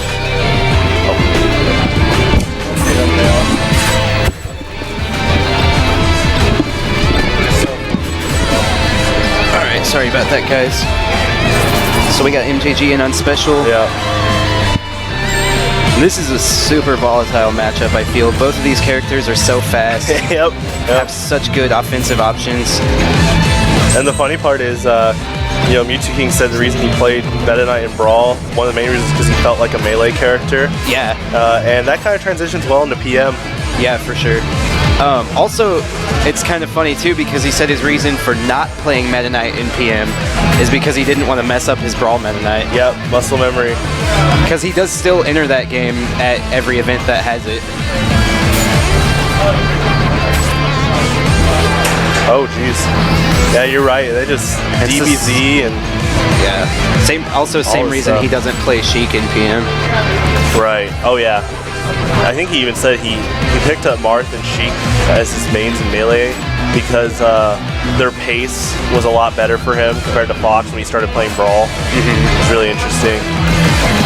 So talking about Diego, we haven't seen him on stream with. I mean, I haven't commentated a match for him on stream yet. Diego's known to be really defensive with his neutral, with Fox or Falco, even his Marth. So like right there, see, he's just gonna attack on percent, attack on percent, attack on percent if he can. Yeah, sure. But the strength that he has is if he's caught in the moment where he's right up in front, he's practiced enough to either get out of the situation or like right there try to create a favorable scenario for himself. Yeah. And that's what you have to do to be a good player. You can't just like, oh, I'm good at being defensive. All right, what's gonna happen when you need to be offensive? Like, yeah, and it's one thing I've noticed about Diego though, playing him and watching him, is like I feel like sometimes he falls a little bit too much into like the like this is my bread and butter in every situation kind of mindset. Okay. Because like when I was playing him earlier, he kept up throwing me as Mario and going for the up air, and I kept just hitting him with neutral air because up throw up air doesn't work on Mario. And I was like, no, you have to like alter your strategy a little bit in this matchup because I know like the majority of the cast that's like Fox's bread and butter combo option, but you kind of have to change it up a little bit against a handful of characters. And it's just like I mean, he probably doesn't see the matchup that often either, so. Yeah, Diamond will open till like midnight. Yeah. So we're just streaming PM today? Are we not streaming Melee? Oh, okay. But yeah, but also, because I was going to go get food there earlier, but he said that cookies were there too. And she was like so stepped, she's going to making all the food. And she's kind of guessing on how to do it. And I was like, oh, if it's going to be a hassle, I'll just eat somewhere else, I guess. I had DoorDash the other night. I never ate that.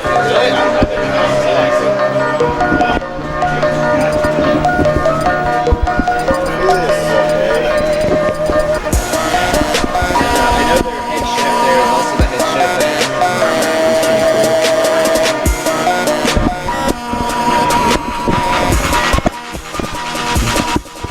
All right. So Ooh, look at. Are they on Yoshi's Island? Oh, Diego dang. won game 1. Yeah. Come on, Yoshi's Island. I think. See again. Oh, Wario Land's so good. Yeah, Wario Land. I mean, it's great for both of these characters. True. That's the thing about these characters. Like, since they're so fast, but also so suffocating and neutral that they're good on big or small stages. Yeah, true. Suffocating is actually a good word. Yeah, that. Huh. I think, and definitely when you're on the opposing side and you don't know what to do against Fox, that's a good like turn to explain like how you felt in neutral. Like it was suffocating. Like sometimes an aggressive Fox, Falco, or Meta Knight, they just will keep the pressure going. Yeah, for sure. But what's interesting, like you pointed out, what if you break their repertoire of pressuring you? Like you said, like let's say with Mario, you just keep coming down neutral air. Had they become so embedded with that muscle memory of the same thing that they don't know how to like change their rush down option? Yeah, where it's like a lot of Foxes you'll see just up throw and not do anything against Mario, and just to see how he reacts to it, or just go for down throw tech chases. Man, it's so interesting to me that like everyone is taking MJG to this stage because it's like pretty widely considered Meta Knight's worst stage, and he never bans it though, so he must just be pretty comfortable playing on FD. Right. Actually, I guess this was his counter pick too. Huh. That's super interesting to me.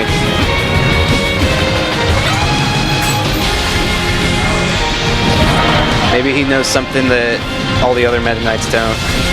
Yeah, I think Diego's really good at using the platforms to camp his lasers. So maybe he's trying to like gather like, what if I take those away? Yeah. We got a shout out. It says, tell announcers we want a shout out. Blue Springs is watching. Hi, Blue Springs. Oh, nice. Wow, that wave back. Pretty awesome. That wave dash back was so sick. Like such good spacing there. Huh? Yeah.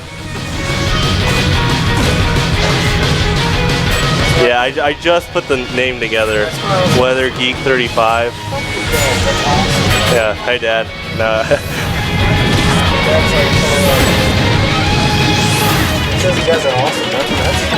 Yeah. Ooh, great capitalization on the miss tech.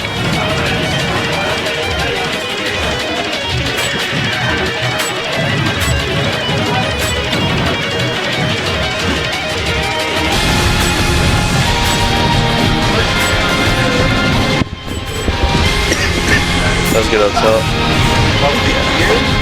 Ooh, nice. Got so much damage off of that exchange. Right. I think in this matchup, tacking on any percent is really important.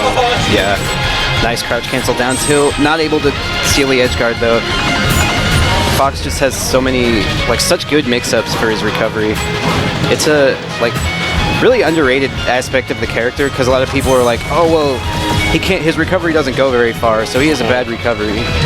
But, you know, and that's a funny thing I hear too. Yeah. Let's look at Melee. Like, okay, I've heard 9 out of 10 times X character recovery is bad. And I was like, okay, well, if every character's recovery is bad, not kind of like, let's say Mewtwo and Pikachu, that's what, like, again, scientifically, if everything's bad, does that mean some of them are just average?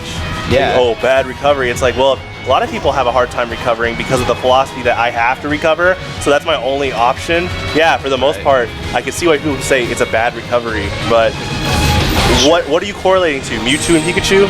Like when you say bad recovery in relation that Mewtwo and Pikachu have really good ones. yeah. So, And, like, I think a better term is to say that a character has a linear recovery. okay, yeah. Like Captain Falcon, this is pretty linear. Yeah. Until he got that brawl buff, that helped a lot with the side B, and they put that NPM. But yeah, no, linear is, that's a good word. Some people say that's like actually one of Link's biggest weaknesses. Not just because of his weight and like he can be juggled, but when he's trying to recover, like he can really be just edge guarded. Because of how heavy, and they know he's probably going to up B. At least he gets a hook shot mix up. But 64, oh yeah, Link had such a hard time. Right.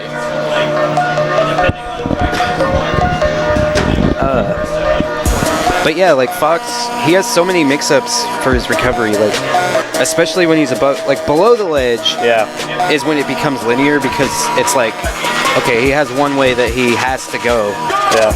But when he's above the ledge, he has side B. He can shorten it. He has like literally like 50 different angles that he can go with his up B, and it's like it really makes a difference. Like just the slightest difference in angle can be enough to throw off someone's edge guard attempt. Yep, I agree. All right, Battlefield. Okay. And Meta Knight likewise has a lot of recovery mix-ups. Yeah, all his special moves can be used to recover. And he has 6 jumps. So is it 6 or did they take one away for PM? I think they may have. Yeah, I think it is 5. I think you're right. Because all the Kirby characters except Kirby got their jump counts deducted. Right. But yeah, so the edge guarding game in this matchup is really interesting because it's so like read based. Oh sure. There's not just like an edge guarding flowchart like there is for a lot of matchups.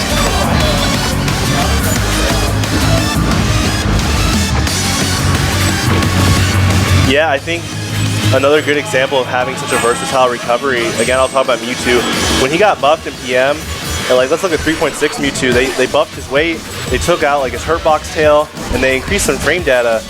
Just that alone would complement so well that he already had a mixed up recovery. So like he didn't have to worry about when he was off stage as much. Now he didn't have to worry as much about his neutral in certain scenarios. Right. Like there's so many aspects to every character. Like I think a lot of people think, oh, if they have a bad neutral, then they're a bad character. Okay, yeah, neutral is rarely important. There's a lot of other things. Like, yeah.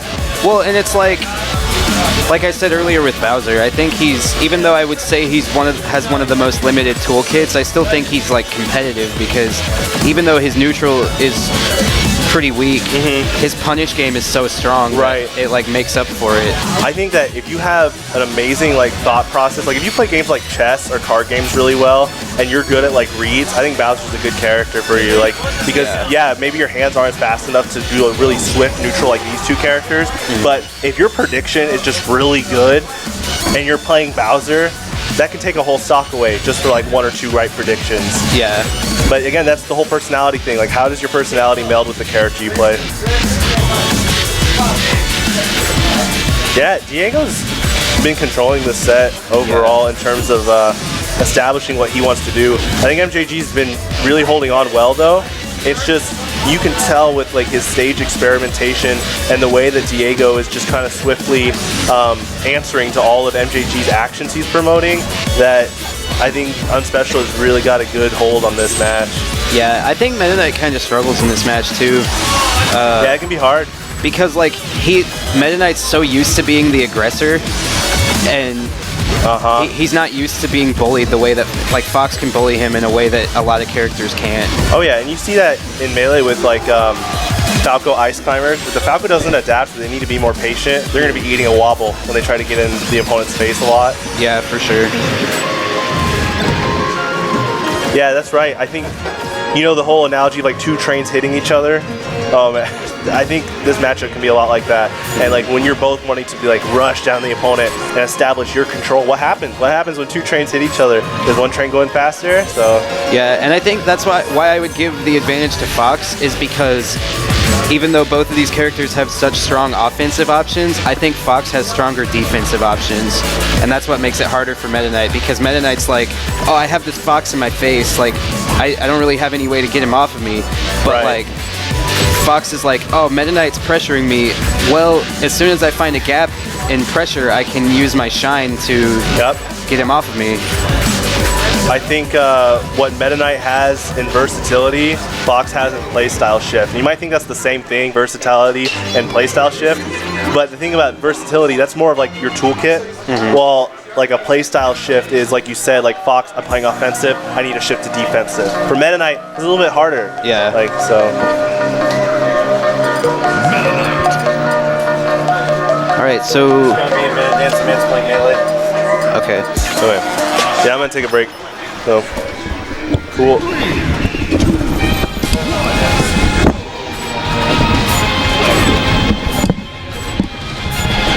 So Dansdaman is in melee right now, and he'll be playing next. So we're going to take a quick break. So, yeah.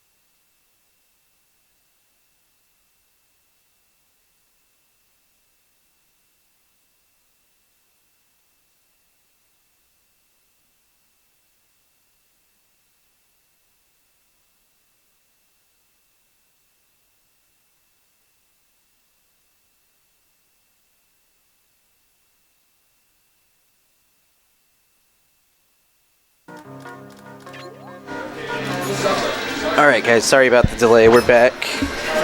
Gonna have MJG versus Dansdaman, PM Losers Finals, 3 out of 5 set. Exciting stuff for you guys.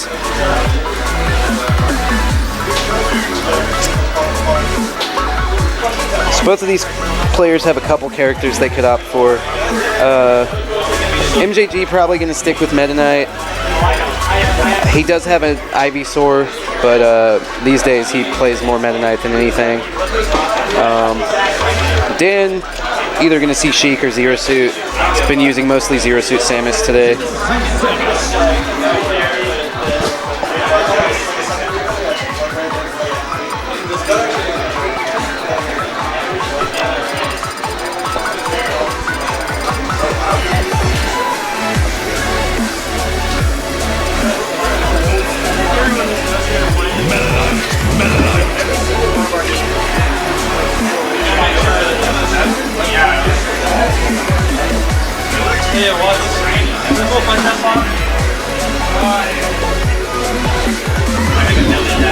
What's up? Oh yeah, go for it. So we got Trey. The practice run themselves at this point. It's like losers scored them both. Oh hey, Trey here, T-Rex. Oh, excuse me. Losers finals, right? Yeah. Hang on, you are pretty loud. Let me turn your mic down a little bit. Which one is the... We're about to get loud. Gonna see which one that is. Yeah. Looks like that one is line 1. Line 1, yeah. So let me turn you down just a smidge. Okay, say something. Hello. Alright, yeah, that's better. People of the chat, are you ready for some PM action? Is Pete still here, or did he go? Yeah, he's still here. Looks like he's watching that Melee set over there. I'll, whenever he comes back, or after this match, I'll give it to him. Because I know he's got the Grigsby genes. Alright, so we're starting on PS2, Zero Suit versus Meta Knight. Yeah. You play some Zero Suit. What did you want to do in this matchup? Well, not get grabbed. Okay.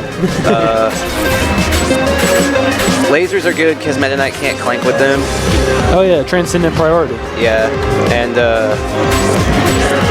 her Nair is really good against like sword characters in general because it's like a big disjoint, and it's basically like a...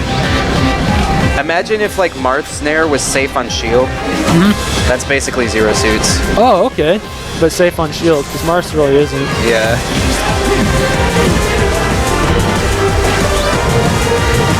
So she's going to want to approach with that. It's going to help her deal with Meta Knight's disjoints.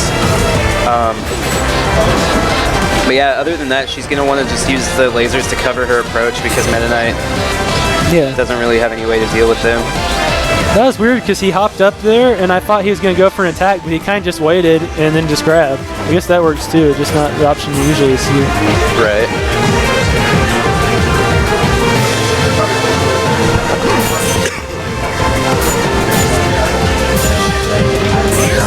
Alright, back throw.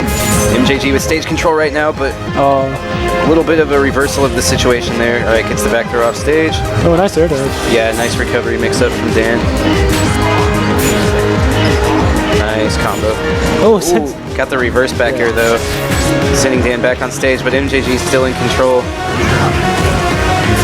Oh, I would have done the same thing there. Yeah, a little bit of an overextension though, so now Dan netting himself stage control, but MJG with almost a full stock lead right now. And if you get behind MJG, he's so patient, it's kind of hard to come back. Yeah, for sure. It's going to be a long game. He definitely won't take any unnecessary risks once he has the lead. Yeah. Oh, I like it. Yeah. MJG still has 4 stocks, well, not 4 fresh ones really, but 4 whole stocks. Yeah, that back air not quite going to seal it. Pokemon Stadium is a pretty big stage. Ooh. But Dan picking up the Ledgehog anyway. MJG is still a full stock up here. Yeah. And he's definitely going to abuse that as much as he can.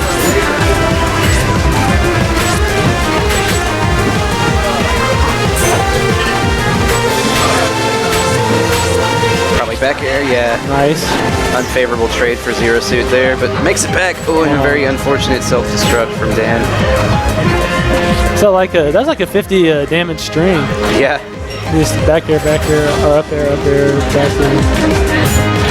Yeah, it's rough when Meta Knight gets you caught with those like reverse up airs because you want to DI away. Yeah. But when you do that with the reverse ones, you just go back into it. That always gets me too how Zero Suit could do her up B like twice. Yeah. She can do it and then like jump and then do it because that's so like just different than what I think it would be. Yeah, she does only get one tether though, so if she doesn't touch the stage before she tries to do it again, it just won't grab the ledge again. Oh, okay. And it's like not even just the ledge, she actually has to like touch the stage. Oh, okay. Because like if she grabs ledge and then like drops down and tries to tether again, it just won't work. Does it work if you save your double jump? Because I swear I saw Dan off stage earlier do like an up B and then jump and then do another up B and grab the ledge. Well, no, like that's because the first up B didn't tether. Yeah, that's what. Oh, well, that's what at least I meant to say. Yeah.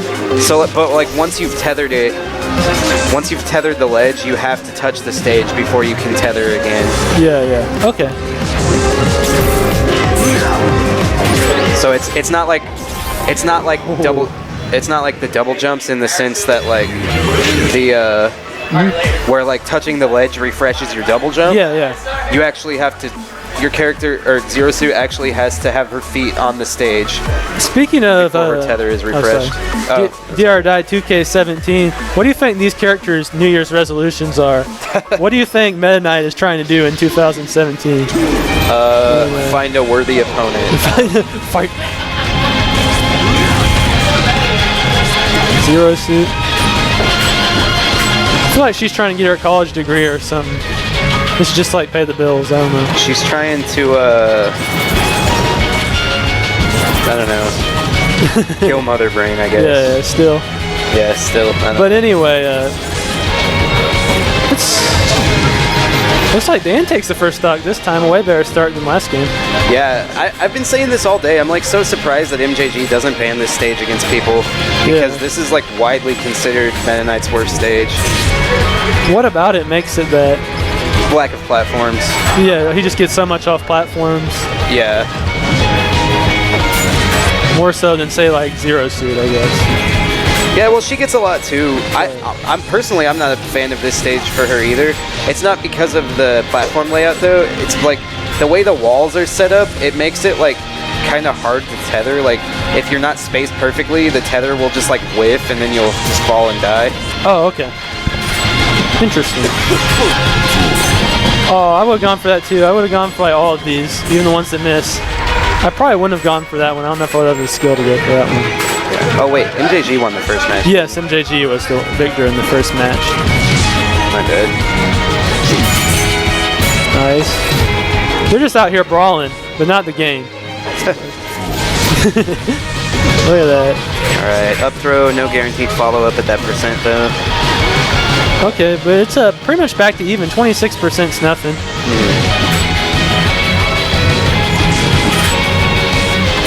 Maybe she skinned her knee or something. That's all that is, 26%. Right. Oh. Nice frame trap. Yeah, good job, Dan. And that's like the mix-up with Zero Suit is that like a lot of her aerials are safe on shield.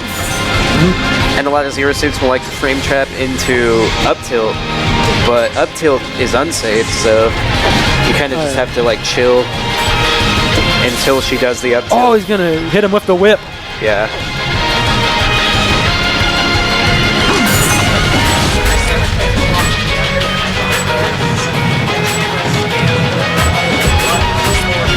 MJG's kind of playing like a Marth now, and Marth and Meta Knight, they can kind of play the same. Like a Roy where he's just kind of that run in, run out tilt. Yeah. That's what I was referring to. It's like, yeah, Meta Knight, the way that I like to describe Meta Knight is he's like Fox, or he's like Marth with Fox's dash dance. Okay, I can dig it. Oh, just runs up in there, big nair, don't care.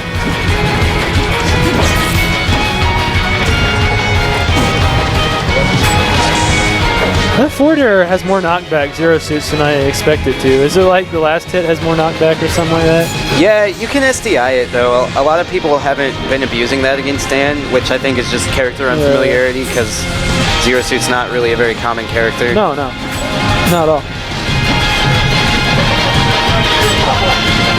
That's why it's like a lot of her forward air follow-ups, it's like a guaranteed combo into the first hit of forward air. Yeah. But like it's not really against people that know the matchup. It's not really the greatest to go for the forward air follow-ups because they'll just SDI out. Oh yeah, he's a little over ambitious with that forward air. I think kind of jumped on there and he got punished. Last stock situation. Yeah. All right, MJG has stage control now, but Dan finding his way back to mid stage. He has the percent advantage right now. Yeah. But Zero Suit is a character that's kind of hard to steal. Oh, gets him. Okay, this should be it. No, he was too early. What happens when you get the low stun like that? What you need to do is you wait, because when they get out of stun, it pops them up. So that's when you can do a forward smash. Is that the lowest stun? Is that? Yeah. The lowest stun.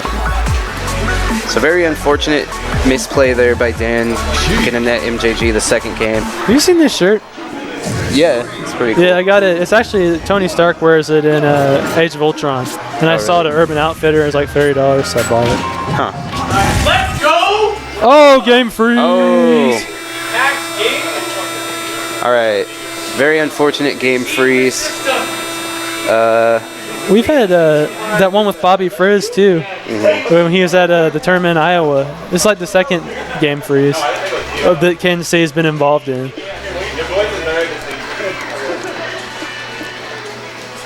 But it's still 2-0 MJG, but maybe the game freeze is what he needs. Yeah. Maybe he's going to come back and like reverse 3-0. They're opting to play Sonic the Hedgehog 2 instead. Yeah. They're just gonna have like a speedrunning tournament. Yeah. Who do you think's a better speedrunner? I don't know. No idea, man. I kind of feel like Dan is. I know Dan plays a lot of games like League and stuff, so I feel like he's dabbled in speedrunning a bit. I don't know for sure, but that's my feel. He's like, oh yeah, I'm a Mega Man speedrunner. Yeah, I used to speedrun Mario 1 and Mega Man X. I knew you did one of the Mega Mans. I did know that. Yeah, Mega Man X, because that is probably my favorite one. No, lowest stun, not lowest shine. Gosh, Robbie. Yeah. Gosh dang heck. Heck. But yeah, Mega Man X rules. That's an awesome game. And I kind of started speedrunning it by accident because I was just like, I was playing it with Josh Bonello actually, and he'd never played it before, and I'm like, oh okay, let's just play Mega Man. Like it's a short game, we could probably finish it in a day. And then we beat it in like under an hour. And you're like, wow, this is my calling. This is No, but it's almost the year anniversary of the lowest shine because that was at a KO. Oh, is that a thing? Yeah. We were commentating for his shine Cineboo, like one of those Armada shines where you drop really low. Oh yeah. Robbie's like the lowest shine. But that was almost a year ago now because that's the week before NakaCon last year at a KO. Huh. So yeah, we're coming up on like the 11-month anniversary of the lowest shine. All right, so back in it. Yep. Oh yeah. Okay. The game just couldn't handle Dan's cheek. Like it had to freeze. It's like this is. I think this is a better matchup for sure. Also, a character that Dan is more practiced with. This is what I expected to see from the beginning, but then I thought, maybe he's just going Zero Suit all day. Because I think this match is pretty even, but I definitely think Meta Knight beats Zero Suit. Yeah. It's only like a slight disadvantage, but it's still like. Ooh. A disadvantage. Nice up smash. MJG fighting his way back down. And can you make it back from this? Yeah, but this still should be. Yeah, bad position. Yeah, should be punished, but not able to get over in time to Ledge Hog. Also, I hope we have a. I know nice they. Punish. Sorry, what? No, I was just saying, I know they put that banner, like, where to watch PM this weekend. So if we have any out-of-town guests, thanks for watching. Oh yeah, for sure. But it's still 4-4 here, game 3. And Dan falls, and oh, here's that trap. Here's how MJG wins. He gets ahead and he stays ahead. Yeah, I think the difference with Sheik though is that she actually has guaranteed kill confirms, like that. And you don't really have that with Zero Suit. Like Zero Suit's great at racking up damage, but she kind of has like that Marth syndrome where like there's you kind of just have to get a hard read into a kill move. Yeah. Man, she'd probably be really good at stamina mode, even though that's not really a thing in tournaments. Right. Ooh, this should be the stock, yeah. Oh, that's an early stock too, 49%. Yeah, caught his jump with the down tilt. And that's kind of the weakness of both Sheik and Zero Suit is they both have pretty linear recoveries. Yep. But I think Dan was getting away with a lot more with Zero Suit because a lot of people are not in our scene are not super practiced at edge guarding tethers. With 75, it can happen. You know, if you want your boy Dan to come back, it can. Oh. Grabs him out of his no. Yeah, grab armor working out in MJG's favor. That's like, man, I love this game, and I don't mind most of the mechanics, but grab armor is one thing where I'm just like, man, that is just dumb. That and crouch canceling.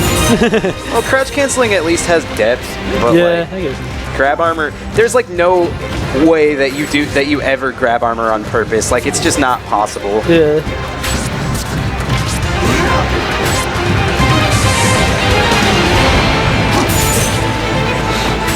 Yeah, it's looking like it's going to be a 3-0 unless Dan can pull it back from the depths. I'm so mad I lost to you because I knew April would beat Dan.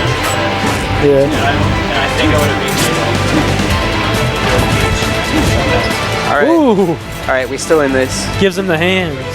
75% deficit, but if Dan can get a confirm, he can make a lot out of it. Okay, big crouch cancel. Ooh, unfortunate trade, but Dan gonna be able to make it back. Oh, and MJG not in a position to punish. Is that why he didn't grab there? Very risky air dodge, and that might have cost him the set. Yeah. It did. 3-0 MJG. I will see if Spiraling. Hey, Pete. Okay, cool. I guess you got me for grand finals. I tried to give you guys Pete, but he is watching the lasagna likened unexpected top 8 melee match.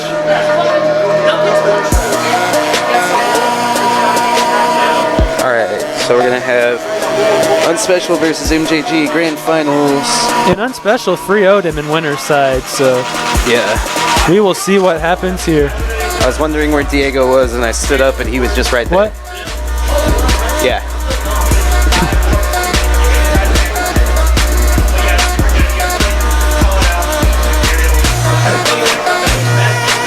I think the highlight of my day was Grigsby joined Casey Smash Bros. Forum. Yeah. Grigsby free. I'm like, yeah, dad of the year right there. Right. I love my dad. He's my dad, and he's done a lot of good stuff for me. But when it comes to like games and stuff like that, he would like never even think to join it. Like that's just not his thing. He doesn't get it. But Pete Grigsby, third. He's extremely supportive of everything his kids does. So good on him.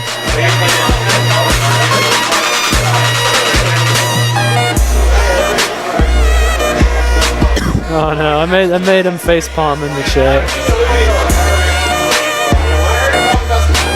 Oh, they may not even do grand finals. I'm getting word that MJG's just like, I don't want to play Diego again. Looks like they're talking about it. Swear to God, if you guys split, I will beat you your asses. And we'll get the money, and then we can split, go out to dinner or something. Get some hot Denny's. So wait, what's going on now, Jake? Hey, Jake. What's going on? Oh, sorry, I didn't mean to yell on the mic.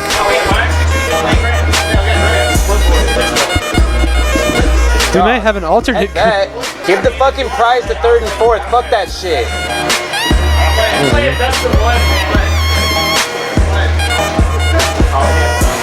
Oh, we dropped the They're gonna hammer. split on my stream. They're giving the prize to third and fourth. Think about the fans. Can I have that first? For a second. He's fourth. Dan, I'm sure Dan would like some money, you know. Yeah, I gotta quit, baby. Just play. Yeah. Did you go play Brawl? Yeah, play beach. Play Brawl. There's a reason why. You get some good salt.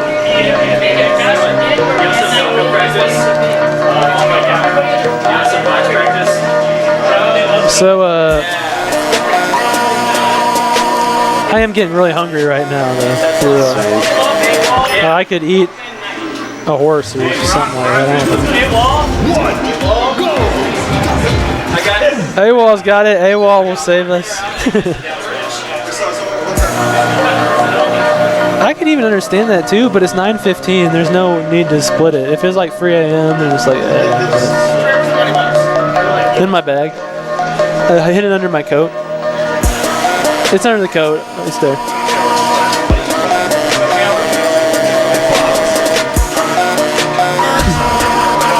Oh, I saw that T-Rex tag. You know he wanted to pick T-Rex for some reason and grab with X.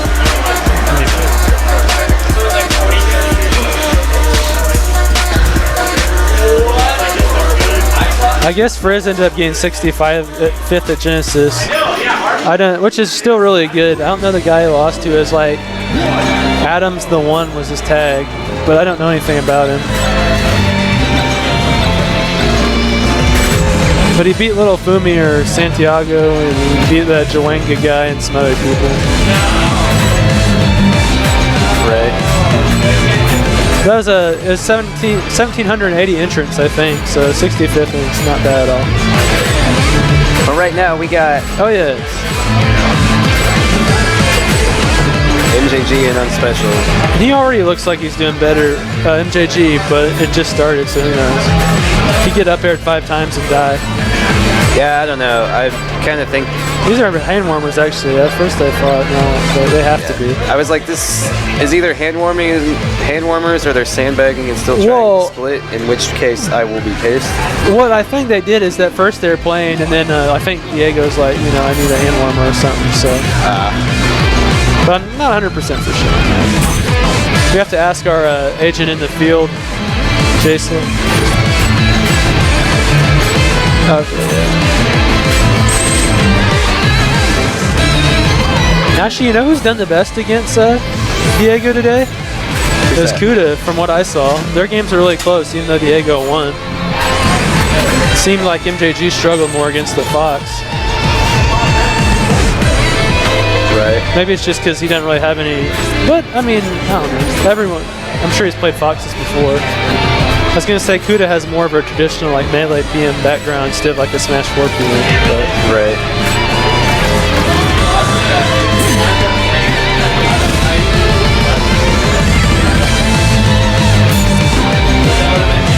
Alright, so MJG up right now.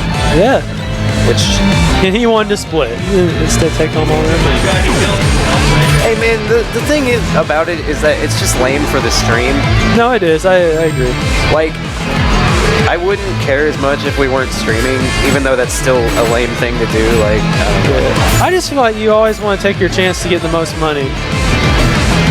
Well, yeah, but also it's like, I don't know, it's not really about But for the stream, you know, as well, then that... I don't know what I'm trying to say. It's late. But anyway, Diego's starting up a nice combo there. Okay.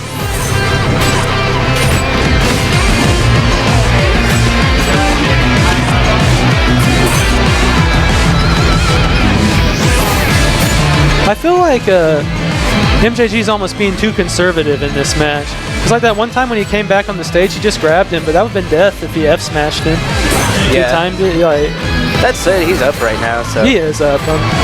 He's doing something right.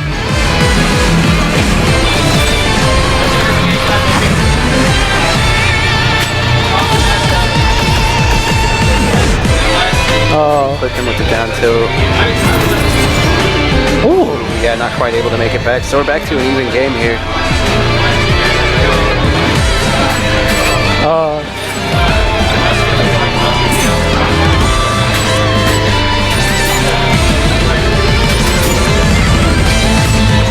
Okay. He should be dead. And Dan is super salty outside the game. But inside the game, we find MJG up at low percent. But that's the thing about Fox. In the last match, like, as you know, Zero Suit had a hard time killing. Fox can turn this around like almost instantly. Yeah.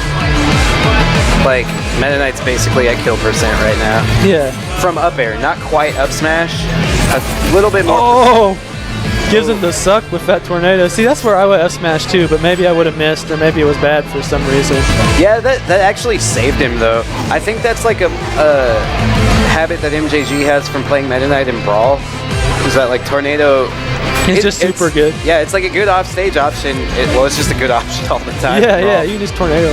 But like, it's pretty much only a recovery tool in this game.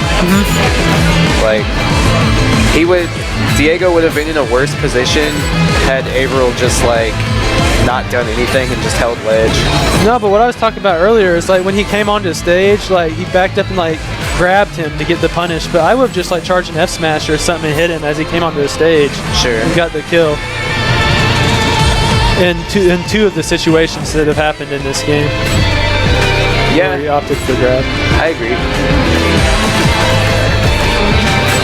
Especially like you don't want to give Fox a second chance if you can avoid it, because like Pete and I were talking about earlier, he just has such a suffocating neutral game. Yeah. But it's like once he's back on the stage, it doesn't take much for him to regain the advantageous position. Alright, this should be the stock, yeah. Yep. So MJG taking the first game. Okay, J-slo's gonna hop in.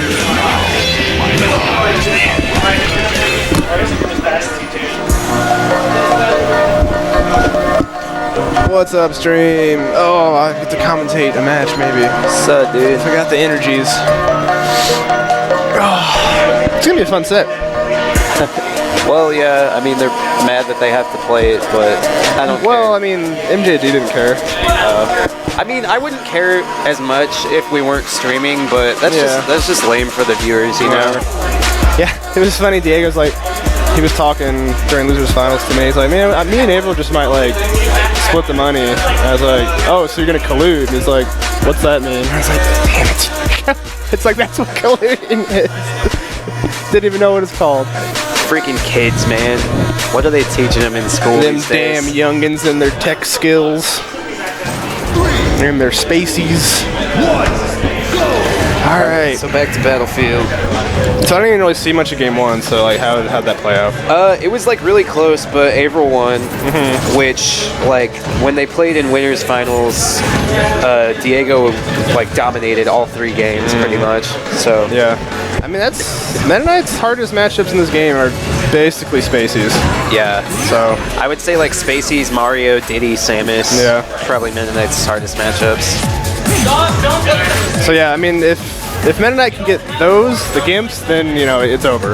Yeah. But neutral and everything's kind of hard for Meta Knight, so you gotta be on point with those edge guards. Yeah, I agree.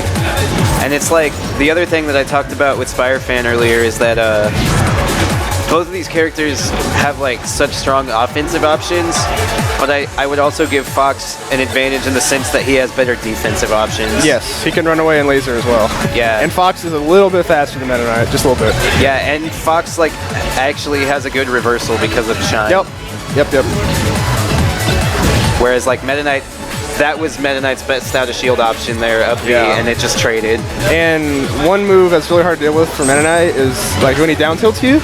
I know Fox at certain ranges can up smash out of shield to punish down tilt on shield. So yeah, and there's up smash out of shield to punish good attack. It's good. Yeah, up smash out of shield is like the flash kick of this game. It's so good. And also, I don't know, Averill, he comes from Brawl, Smash 4 background, so he's not used. I think his weakest part of the player is dealing with pressure. Yeah. And Diego, his pressure's looking on point, so. Yeah, for sure. Because Averill's at his best when he can kind of space and run away a little bit, so. Yeah, and Fox really just doesn't let you do that ever. That being said, Averill's definitely in this, so. Yeah. He's got to win 2 sets, though. It'll be hard, so. Oh, the DI trap. Forward throw F smash. Woo. Got him. All right, back to an even game. Oh, the lasers. The 0.5% lasers. Yeah. I mean, it adds up, even in this game. Yeah, I mean, he was at 30 and now he's up to like 70, and a lot of that was because of lasers. It's a good SDI on that up throw up air.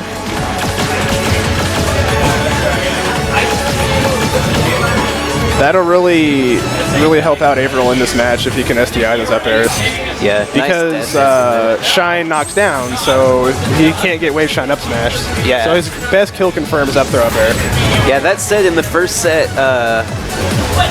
Averill was missing a lot of text on the Shine. Oh yeah, Diego reset. Yeah, Diego was capitalizing. Sometimes he was resetting him. Sometimes he was just outright killing him with up smash. Yeah, and that might be from the background of not melee. So there's another up throw up air.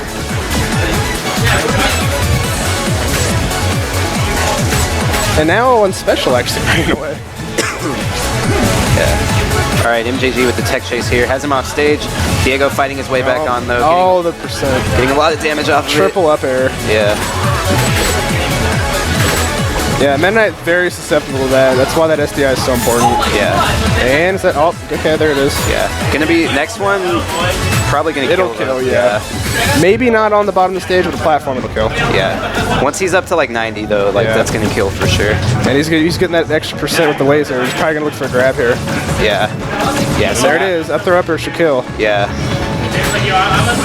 Up smash not quite. Oh, there it is. Now he's gonna be in up smash kill range too. There we go. Yep, and there it is. And it's what he was fishing for, that grab, getting those percent. So 1-1. Yep.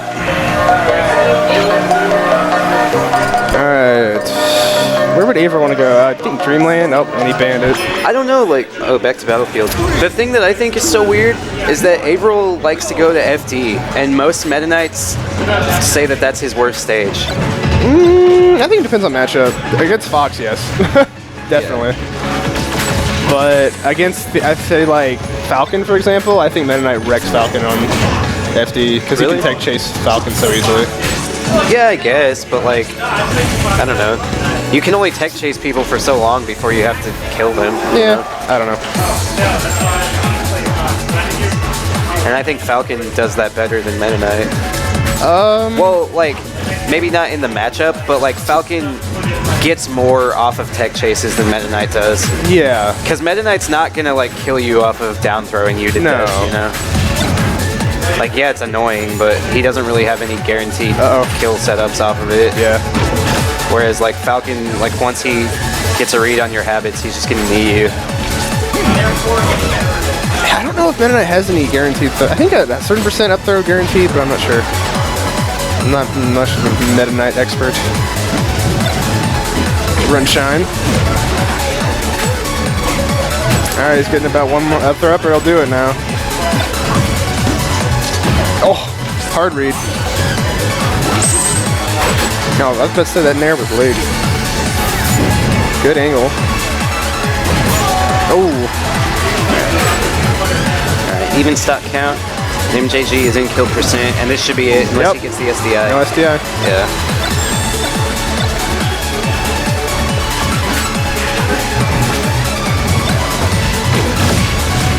Oh, this could be a lot again. Yeah, nice 40. Oh, ooh, no. Unfortunate. No. Still with a slight lead, though. See, at this point, it's kind of hard, because does Diego want to, like, play back and play to Averill's strengths, or does he want to, like, keep pressing? Yeah. So, I don't know. Well, he's getting a lot of grabs, which... Yeah. Oh, the Averill's forward smash. Averill's got to recognize, because he's trying to play defensive, but like Diego's like, well, I'm just gonna grab you if you're gonna shield. Yeah. And April's just gotta stop getting grabbed, dude. Fox's grab punishes are so good on Meta Knight. Yeah, and like Meta Knight has the mobility to stay out of that situation, so it's like one thing that Reflex used to say all the time is that evasion is always superior to defense. Because like if you're not stuck in shield, you can still react. Spot dodge. In there. Is gonna get this edge guard? Not quite. Overextends. Yeah. He's gonna probably die for it. Yep. I mean, at that point, he kind of had to do something crazy. He was down too far to make much of a comeback. So. Yeah. Diego on set point now. MJG got to win 2 sets. Why are they banning so many stages? I don't know. What is happening? Oh, maybe they're like, some people like play where like the bans persist. Oh, yeah, the only thing that persists was the stage you went on. Yeah, see, Abel counterpicks to FD, and I'm like, I don't know, man. I don't agree with it. At least not against... 3, 2, 1, go!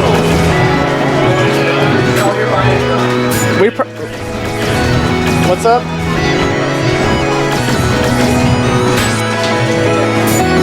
Yeah. We'll probably be here about at least about another hour or so. Thank you. Alright, sorry about that, guys. I talked to the people running the store here. Alright, goes to Smashville, huh? Yeah. This is a pretty neutral stage for the matchup, I think. Yeah. This is just like a good stage. I don't know. This is like my favorite stage. I'm digging this music though. Like everyone else loves PS2. I'm like, nah, Smashville. Oh, I'm about that PS2 life. I'm like, nah, fam, Smashville. Even with Ganon, I'm about that PS2 life for whatever reason. Smashville is the real juice, though. I am digging this jam though. Alright. What's Diego looking for? You looking for up smash or up throw? I don't know, but... Oh, he's looking for up smash. Oh, this should be it, though. Yeah, and April's got to start noticing once he gets that high percent, Diego's just hanging back, shooting lasers, looking for an opportunity. So... Oh, goes for the read. Oh, no. That's like all triple combos, up dude. smash. Like, Meta Knight can't do anything really, about that percent. Oh, no. This is looking bad. Yeah, it's not looking good. Oh, okay, unsafe down air. Punished well, but misspaced the punish on the illusion. Alright, trying to zone him out now. Has him up on the platform. I'll read the spot dodge. Yeah, nice patience there. Oh, alright. Yeah, he's been reading those spot dodges, so. Yeah, signs of life from Averill right now. Yeah. All it takes is one gimp, though, so. Uh-oh, this could be the start. Gets the tech chase.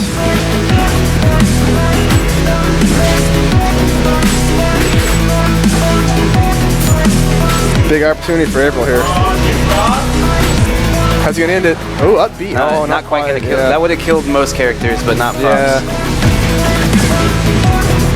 I swear up B had a pretty significant knockback nerf in 3.5, but I'm not sure. Huh, maybe so. Maybe I'm just thinking from Brawl when it killed it like stupid percents. I don't know. Yeah. It did kill really early in Brawl. Yeah. And it was invincible. And it had like no lane lag. It's freaking stupid. It still has like, if you do like the reverse cancel onto the stage, it has like very little landing lag. Alright. Attacking on 3% with those lasers. Uh-oh. This could be a big opportunity. No, not quite. Yeah, Diego goes high though. Yeah.